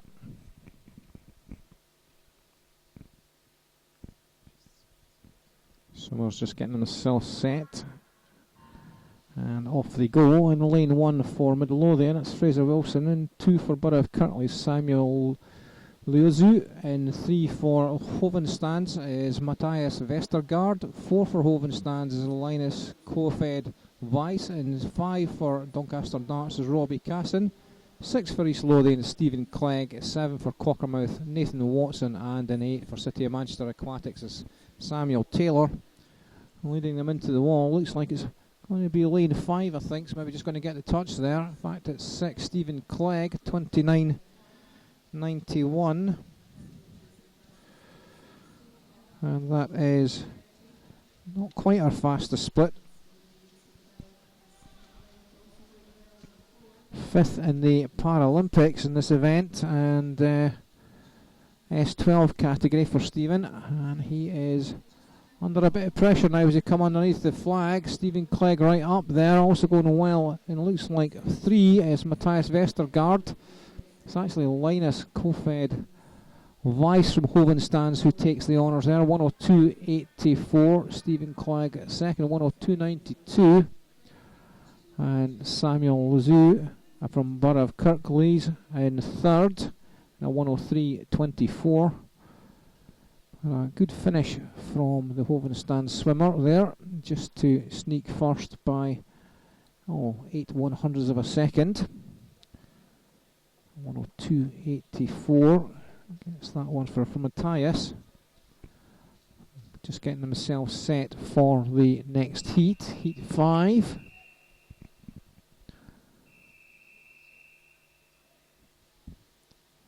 Five out of 8. It looks like we have a full pool.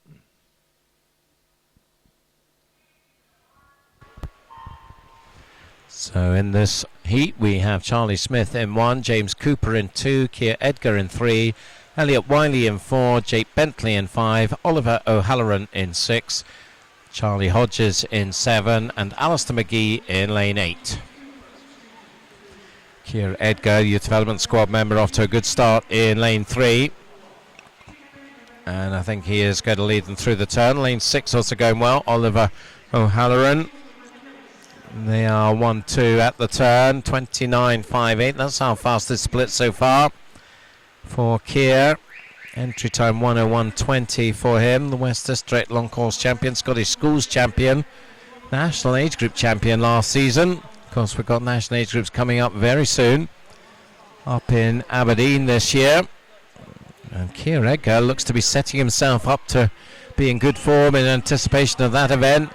And he is going to lead them in pretty comfortably here. It's the most emphatic victory we've seen so far. 1:00.83.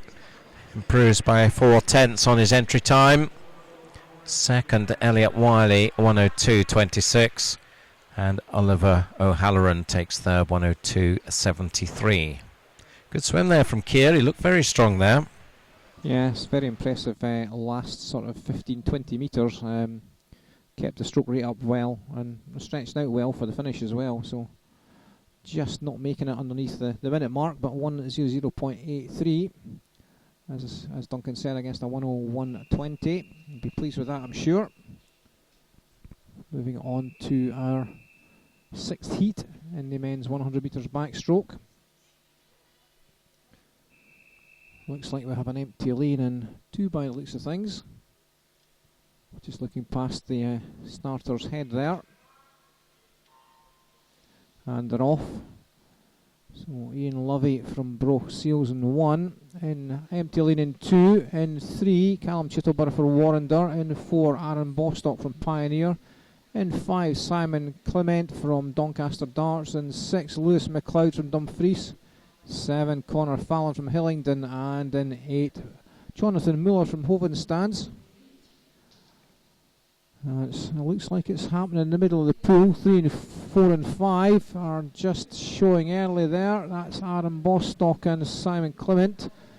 It's Clement who takes the honours on 29.52. That's just 6/100ths faster than Keir Edgar's split from the previous heat. Also going well on the far side is Jonathan Muller from Hovenstans over in lane 8. He's not far behind the leading pair, but it's still just with Bostock and Clement. I think it's going to be Clement who's maybe just going to take this one as he comes into the wall. And it is Simon Clement takes that from Doncaster Darts in a 1:01.15. Aaron Bostock second from Pioneer in a 1:02.04. Jonathan Muller from Hovenstans, there we go, a 1:02.18. So slightly slower than the previous heat, a 1:01.15 for Simon Clement from Doncaster Darts against an entry time of just over the minute mark, 1:00.18, so pretty consistent. And moving on to our penultimate heat in this 100 metres backstroke for men.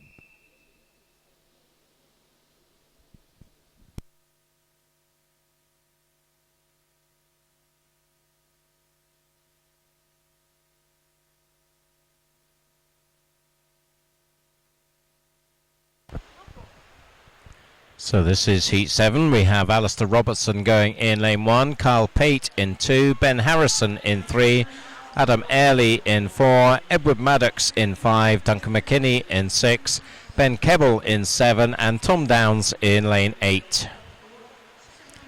So we're approaching the minute entry times here, 1:00.3 up to 1:00.7. And a terrific first 50 from Ben Keble, 28.78. So he's given himself a shout here to get under the minute. Ben Keble entered 1:00.6. He is really storming. You can see the extent of his lead, well over a body length, as he comes down with the others all in his wake here. Very tight for second place, but well, they maybe just started to catch him a little bit, but I can't see him being caught here. We'll keep an eye on the clock as he comes in towards the wall. Is he going to go under the minute?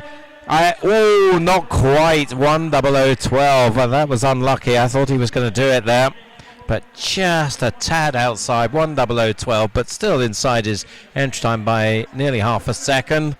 Alistair Robertson takes second, 1:01.57, and Ben Harrison third in 1:01.94.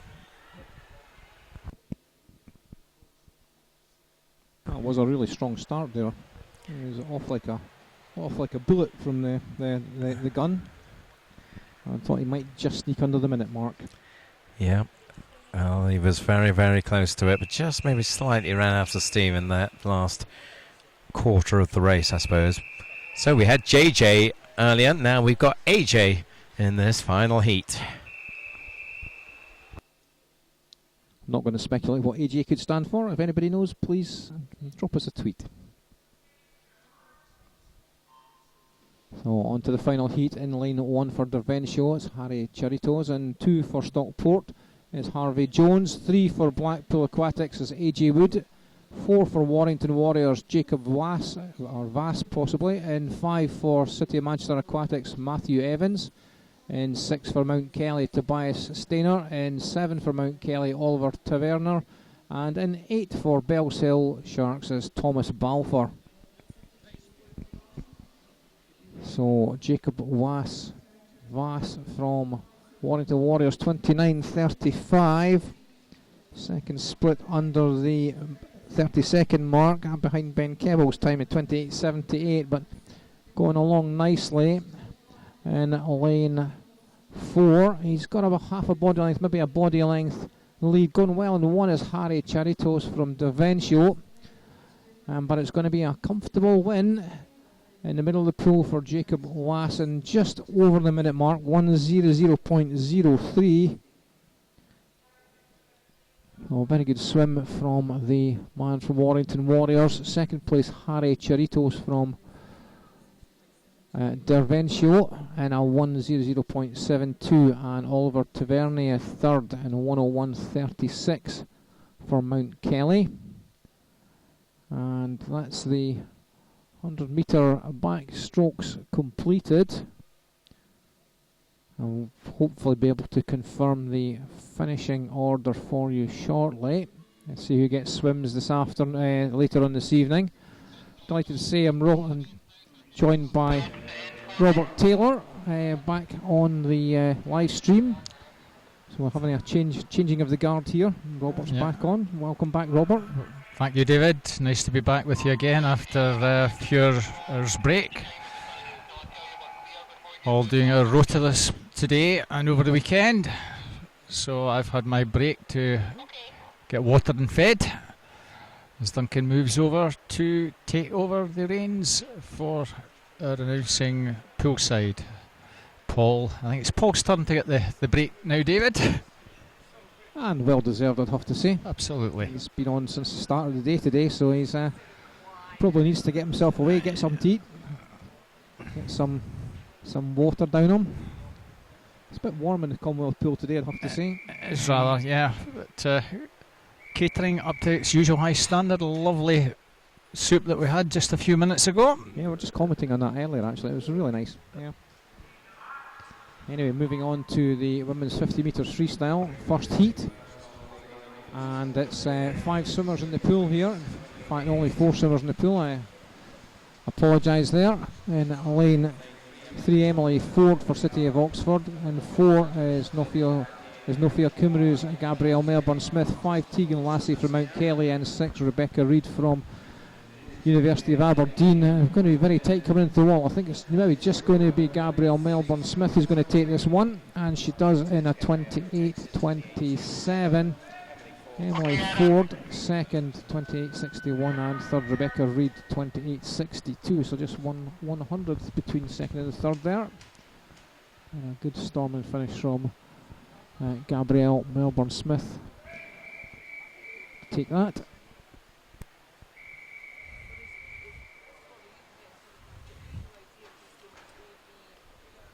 So we actually have no less than 9 heats of this, David.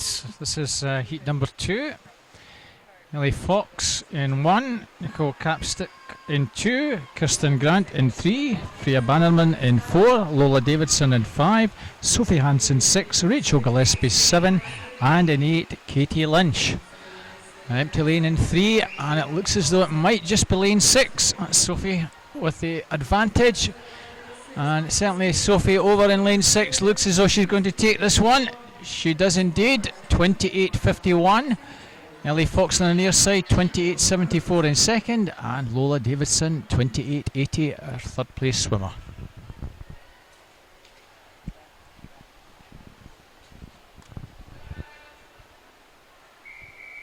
So moving on to heat 3 quickly.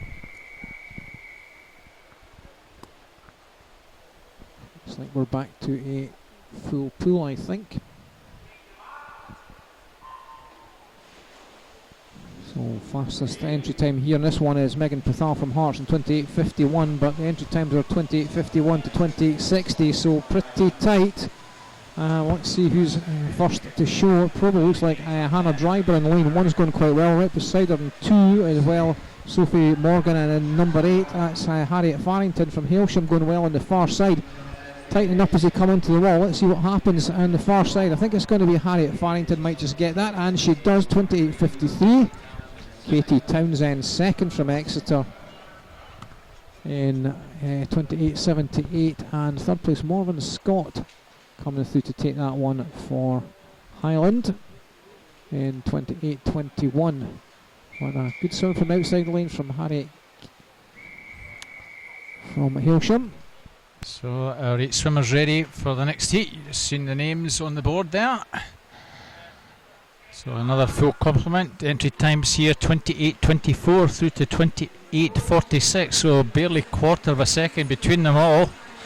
And they're off to a fairly level start. Very difficult to pick out a leader. It might just be the far side with the advantage, but virtually got 7 or 8 swimmers all in a line here. It might just be lane 7 or coming through strongly in lanes 4 and 5. Well, that was pretty close. I think possibly lane 5 may have just got up to take that. In fact, disqualification indeed in lane 5. So result, lane 1, Maria Storson, 28.56 takes that one.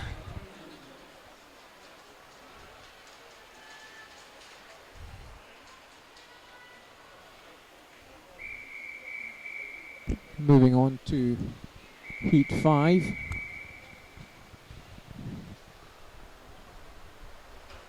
Entry times here ranging between 28.17 up to 28.23, so just 6/100s between them. Scarlett Maitland from Cults Otters is the fastest entry time in lane 4. Ailey Grant off to a good start in 5 as well, also going well in 7 on the far side. Amy Mead from Nova Centurion with a green cap on, and she maybe just edged herself into the lead, taking Angrid Evans from London Aquatics along with her. Watch lane 3 as well. Chloe Lenz from East Region come up very strongly, but I think it's going to be the Nova Centurion girl, Amy Mead, who's just going to take that one, and she does in a 27.97. That's a 3/10 inside her entry time, so a good swim from Amy. Ailey Grant second from Dundee City Aquatics, and Angrid Evans in third place from London Aquatics in a 28.28. Coming thick and fast now, Robert, so we're moving on to heat 6. Yeah, we're just in the 28-second range now, 28.00 right through to 28.16, so a sixth of a second cover the whole field. It's been fast and furious, difficult to pick out winners in these heats, David, but we're doing our best. We've probably got about 7 out of 10, I think, so far. Good start on the near side here. Machine Ramsey and Bo Kirtley's Devlin Leeskin 4 going very well. Also over on the very far side, Lauren Clooney. It might be the far side with the advantage. It's a tight one. Lane 4 is coming through to take it. I think Devlin, yeah. 27.61. It gets faster and faster, David. Lucy Ross 27.77 and Ellen Morgan 27.95, all inside the 28-second mark. I think so far all these girls have just been inside their entry times, so that's quite impressive. Moving on to heat 7. Entry times here 27.70 up to 27.99, so everybody under the 28-minute mark. Hayley Smith from City Glasgow in 4 is the fastest entry time, and she's got off to a good start. Also going well in 3 at the moment, Sophie Smith from St Thomas, the blue cap on, and she's maybe just edging herself into a slight lead as they go through, but it's very tight between her and lane 6. That's Ailsa Gavin McHarg from Bath University. This is going to be very tight as they come into the wall. I think it's going to be St Thomas girl who's going to take this. She does. Sophie Smith in a 27.39. Again, continues with the improvements on the entry times. Good swim from her. 27.39. Confirmation of the second and third there. Sophie Brandon second. And 27.86. And third is Ailsa Gavin McHarg. 27.91. So I've had a good swim this morning, David, in the 400, 4:23, so I'm sure she's pleased with the 2 swims she's had already this weekend. So 27.48 through to 27.70. Let's see if some of these girls can get to the low 27s in this one. Again, we're all off to a fairly level start. Probably the centre lanes with the advantage. Lane 4, Rachel Wellings from the East Anglia area.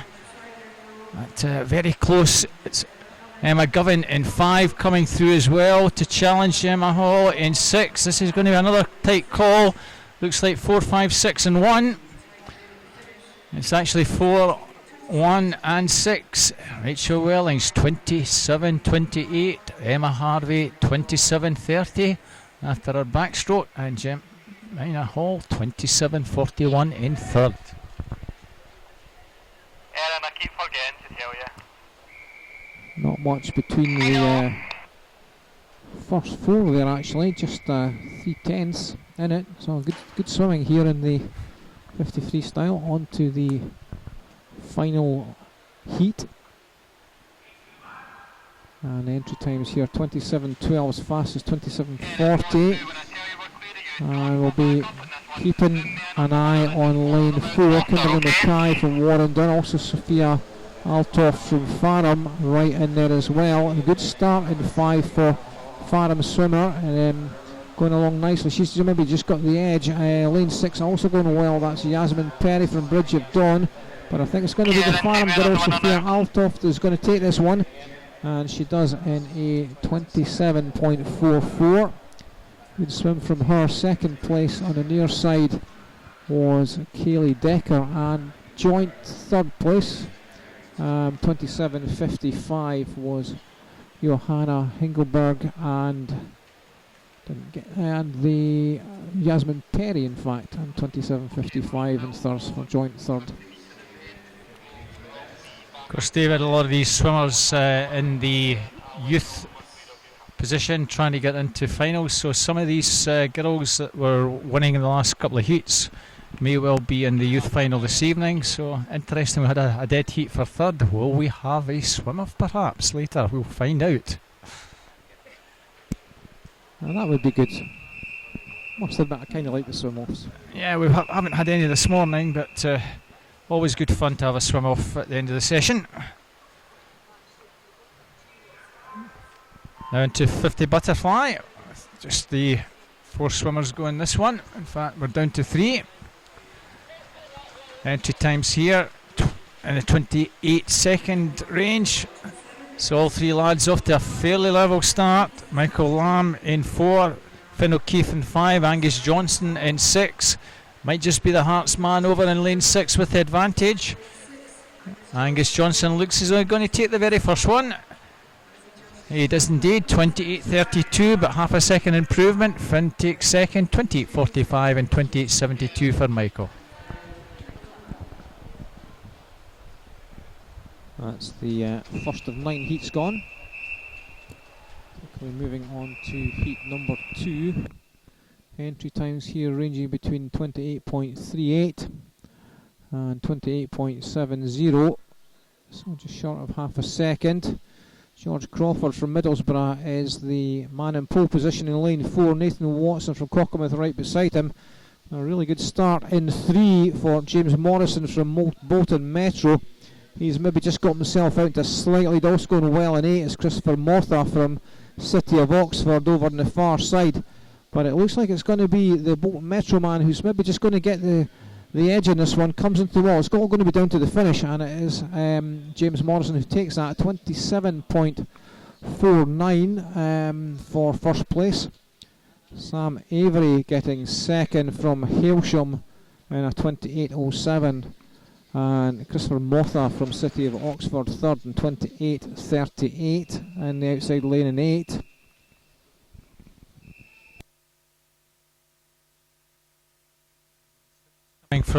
Swimmers coming from all various positions, David, so sometimes difficult to call.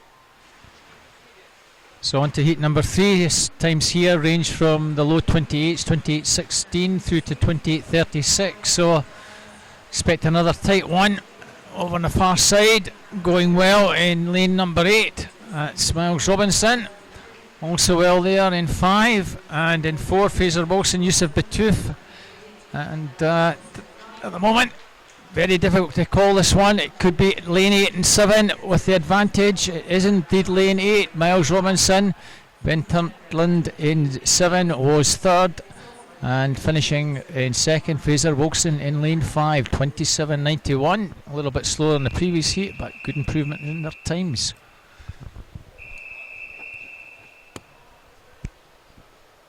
Just get themselves set on the blocks for heat 4. Entry times here 28 dead up to 28.10, so just 1/10 of a second between these 8 swimmers. Jake Bentley from Mount Kelly and his teammate Thomas Owen right beside him in pole position, and they're off to a good start, but also going well in 3 is Sam Chell from Birmingham. And over on the far side again, lane 8, Ryan Ferguson from first. Lane 8 having a relative degree of success in these championships so far. We'll see what happens as we come into the wall. Just a couple of metres to go. Going to be very, very tight. Who gets the touch there? It's actually Finlay Hart from East Lothian takes that in a 27.78, so improvement in his entry time. Thomas Owen second from Mount Kelly in 27.78, and third place 27.87. Sam Chell from Billingham in third. Yeah, another blanket finish there. 0.2 virtually separated the first 5. This one has entry times 27.49 through to 27.89, so 0.4 of a gap, so maybe a slight chance to maybe get this one called a bit more accurately, but again they're all off to a fairly level start. Probably lane 3, Finn Linton, but absolutely nothing between all 8 swimmers coming down towards the finish. And it looks as though it might just be lane 3 with 3 and 1. Yeah, 3, 1 and 2 is how it finished. Finn Linton 27.42, William Smith 27.53, and between them Dylan Somerville 27.72 in third.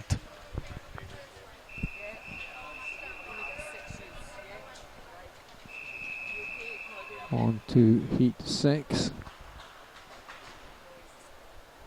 27.16 our fastest entry here. That's Ben Kebble from Hailsham, 27.48. That's the limit here, so a bit of a wider gap here. We'll see what happens in the water though.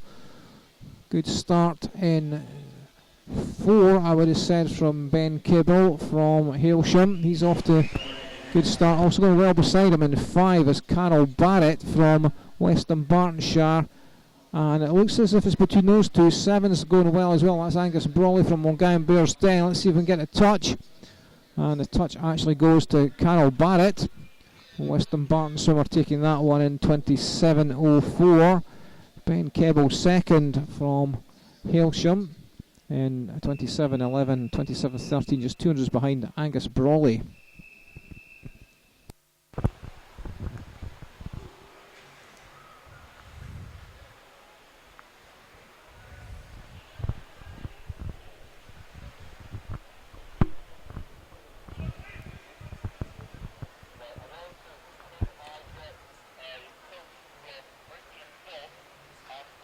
So heat number 7 just about to come out this way, 26.91 through to 27.11. So again, 0.2 difference between fastest and slowest.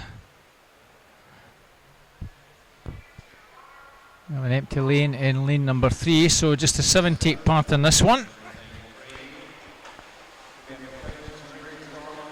Good start in the centre lanes in lane 5 and in lane 4. That's Rhys Roman Cunningham and Cameron Finlayson. And it looks as though it's lane number 5. Rhys with the advantage, going really well on the far side. In lane 8 is Josh Reberg. And he in fact takes this. So 26.65. Really fast time. Cameron Finlayson finished strongly to take second. 27.74, 300s ahead of Rhys Ormond Cunningham.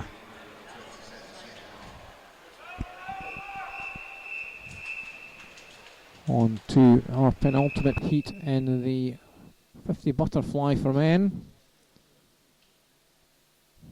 Christian Nichols from University of Stirling, 26.60 as our fastest starter.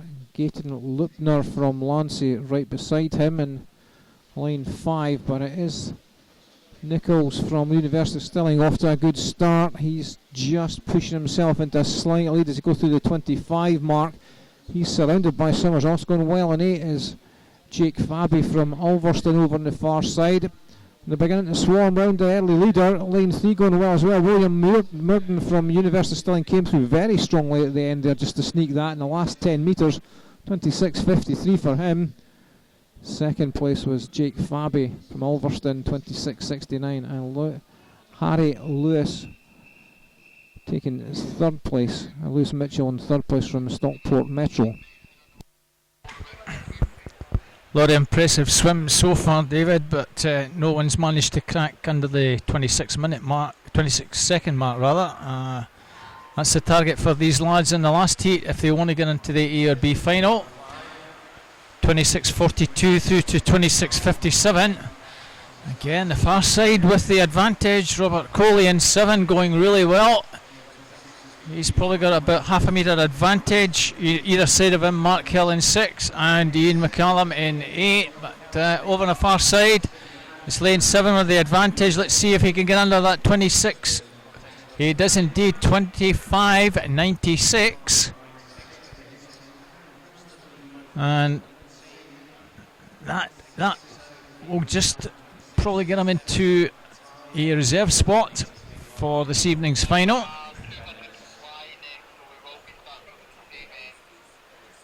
So that concludes the butterfly, David. We've had some pretty fast swims there, but no one just doing enough to get into this evening's final based on those results. No, we'll get confirmation of those results shortly, Robert, but it does look as if the provisional finalists from this morning might be confirmed, but we'll wait until the guys down in the box have worked their magic and we can get that confirmed to us. Yes, indeed. Meanwhile, we continue with some butterfly swimming, but it's the 200 metre version this time for women. Girls just getting themselves set at the far end.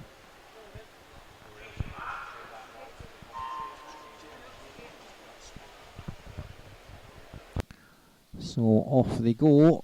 We have 4 swimmers in the pool. In lane 2, Sarah Bright from Gateshead and Wickham. In 3, Rebecca Mathewson from Stirling Swim. In 4, City of Oxford's Delphine Little. And in 5, for Nofia Kumru is Laura Sharp. As they come down towards the first turn, it looks like it's just going to be the Nofia Kumru swimmer, Laura Sharp, who's going to take the honours there in a 32.99, just underneath the 33 mark there. Going well in lane 5 over on the far side. Also going well in 2 at the moment is Sarah Wright from Gateshead and Wickham, and she's maybe even just a short body length behind her leader at the moment as they come up towards the halfway mark. Looks a bit more than that when you see it from that angle, to be honest. But a 1:11.92 at the halfway mark for our leader. Not much in it actually, to be honest. All 4 swimmers within touching distance of each other, even sitting back in lane 3, that's Rebecca Matthews from Stirling Swim. She's just maybe a half a body length down in the leader, so it's a lot to swim for going down this into the latter stage of this race. We've just got 50 to go at this turn. Looks as if it's still going to be Laura Sharp from Nofia Kumru who's going to take the honours at the 150 mark, 152.72. 152.72. So at 3/4 mark, she's now got quite a comfortable lead, and it's very tight behind her actually.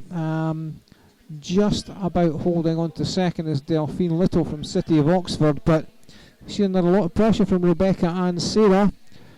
But with about 10 metres to go, there's no doubt about who's going to take this one. Laura Sharp's been pretty much there or thereabouts at the front of this race since the start, and she's going to be a comfortable winner in this heat. Takes that in a 2:33.72, round about her entry time until 2:33.10.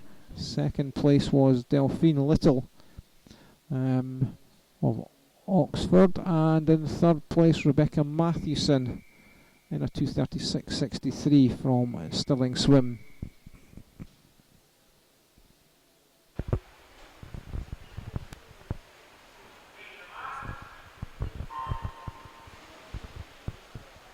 So on to the second heat. In lane 1 from Carlisle Aquatics, Louisa Sinclair. Empty lane in 2.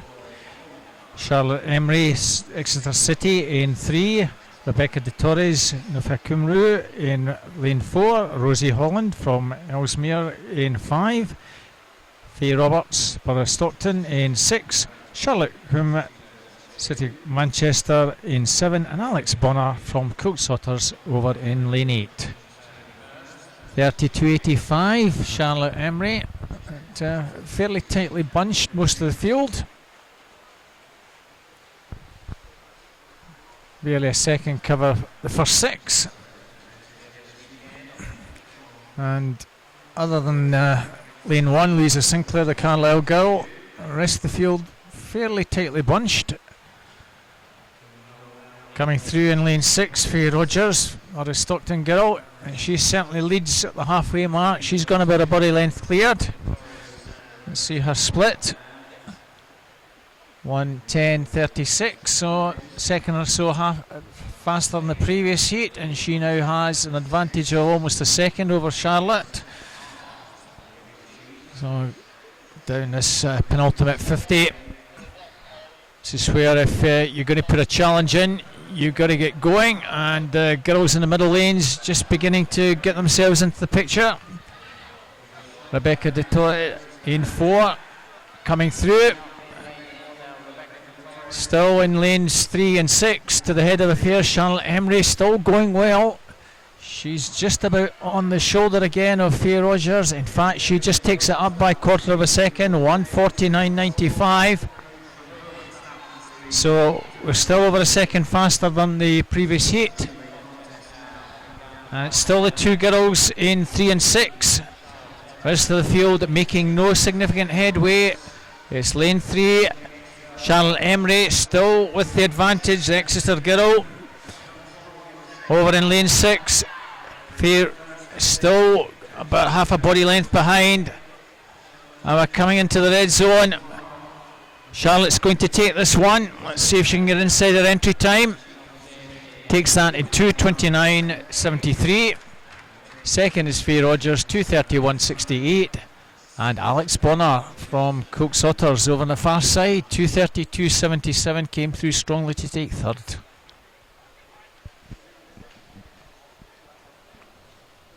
So a good swim there from Charlotte Emery. Exeter girl just coming in maybe a second and a half, just short of a second and a half inside the entry time. I'm sure she'll be happy with that, Robert. Looked a good swim. Very gruelling event this, David. Even the times this morning for a lot of the swimmers were a lot slower than I anticipated, but of course some of these girls will be in with short course conversions converted to long course, so 7 turns as against 3 in a long course pool. It's quite demanding, this butterfly.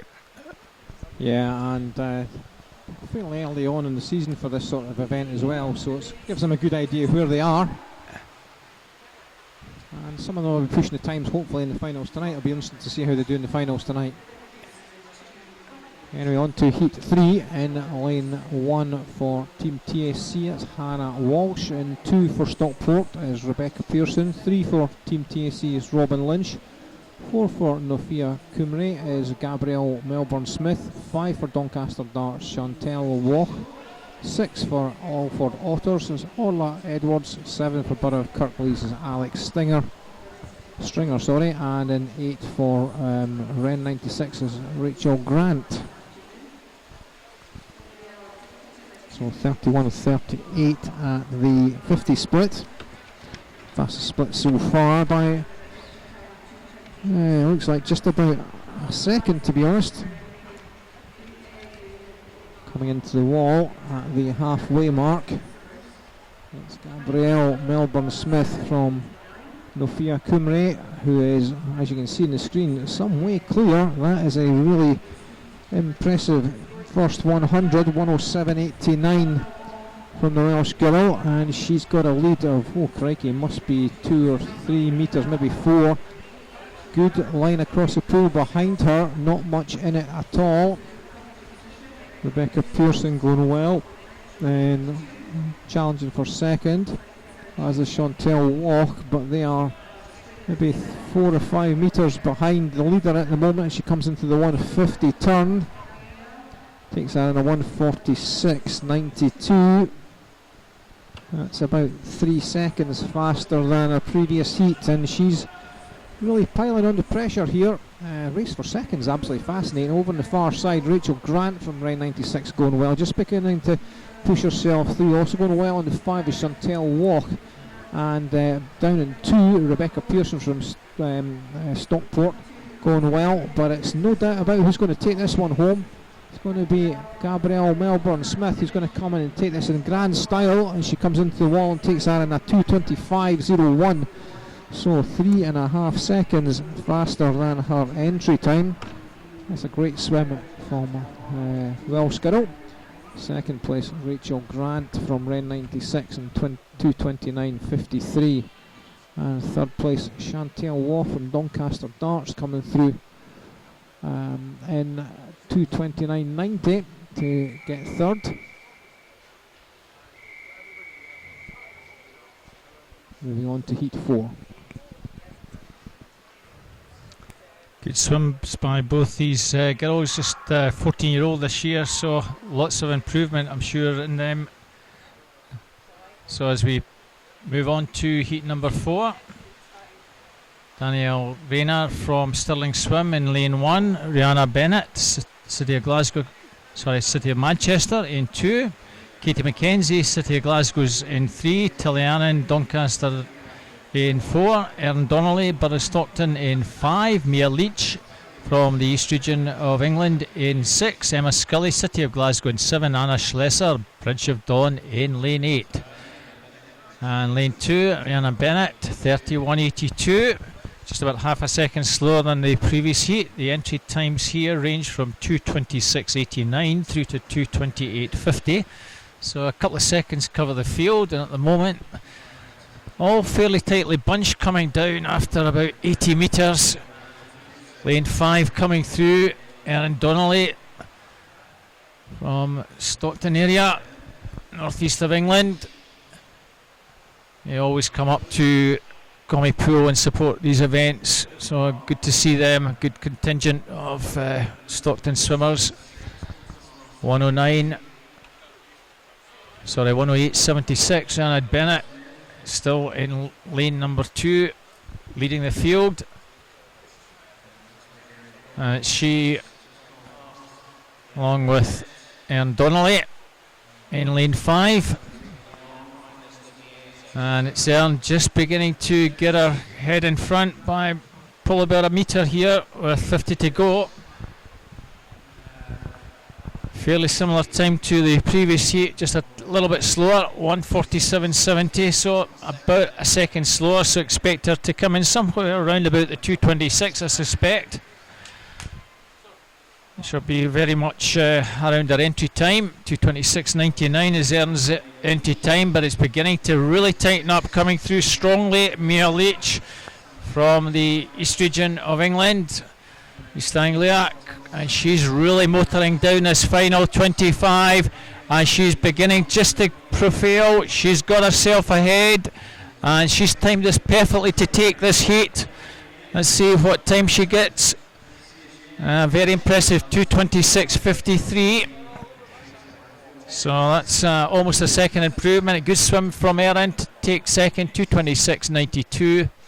And Anna Schlesser over on the far side, 13-year-old, 2:28.19 in third.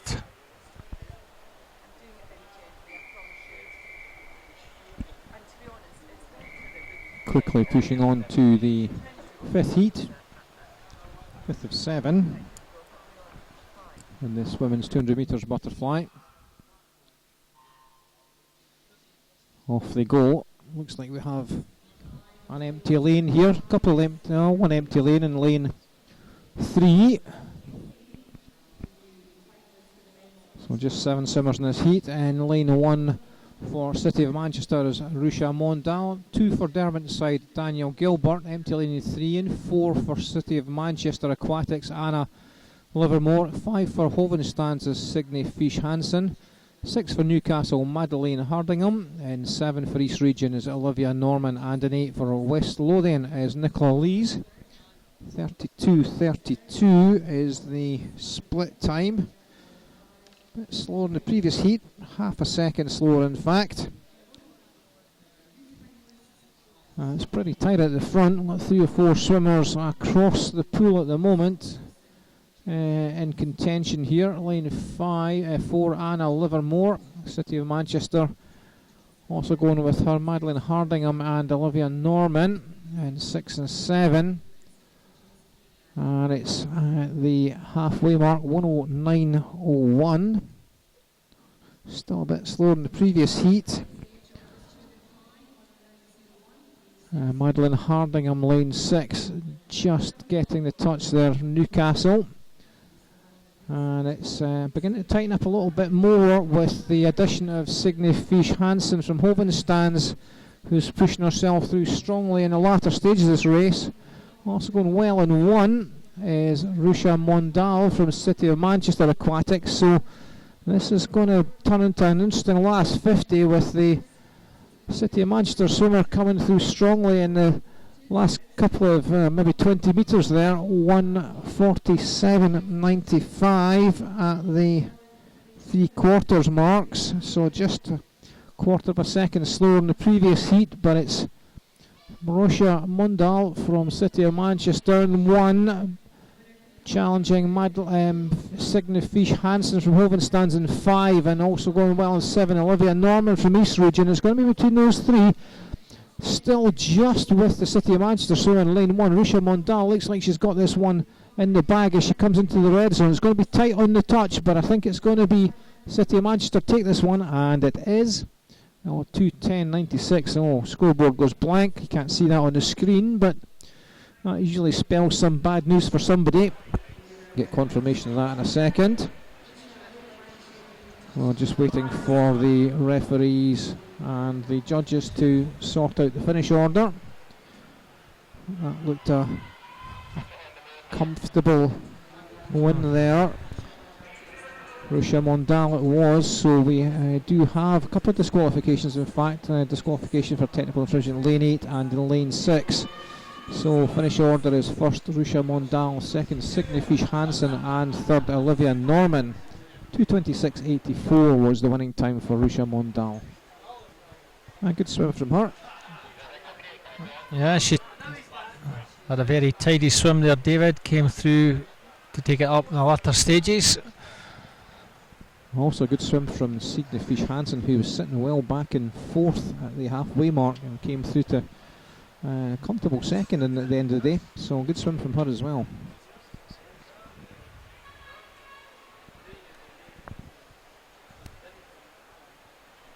So the target for some of these swimmers in the last couple of heats, we have A and B finals, and of course we also have a youth final this evening. I think the eighth fastest swimmer in that youth final is sitting around 2:22.5.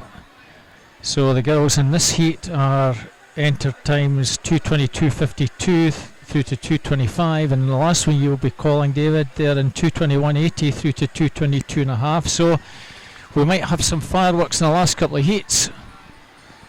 We've had some improved times with some of the girls, but some of them are way off the pace. But we'll see what happens in this one. Yeah, it's going to be fascinating.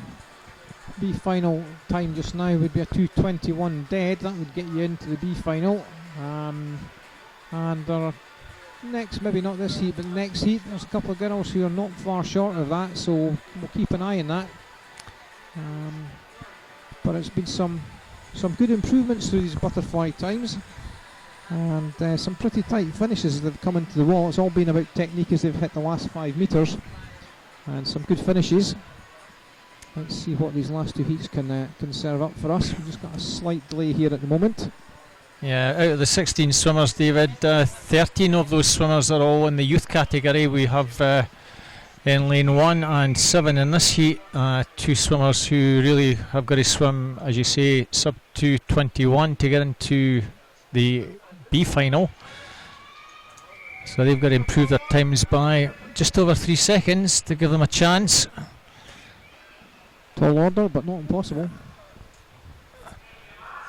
So onto our pole and ultimate heat, and in lane 6 we have an empty lane, so we have Molly Wright from Nova Centurion in 1, Amy Richardson from Duns in 2, Marieke Elring from Gladbach in 3, Elodie Smallwood, Pioneer 79 in 4, Kaylee Decker, Mount Kelly in 5, Christina McDowell, Mount Kelly in 7, and Ali Carter, Backpool in 8. And centre lane in lane 4, Elodie 31:52. That's almost as fast as we had in heat number 3. Time on that one was 2:25, so it's all a question of just building the pace up through the 200 metres. So we'll get a better idea how this pace is going at the halfway mark, David. 2 girls in 3 and 4 going pretty well. Yep, so far it's looking good for the middle of the pool, with Elodie Smallwood and Kaylee Decker right up there. 108.32 at the halfway mark, so that's our fastest split so far. In fact, no, it's not actually. Going back to heat number 3, Gabrielle Melbourne Smith 107.89. So these girls do have a little bit of work to do to get up to this second half of this race. Working down to the final turn for them. They're working pretty well, David, aren't they? Yeah. As you say, coming up to the penultimate turn, Marieke and Eloid 146.62. They've certainly picked the pace up a little bit. That is indeed the fastest split. They've really got to motor down this final bit. That was round about 38 seconds, so 38 seconds is going to bring them in some round about the 2:24 mark, which won't be enough, but we'll see how that develops with 15 to go. And it's Mariek still at the front, but being challenged. LOD, very little between the two of them. It's lane 3. Mariek's going to take this just a little bit outside the time required. 2:23.96, good time nevertheless. LOD 2:24.49, and Molly Wright from Nova Centurion at 2:25.33 in third place. So pretty steady swimming there, David, but just not quite getting that time that they require to get into this evening's final.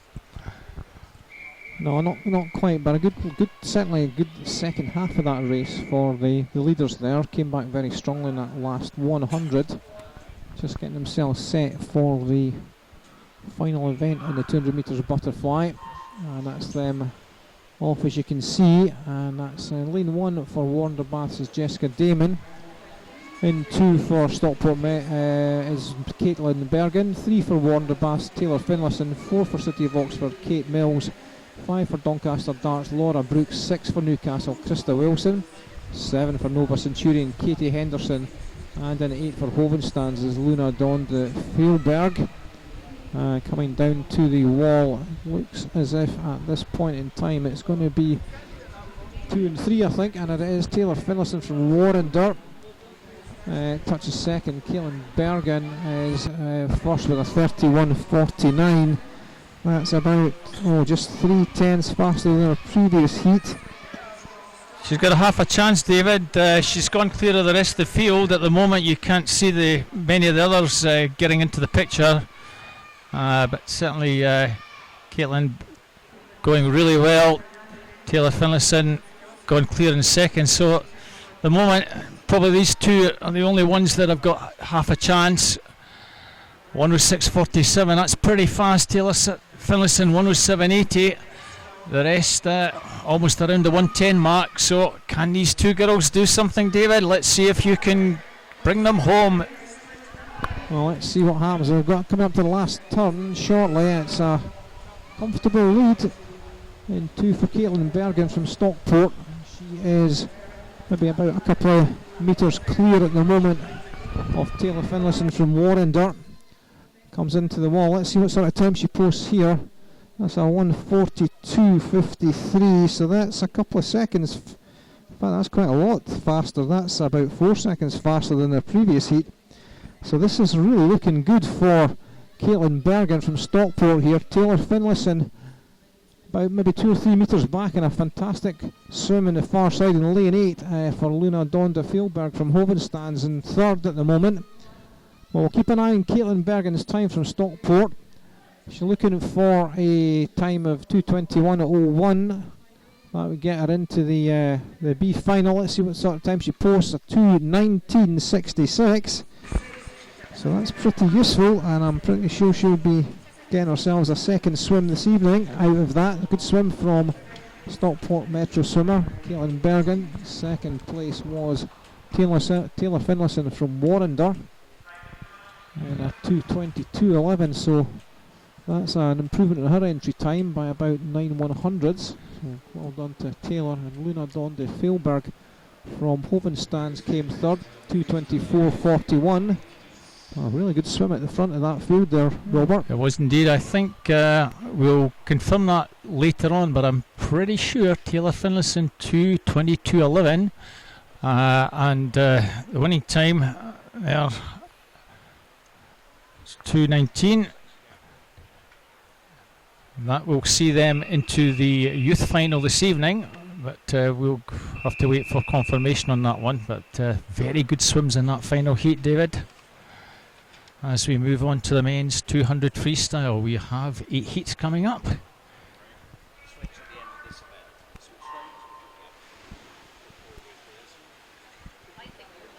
On to the first of 8 heats of men's 200 metres freestyle. And we're full pool for this one. In lane 1 for Mount Kelly, it's Sasha Waver. In 2 for Doncaster Darts, Josh Riesbeck. In 3 for Aberdeen Dolphins, Lee Hewitt. In 4 for Nofia Cymru, that's Joshua Looney. In 5 for City of Glasgow, Joe Watt. 6 for Nofia Cymru is Matthew Richards, and 7 for Nofia Cymru is Llewellyn Davis. Sorry, obviously don't have a full field here. We've only got 7 swimmers in the pool. Got that wrong at the start. So on to second half, coming up to the second half of this race. Lane 2, Josh Riesbeck from Doncaster Darts is pushed himself into a slight lead here. Let's see what sort of time he posts at the 100 metre mark. If it's in fact him that gets it, it's actually Llewellyn Davis from Nofia Cymru. 58.95, he's the leader at the halfway mark. There's not much in it, I have to say, between himself and Josh Riesbeck. In lane 2, pretty much a line behind him. Coming down strongly in 4 is Joshua Loney from the Welsh team as well. So it's a good showing from Wales in this heat so far. But that's a 1:29.98 at the 3/4 mark. And it's looking good. Over on the far side still with Llewellyn Davis. He's maybe getting a bit of a challenge now. Under pressure, 15 metres out from Josh Riesbeck. Also in lane 4, that's Joshua Loney. Also gets the touch. It's going to be quite tight into the wall. Josh Riesbeck does push forward for Doncaster Darts and takes that one. And just over the 2 minute mark, 2:00.12, so 3/10 improvement for Joshua Loney is second, 2:00.56, and Joe Watt third for City of Glasgow, and 2:01.06.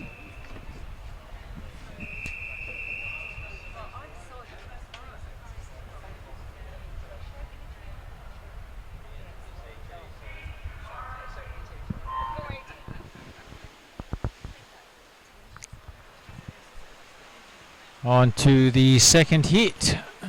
James Morrison from Bolton Metro in lane 1, Lawrence Campbell, City of Glasgow 2, Thomas Clare from East Region of England in 3, Blackpool's Anthony Wood in lane 4, our fastest entry, 1:59.37.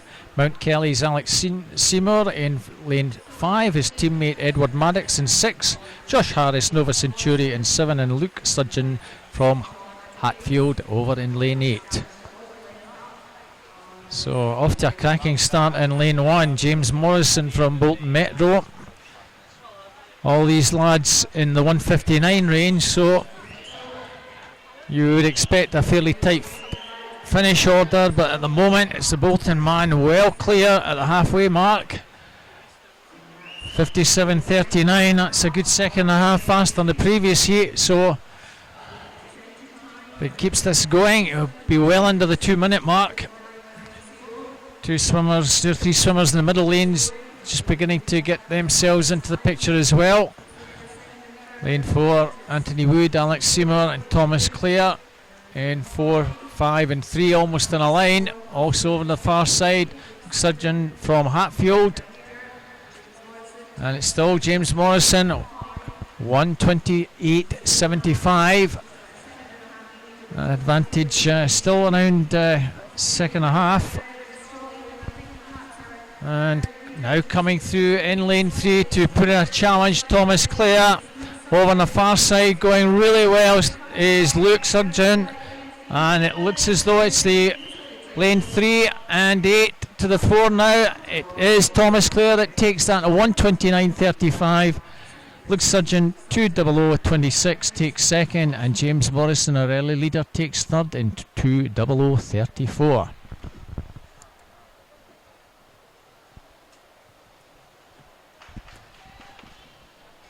So confirmation of that result there. Just moving quickly on to our next heat, which will be heat 3.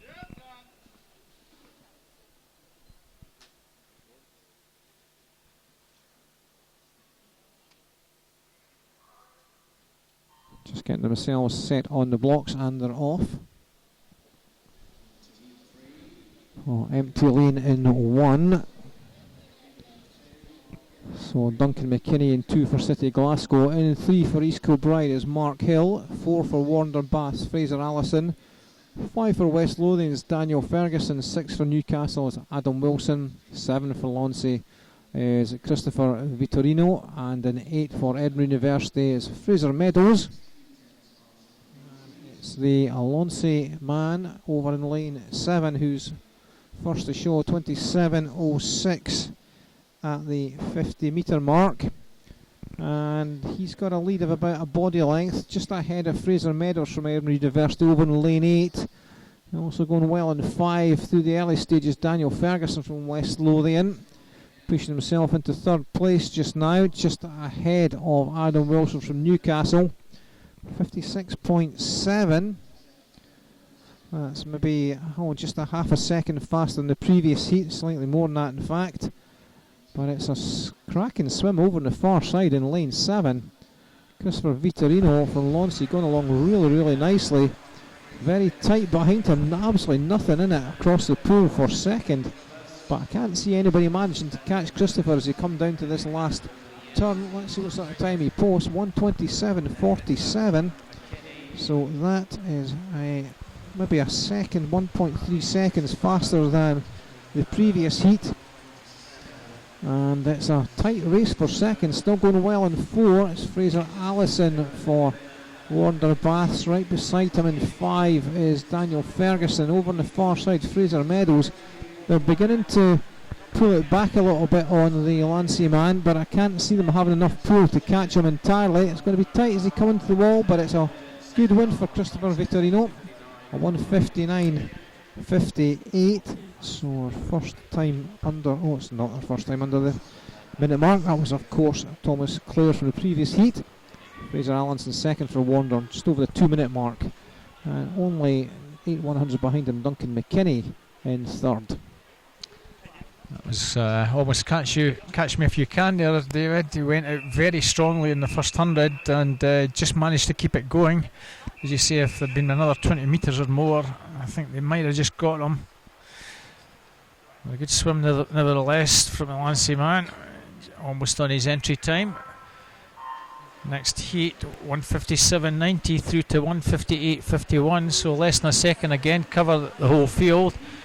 And we have Declan Hall from Wigan in 1, Ollie Palmer from Exeter City in 2, his teammate Tom Downs 3, Miles Robinson Young, East Region of England in 4, Scott Gibson East Kilbride 5, City of Oxford's Daniel Jenkins in 6, Tom Bealey Aberdeen Performance in 7, and Bostock Pioneer 79 in lane 8.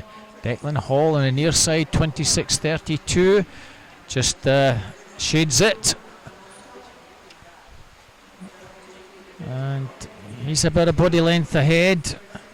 Ollie Palmer in lane 2, lying in second. And these two have gone some way clear, David, at the halfway mark. Can they keep this going? Let's see the split. 55.18, that's a good second or so faster than the previous heat. The Wigan man still going well in 1. Ollie Palmer, Exeter in 2. Over on the far side, lane number 6, Daniel Jenkins from Oxford leads the remainder, but it's the near side, certainly with a massive advantage over the rest of the field. Still Declan Hall, 1:25.59, that's about 2 seconds faster than the previous heat. He's in at a 1:58.37. If he keeps this going, he'll probably get inside the 1:57 mark. As we come down with 25 to go, don't see him being caught here unless Ollie can put on something special over the last 20. Certainly fighting back strongly in lane 4 and 5. Miles Robinson, Scott Gibson flying, but they've left it too late. So Wigan man, it takes this 1:56.67. Scott Gibson did just get up to take second, 1:57.62 ahead of Ollie Palmer, 1:57.75. Miles Robson, 1:57.77. So pretty tight finish, but Declan takes that.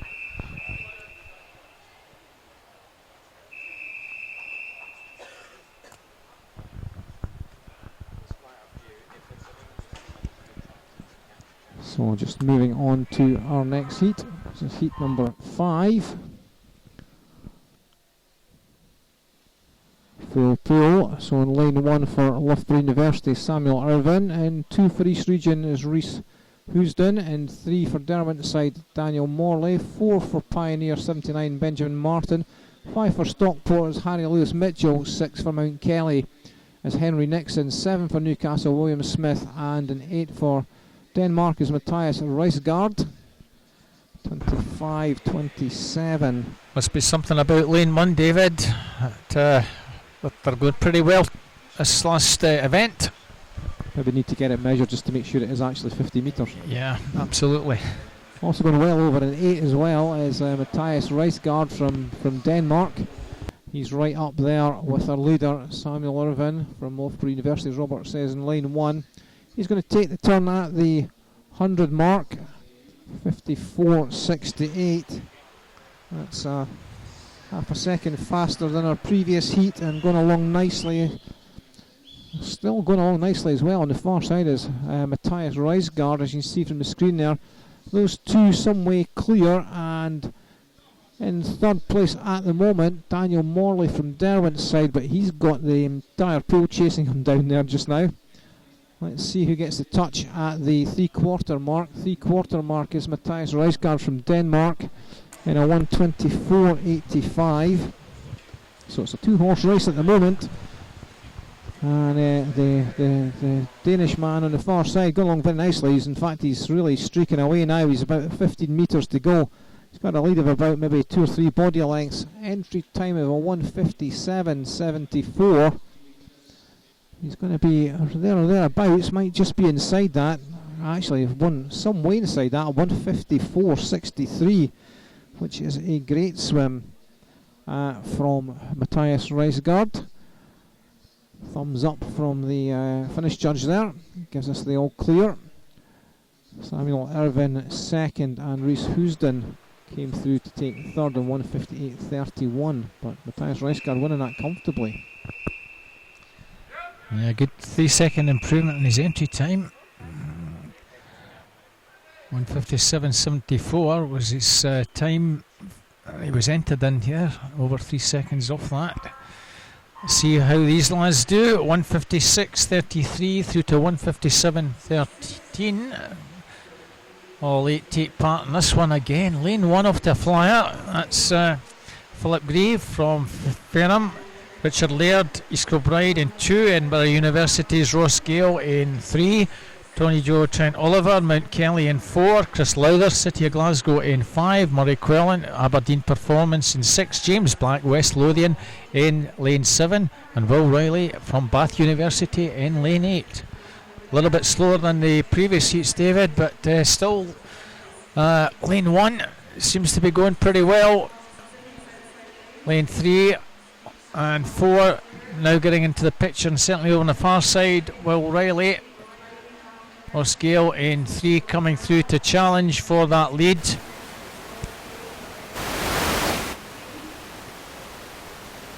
So halfway mark, we're on with Ross Gale, 1:57.10. So a bit slower than the previous heat from Matthias Reisgaard, as you would expect. He was 3 seconds inside his entry time. Going along nicely in lane 3. Lane 8 still going along nicely as well. Will Riley from Bath University. And right beside our leader, Richard Laird and Tony Joe Trent Oliver. Right up in the mix as well as they take the final turn. It's certainly nice to see Ross Gale to the fore. Ex-Rutherglen and East Kilbride man in his first year at Edinburgh University, and just holds the lead at the moment. Over on the far side, Will Riley putting a determined challenge, and there's little between the two. It's difficult to make out a leader. It could just be Will Riley at the far side. Over on the far side, it's touch and go. It's very close. 1:56.52. Will just took that by 100th from Ross Gale. 1:56.53. And third place, Tony Joe Trent Oliver. A cracking finish there, David. It was, and we've actually got a cracking finish to this event as well, because it's just been advised that there's going to be, you talked about a swim off in the 50 metres freestyle, women's 50 metres freestyle. There is going to be a swim off at the end of this. Marvellous, something nice to look forward to. We'll just get confirmation of who that is. If we can find out, we'll let you know. But so don't cut yourselves off at the end of this. Stay about and watch the 50 freestyle swim off. We'll get confirmation of who's in that shortly. On to heat 7. In lane 1 for University of Stirling, that's Charlie Waddingham. In 2, Nova Centurions, Will Gain. In 3 for University of Aberdeen, John Wright. In 4 for University of Stirling, Alex Forsyth. 5 for Hovenstans is Andreas Vestergaard. In 6 for Exeter City is Dominic Woolridge. 7 for University of Stirling is Morgan Berryman. And 8 for City of Glasgow is Martin McInnes. Good start over N8 for the City of Glasgow man, Martin McInnes. He is just about leading the way. Got a bit of a challenge from Nova Centurions Will Gain through these early stages, coming up towards the halfway mark. I think it's maybe just going to be the Nova man who gets the touch, although it's very tight with him and Martin McInnes. 57-11. It's Martin McInnes that takes that. So everything to swim for here as they pile down the pool towards the final turn. Still on the far side, Martin McInnes from City Glasgow going really well. It's tightening up for second. Charlie Waddingham, Will Gain and John Wright on the near side, right in the picture there, as you can see, turning more or less together. They're some way behind the City Glasgow man, Martin McInnes. I can't see them catching him. Well, you never know. Really good turn from Will Gain from Nova Centurion, just gives him a slight edge, and he's chasing the City Glasgow man down the pool. I think he's maybe going to run out of pool. He's really putting a good chance for second though. Martin McInnes from City Glasgow, 1:56.30 is his entry time, and he's got about a couple of metres to go into the red zone. Let's see what sort of time he does post. Just outside his entry time by a 1:56.62, takes that heat comfortably. 1:56.62 for a winner. Second place was John Wright, 1:58.60 for Aberdeen, University of Aberdeen, and third Will Gain from Nova Centurion, 1:58.62. Sorry, John Wright was third in fact. Well, David, I think we've so far only had one swimmer inside the 1:55.75. 1:55.19 was the 16th fastest swimmer. 1:54.63. Declan Hall, so I think he'll go into the B final later on. And on to the last heat. Gaston Lipunar from Lancey in 1, Brandon Bud Thomas, Nova Crumry in 2, Felix Gifford, University of Stirling in 3, Callum Reid, Warner Baths 4, Ryan Reader, Davencio in 5, Scott Godby, Edinburgh University in 6, Geoffrey Chen, Bath University in 7, and Jack Watson, Aberdeen Performance in lane number 8. 26.89, Felix Gifford, the early leader. At 4 or 5 all pretty tightly bunched at the moment. Over on the far side, Geoffrey Chen probably pulled himself into the lead. So let's see the split, 55.93. Felix Gifford now holds second, and Scott Godby in third. And the advantage still over in lane 7 by about a body length. Just holding on to second place is Felix Gifford in 3. Beginning to tighten up for third place. Ryan Reader, Scott Godby in 5 and 6. Jack Watson not far behind in lane 8. Off that last turn, 1:25.32. Geoffrey Chen with the advantage. Felix Gifford still holds second. Ryan Reader in third. That's the far side with the advantage still. Ryan Reader still finishing strongly in 5, but I don't think he's going to catch Geoffrey. Geoffrey's going to take this final heat. So as we come into the last 5, Geoffrey Chen takes this, 1:55.07. Ryan Reader, 1:55.61 in second, and Felix Gifford, 1:55.95, takes third.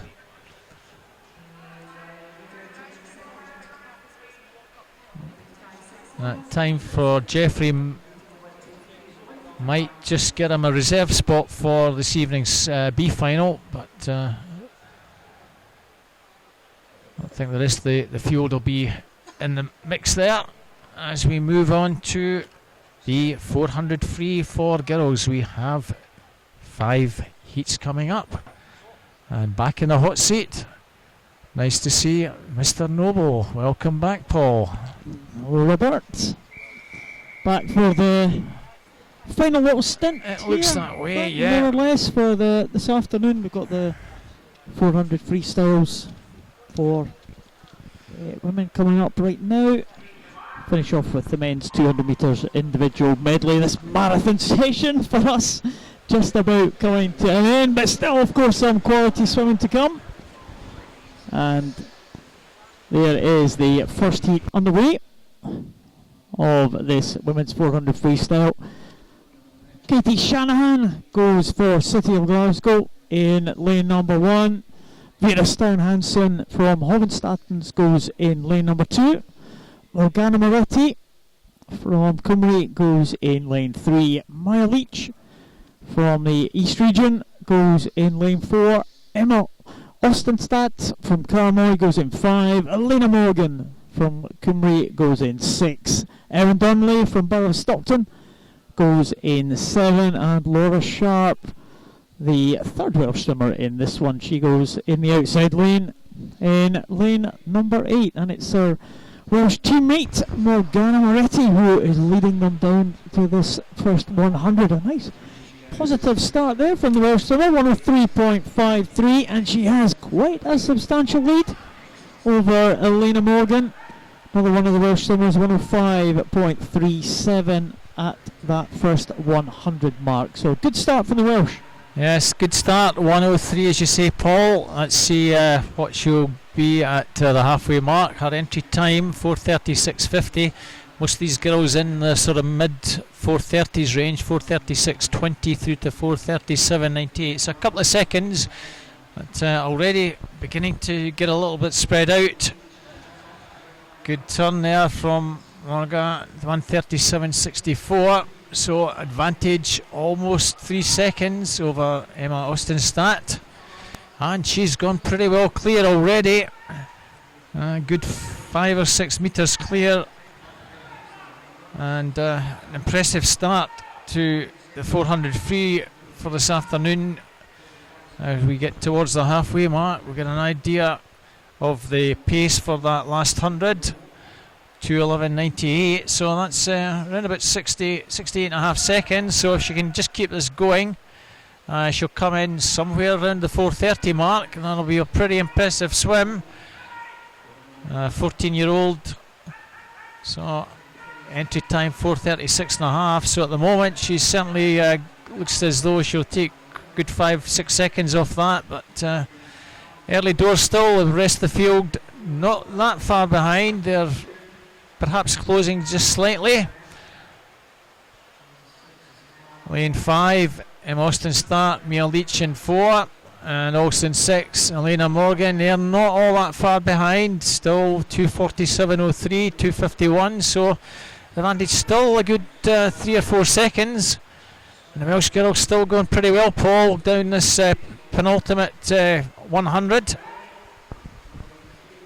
Yeah, not showing any sign of giving up that lead. Morgana Moretti, well, clearly away from the rest of the field as she comes in to the 300 mark.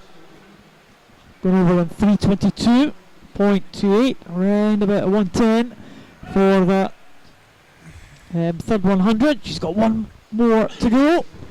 Maya Leach in second position, if I remember rightly. I'm sure we had a couple of tweets for Maya Leach early on.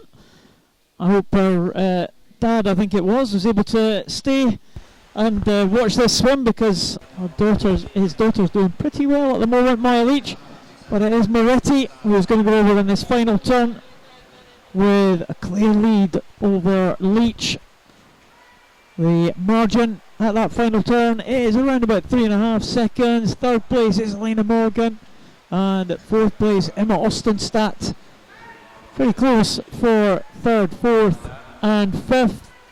These three swimmers at the top, and also down at the bottom, Katie Shanahan, the youngster from City of Glasgow, also going well. Morgana Moretti has led from start to finish, and the Welsh swimmer is going to bring them home in front. Morgana Moretti, an entry time of 4:36 has improved that to 4:32. Maya Leach is just pipped by Elena Morgan, 4:35.20 for Morgan. Maya Leach 4:35.50.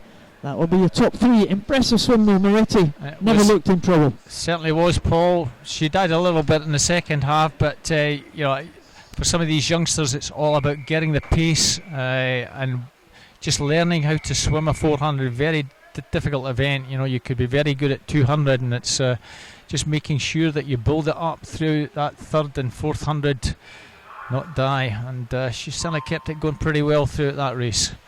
Mia and Elena will be delighted with their swims as well, improved in their entry times. So on to heat number 2. Daisy Hill, Kingston on Hull in 1, Kirsty Pitts, Perth City in lane 2, Tia Wilson, East Region of England in lane 3, Josephine Strand-Nielsen from Hovenstadt in lane 4, Chloe Pritchard, Rufia Kumdai in lane 5, teammate Neve Andrews in 6, Emma Mago, Hovenstadt in 7, and Ailey Smith from the City of Glasgow in lane number 8. The entry times here just a little bit faster, 4:34.10 through to 4:35.30. So again, barely a second cover the field. Early leaders in the centre, lane 4, Josephine and Tia Wilson in 3. This is a little bit slower, I think, than the previous heat, but they're all going off to a fairly steady pace. Paul in this first one, 104.63 for Tia, 104.98 for Josephine. Yeah, we saw got good performances there, a number of good performances in that first heat. A number of the swimmers improving on their entry times, and everyone in that first heat pretty close there. I wonder how these swimmers can do. Their entry times around about 4:34, 4:35 for all of them, so promises to be a tight contest. First place though, Tia Wilson, 138.63, leading the way ahead of Josephine Strand. The Hovenstadt swimmer, Danish swimmers and Swedish swimmers. We've seen some decent performances from these visitors in this first morning and afternoon session. Well, looks like a real good head-to-head battle there in 3 and 4. Tia Wilson and Josephine Strand, and Daisy Hill coming back into contention as well. She's third, but only by 0.3 of a second there in the lane at the bottom of your screen there towards the left-hand side. Daisy Hill coming back strongly, but the two at the front in 3 and 4. Tia Wilson in 3, Josephine Strand in 4. They were almost in formation there. Their arms going over pretty much the same rate. Well, Tia Wilson just being headed now by Josephine Strand as they move into the 250 mark. 248.08, 248.35. Daisy Hill still in third place. These three are clear of the rest of the field as they come down to the 300 metre mark. It does look like Josephine Strand though is just edging ahead of Tia Wilson as they come down to the 300. I wonder what Tia Wilson is going to have in the tank as they come up to the 3/4 line. Still not much in it moving into the last 100. So pacing around about the 69-second pace. Both these girls have actually been stroke for the last couple of 100 metres. Don't discount on the near side Daisy Hill. I know she's still about a body length or so behind, but looks as though she is just beginning to drop back, and Josephine just beginning to put on a little bit of pressure here with about 50 to go. Let's see if Tia can react to this. And off the wall, 3:57.16, 3:57.70, half a second, but a much better turn there from Tia. Just pulled that back a little bit, and coming down with 30 to go. It's still Josephine. Tia still not that far behind. What has she got in store for us in the last 20? She's fighting back strongly. Josephine's still holding her. It's still Josephine with 15 to go, reaching the red zone. I think Josephine's just going to hold on. Josephine just takes this in very good time, Paul. 4:30.67, 4:30.95, and Daisy Hill 4:34.09 in third. So both these girls just build that up over the last couple of 100 metres, finishing very, very strongly. Good times from both of them. It was very good indeed. Very good finish there. They were just about on pace with the previous heat, but the leading two swimmers pulled away there. Josephine Strad Nielsen and Tia Wilson into very good times there, 4:30.67. There's a line-up for heat number 3.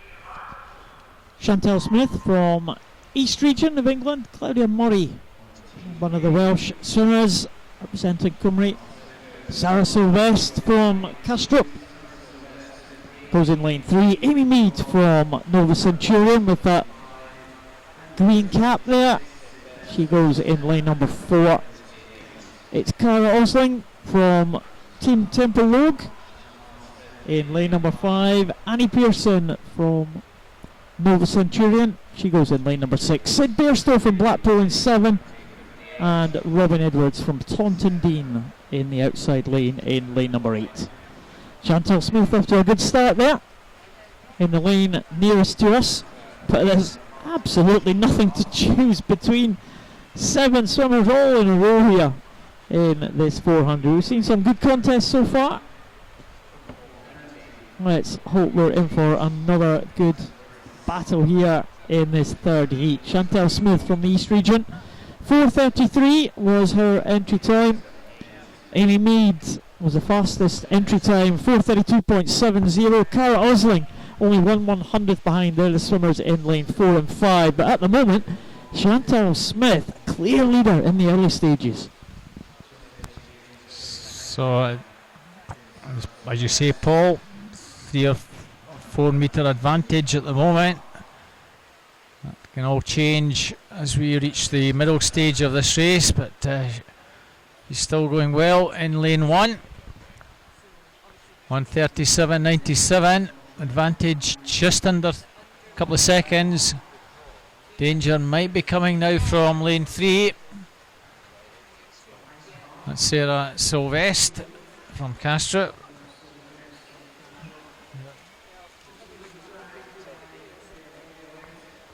So coming down towards the halfway mark, still Chantal and Sarah, 1-2, and 3 or 4 girls almost in a line for third place. 2:12.56, just over a second in it now. So 3, 4, 5 and 6, but a second between them.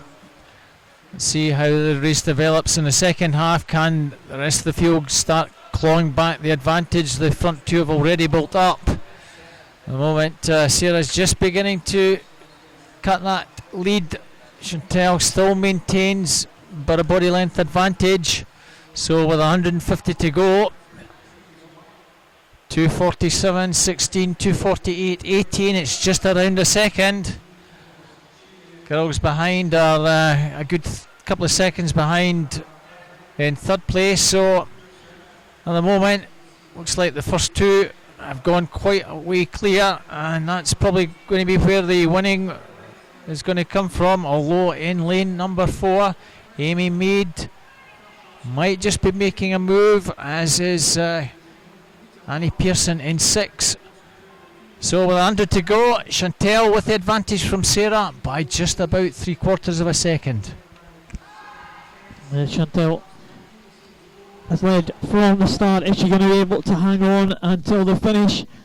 Sarah Sylvest trying to come back as they go past us in the commentary position.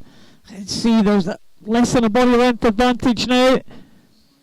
for Chantal Smith. Sarah Sylvester trying to come up alongside the East Region swimmer as they come under the flags. It'll be the final turn here. It will still be Chantal Smith who'll have the edge here going into the final 50, but a very, very good turn by Sarah Sylvester. I don't think Amy Mead will have enough to catch Sarah Sylvester, but it's going to be Sarah Sylvester now who's just going into the lead ahead of Chantal Smith. But Chantal Smith trying to fight back here, and Chantal Smith isn't giving this up easily. They are coming down now to the last 25 here. 15 to go, and Chantal Smith has kicked again. She's determined to get this one, and it looks like she might do. Sarah Sylvester, I think, is going to be pipped by Chantal Smith, who led from start to finish, and a great finish from Chantal Smith to take it. 4:30.65 ahead of 4:30.94. A great last 50 from Chantal Smith to take that one. Amy Mead in third position. What a finish from Chantal Smith, Robert. I thought she was going to be caught there. I certainly thought that Sarah was going to get up to do that in that last 100. She looked the stronger of the two, but Chantal was not going to give that up over that last 25 metres. Really determined swim from her in the outside lane. Very hard to do that. Much easier if you're in the centre lanes. You don't have the water splashing against you. You've got less turbulence. So very, very good swim from Chantal. So on to our next heat. In lane number 1. We have Megan Lever from Pioneer 79, Mia Slevin, Devencio 2, Chloe Platter, Mount Kelly in 3, teammate Molly Francis 4, Courtney Price, Nova Centurion 5, Kirsty Stewart, Aberdeen Performance in 6, Mia Barber, Devencio in 7, and Jake Kennaro from Nova Centurion in 8. Courtney Price in lane 5, just led, but 4 or 5 almost in a line here. Entry times range from 4:30.57 through to 4:32.30, so I certainly expect a few swimmers under the 4:30 mark here, Paul. 3 or 4 well bunched at the first 100. Lane 3 with early advantage, Chloe Platter 1:03.03. Well, 2 100 separating the fastest 2 times so far. Chantal Smith just a little bit faster than the swimmers in heat number 2, but this one does look a little bit faster again. In number 3 it is Chloe Plater going really well here ahead of her teammate Molly Francis. A little bit of club rivalry between the two Mount Kelly swimmers in 3 and 4. In terms of their entry time, very, very close indeed, only 0.2 of a second separating those two. So it's Mount Kelly 1, Mount Kelly 2. It's Courtney Price from Nova in third position there with that green cap in the centre lane. But Chloe Plater just about got around about a second or so advantage over her teammate as they go down to halfway. It's 1.4 seconds. Chloe Plater 2:10 ahead of 2:11 for Molly Francis, and that time, well, a couple of seconds faster than we've seen in the heat so far, so we could be on for something under the 4:30 mark. Always nice to get under these barriers, whether you're trying to break a whole minute or a half a minute point. So 4:30 will be a big target for these swimmers in this heat, and certainly the leading 3 look like they may well be on course to get under that 4:30 mark. Good turn there for Courtney Price, and she came back into contention there with Molly Francis off that turn, bringing her back to challenge for second position. But Chloe Plater has really gone out well here and is holding on as she comes down to the 300 mark. Very close, very tight for second position, but the leading swimmer, Chloe Plater from Mount Kelly, has gone away from the rest here and has a clear advantage with 100 to go. And, well, definitely looking for under the 4:30 mark, Robert. Yes, that's sometimes that's a psychological mark for some of these young girls. 4:30, very much on. Chloe going very, very smoothly. So she looks as though she'll be probably the only one under the 4:30 mark in this one. Other two girls in the middle lanes, Molly Francis, Courtney Price, going pretty well. Virtually stroke for stroke. Certainly Chloe Platter going very smoothly in lane 3. Advantage now over 4 seconds, 3:52.81. So that was around 33.5 seconds. So you'd expect her to come in probably around the 4:26 mark, Paul, and that would be a super swim from her. Certainly when she's in at 4:30.83, she's not far off that magic 4:30 mark. She's coming down very, very strongly. In fact, it might be inside 4:26. Let's see what she's going to do. Oh, not quite. 4:26.38. Finishing strongly in lane 1. Oh, Molly Francis just held on. 4:30.46. Megan Lever 4:30.49, and Courtney Price 4:30.72. Those three girls just outside the 4:30 mark. That was a super finish for second, third and fourth, but a great swim from Chloe there, Paul. It was very good. Chloe Plater there, 4:26.38. Excellent time there from the Mount Kelly swimmer, and it was just a Mount Kelly 1 and 2 with Molly Francis in second position.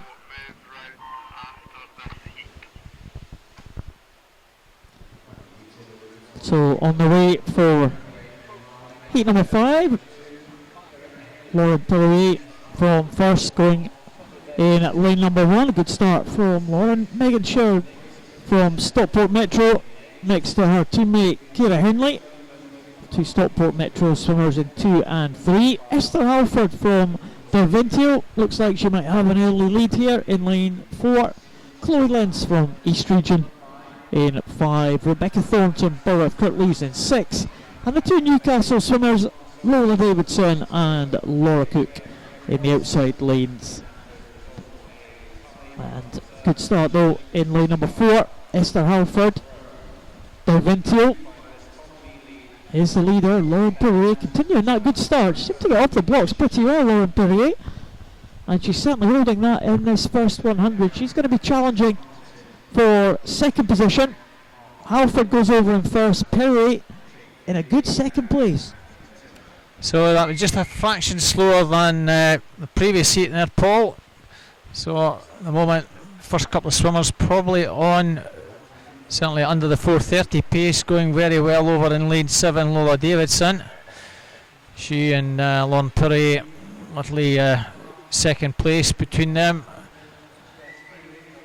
Lane 4, Esther Halford well clear at the moment. Lane 7, Lola Davison now gone into second, just ahead of Lauren Perrier. So the advantage a couple of seconds. Feel just beginning to get a little bit strung out already. And in lane 4 by some 2 or 3 metres here, Esther Halford just beginning to stretch and pull away from the rest of the field. Oh, Davidson over in 7. Lauren Perry may just be holding on to third place at the halfway mark. So 2:11.15, just a tad slower than the previous heat. Lola Davidson and Lauren Perrier still second and third. In lane 5, Chloe Lenz, she's now coming into fourth place and challenging Lauren Perrier for that third place. Let's see what happens in this next 100. Certainly Esther still leads. Lola Davidson in second, and at the moment rest have got a lot to do to get back on terms with the leading two. So Esther's doing pretty well, Paul, maintaining a pretty steady advantage. Lola Davidson still 3 or 4 metres behind, and also in lane 5 coming through Chloe Lenz into third place. I don't see there being any change in the lead, and it's going to be very difficult for us not to be calling Esther the winner, I'm sure, Paul. You'll have that joy ahead of you now. Well, a couple of second advantage for Esther Halford there. Lola Davidson in second position, clear now. In second place, and I think you're right, Robert, it does look like Esther Halford is going to come away and clear to win this one. Just keep an eye on the clock. Marginally slower than the previous heat, only by about half a second, but we should be looking for a fairly decent time there. 4:26.89. She's going to be there or thereabouts, maybe just outside Esther Halford, and she's certainly leading the others through. Looks like Lola Davidson, her entry time 4:29.50. It's with a good shout of being inside that one, but here comes Esther Halford. She has swum this pretty well, led right from the start, and Lola Davidson in second position now is going to finish there because Esther Halford is coming home. Keep an eye on the clock. She's going to be inside the 4:26, just about 4:26.06. She will be pleased with that one, an improvement of 0.8 of a second on her entry time. So good swim there from Esther Halford. Second position it was Lola Davidson, 4:28.59. She'll be happy with that one. And Megan Sherrod it was in third position, 4:30.94. So good swim there, Esther Halford. She'll be pleased with that performance. She would indeed. She actually finished the fastest of all our slower heats this afternoon, 4:26.06. Literally led from start to finish and kept it going steadily throughout. Some of the other girls will be a little bit disappointed they didn't get pretty close to their entry times, but nevertheless it's a hard slog, 400 metres, Paul. Yes, we looked at half the distance. Now 200 metres, but this time it's individual medley.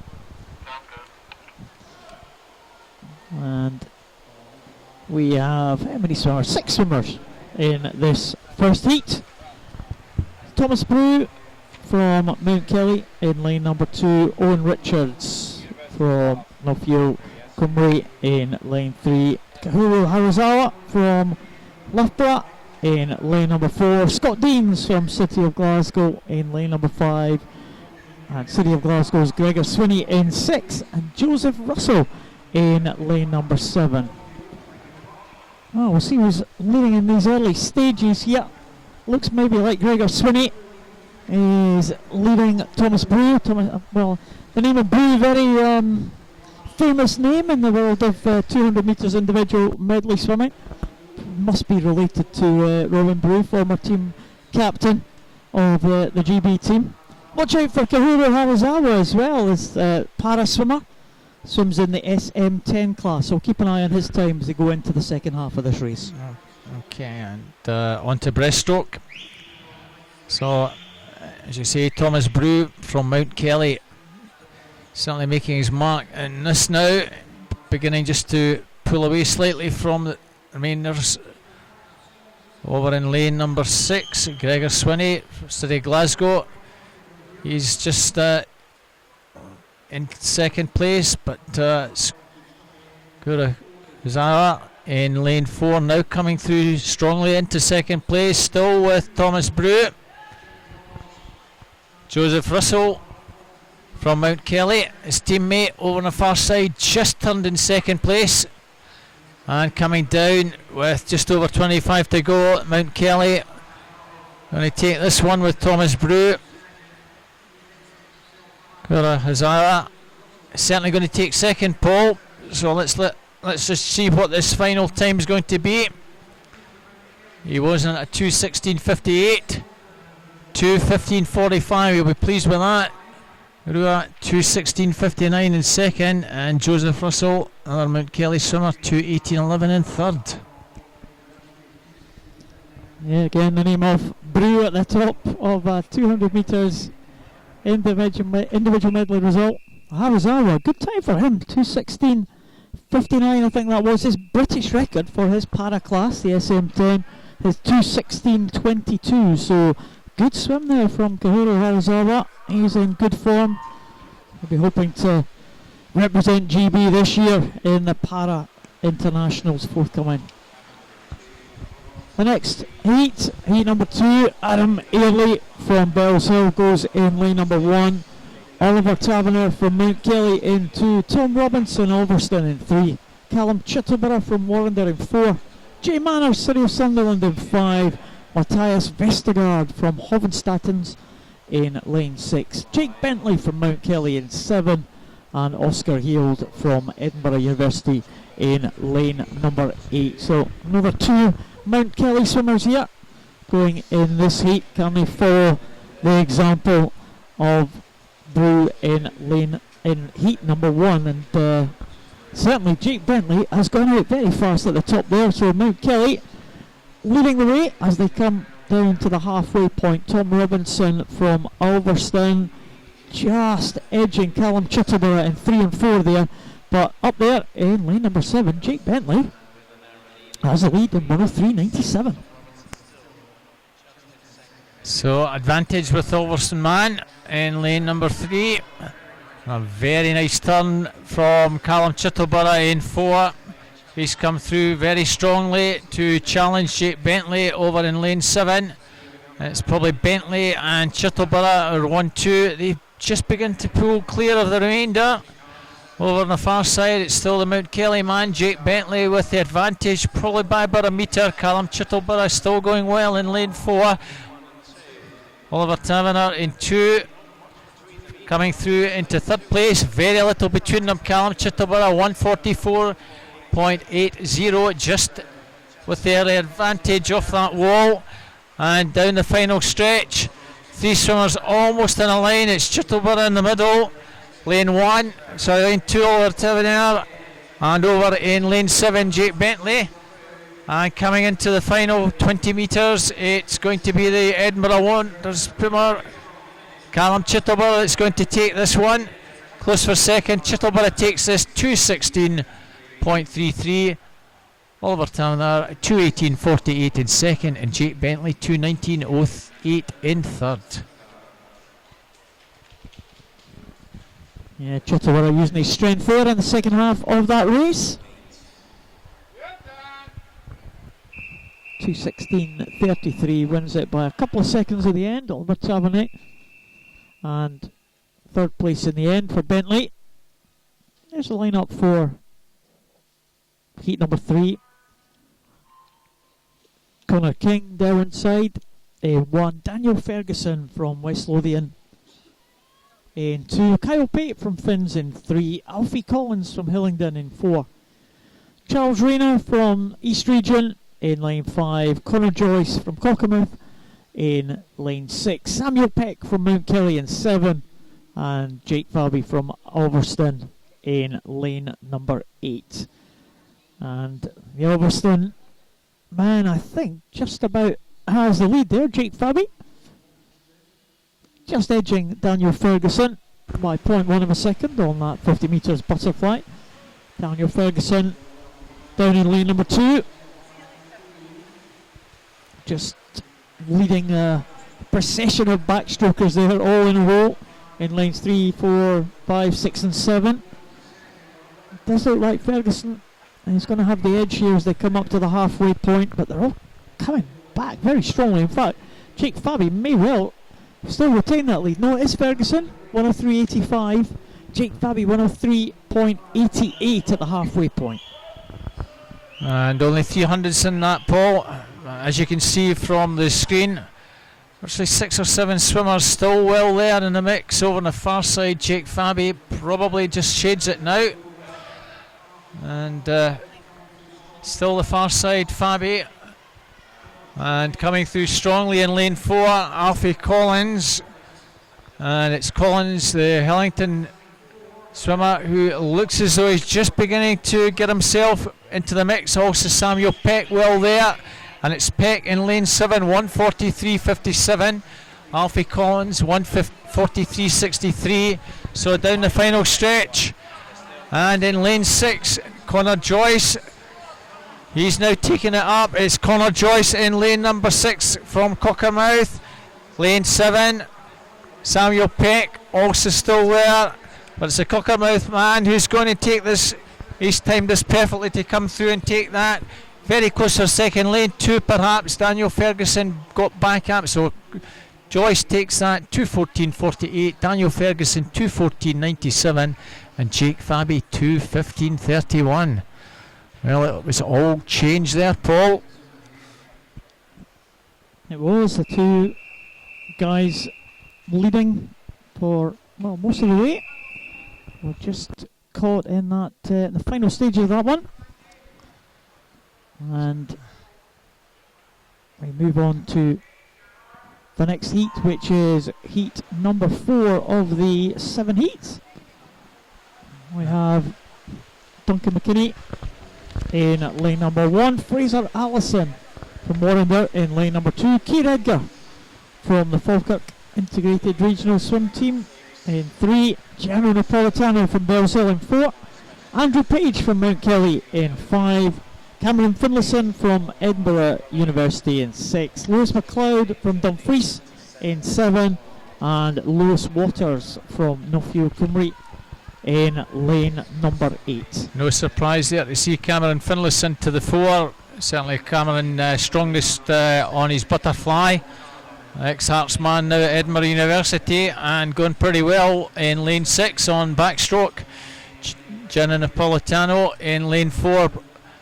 He's doing a lot of IM this year, and he's certainly not that far behind in second. In fact, he might just be touching pretty close at the halfway mark. It's still Finlayson, Napolitano and Keir Edgar.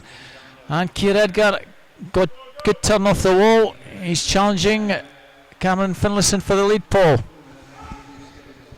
Yeah, Keir Edgar now in lane number 3, Gianni Napolitano in lane 4. Keir Edgar definitely moving in to first position at this point.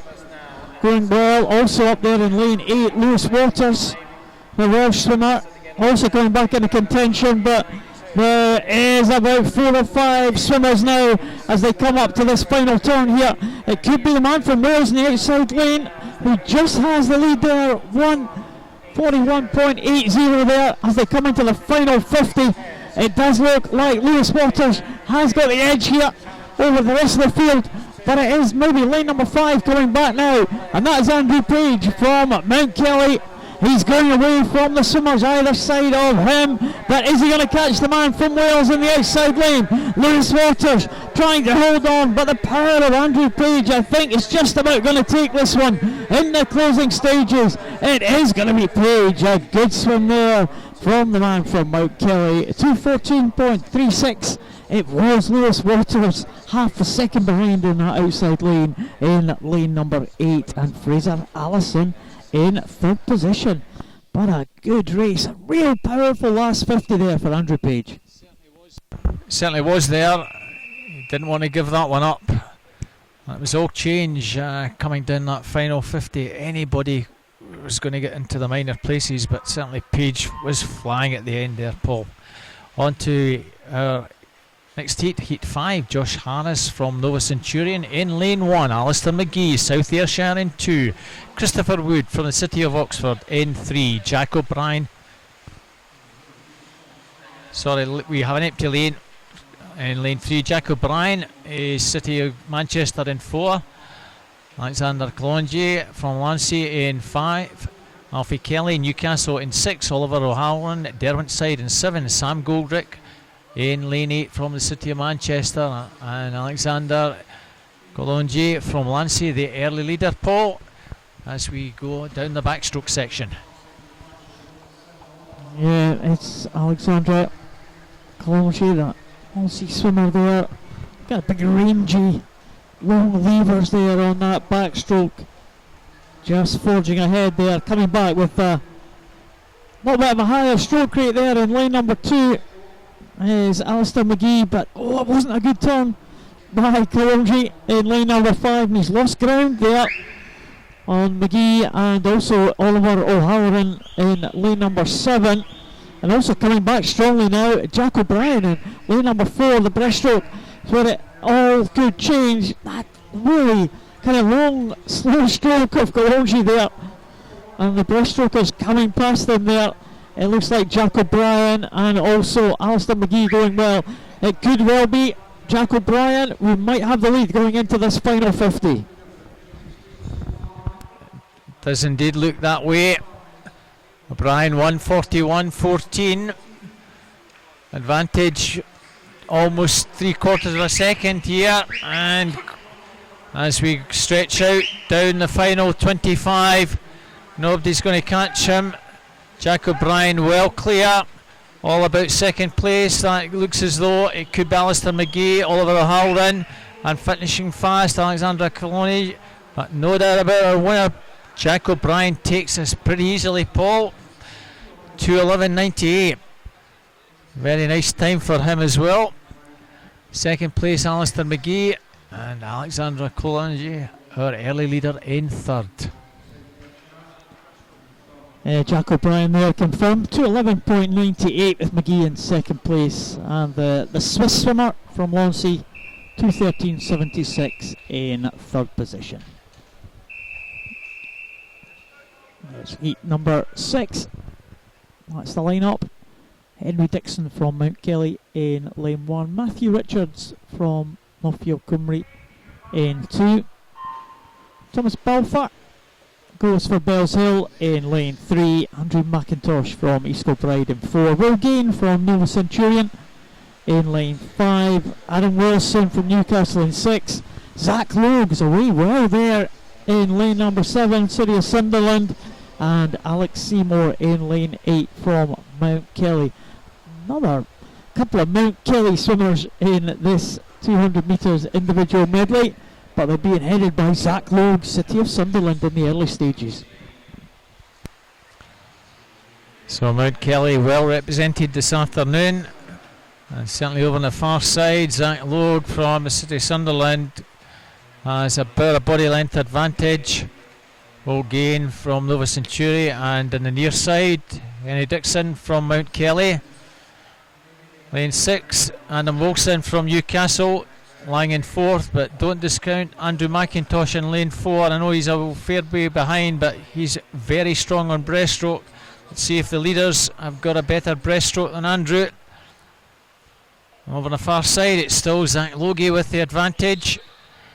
Near side, Henry Dixon still going well. Lane 5, Will Gale in 3rd. Andrew McIntosh in 4. Now beginning to come into the picture, but Zach Logie, City of Sunderland's had a super race. He's going really strongly on this breaststroke section, maintaining that advantage over Henry Dixon, and Andrew McIntosh now into 3rd. It's the Sunderland man with the advantage at the final turn, Paul, 1:38.92. And it is an advantage of a couple of seconds ahead of Henry Dixon, the Mount Kelly swimmer, down there in lane number 1. As you said, Robert, Andrew McIntosh coming back into contention on the breaststroke, but he's left himself a little bit much to do, certainly to catch the leader. Zach Logue goes away and clear. This is going to be an excellent time for Zach Logue here. His entry time 2:11.74, and have a look at this, 2:08.67. Well, that was impressive. Very impressive indeed for Zach Logue. He takes that one clearly ahead of Henry Dixon, who held on for 3rd position, 2:12.61. And Matthew Richard, I think, has gone up for 3rd position, just getting in ahead of Andrew McIntosh at the very closing stages there. Yeah, Matthew Richard finished like a train, came from nowhere to snatch 3rd place, just ahead of Andrew McIntosh there, Paul. So moving on to our final event, our final heat. We have Finn Linton from Mount Kelly in 1, teammate Tony Joe Trent Oliver in 2, Andrew Hosey, West Lothian in 3, Jonathan Muller, Hohenstattens in 4, Ben Harrison, Mount Kelly in 5, Callum Smart, City of Oxford in 6, Thomas Howdy, Stockport in lane 7, and Daniel Morley from Derwent side in 8 rather. Times 2:09.68 through to 2:11.20, so a second and a half or so cover the whole field. In fact, we have no swimmer in lane 7, empty lane. Daniel Morley 27.83, already leads by around about 3/4 of a second from Andrew Hosey, Paul, in lane 3. Yeah, good start there. Daniel Morley in that far lane. Well, we saw Zach Logue in the previous heat do something similar from lane number 7. score out fast, and really as the race progressed, he just extended that lead there. Daniel Morley not having it all his own way though. And in fact, Finn Linton on the other side of the pool in lane number 1 has taken up the running now. And Tony Joe Trent Oliver is also in second position in contention for the lead. The two Mount Kelly swimmers, we said that they were well represented in this 200 metres individual medley. Mount Kelly or Kelly College certainly well represented in 200 metres individual medley and international events in the past. And these generational swimmers now swimming for Mount Kelly, well, they look like they're doing particularly well here. Taking up the running though is Callum Smart, and as we've seen very often, things change about in the breaststroke. Callum Smart has come to the fore, City of Oxford in lane 6. And almost through the line, Callum Smart, Tony Joe Trent Oliver in 2. Also well there in 5 and 4, Ben Harrison, Jonathan Miller. It looks as though it might be Smart in 6. This is going to be a tight one again, Paul. Smart in 6. It could be 2 and 6. It is in fact 2 and 6 for those old ones. That's half a crown in old money. Tony Joe Trent Oliver takes that. Callum Smart second. So the Mount Kelly swimmer just snatches that in the death, Paul. 2:12.62, 1200s ahead of the Oxford man. 2:12.74 and 100th behind is Ben Harrison, another Mount Kelly swimmer in third. Another fantastic finish, Paul. Yeah, it was a very, very close race there in the final stages now. That was the last scheduled event, but we do, of course, have a swim-off for us. Yes, 2 swimmers taking part in the swim-off.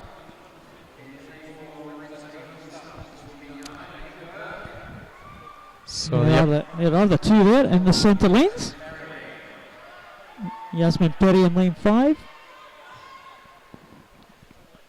And Johanna in lane number 6. Sorry, in lane number 4.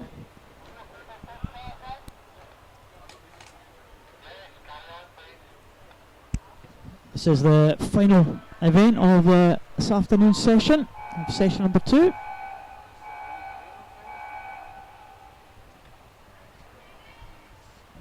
This is for the final place. Interested to see what time they do, Paul. 27:55 is what they did to get them into this position. So the winner goes into the final. The runner-up will be the first reserve. So expect them to go faster than 27:55. That's what usually happens, isn't it? Well, second bite of the cherry there for these 2 swimmers. Jasmine Perry going in lane number 5. Johanna Hingeberg from Holmenstadt goes in the lane number 4. So closest to us is the Danish swimmer from Holmenstadt. Furthest away is Jasmine Perry from Bridge of Dawn. It's very close indeed. It looks like it's going to go to Hingeberg, and it does in 27.40. Just stretching for the wall there, and it was closer than I thought at the finish. 27.47 for Jasmine Perry, and Johanna Hingeberg from Holmenstadt. She gets the place, 27.40. Yes, and as we suspected, they went just a smidgen faster, 27.55 both earlier on, so just but 0.15 faster. So Jasmine just misses out. Johanna will be our last entry into the juniors, and of course that comes up this evening, Paul. Well, indeed, looking forward to the final session tonight. We have the finals. We have the A, B and youth finals of the events which are greater in distance than 50 metres. We have the skins for the 50 metre events, which promises to be very, very exciting. And we will be back for that final session in, well, just a short time, but just less than a couple of hours. Yeah, we're back on. It all goes live at 5 o'clock. As you can see, 16:50 we'll be back joining you all. Maybe a different body on the mic this evening. We have a They'll change round as we've had sort of musical chairs all day, and we'll be back on, as you say, Paul, just about another hour and a half. So that is the end of the session of this morning, and it seems like a continuous coverage there right through to this afternoon. Thanks very much to everyone for joining us on the live stream, and as you can see from the screen, we will be back with you again at 10 minutes to 5. So from myself and Robert, it is goodbye from Edinburgh for now. Yes, thanks very much, Paul. Goodbye, everyone.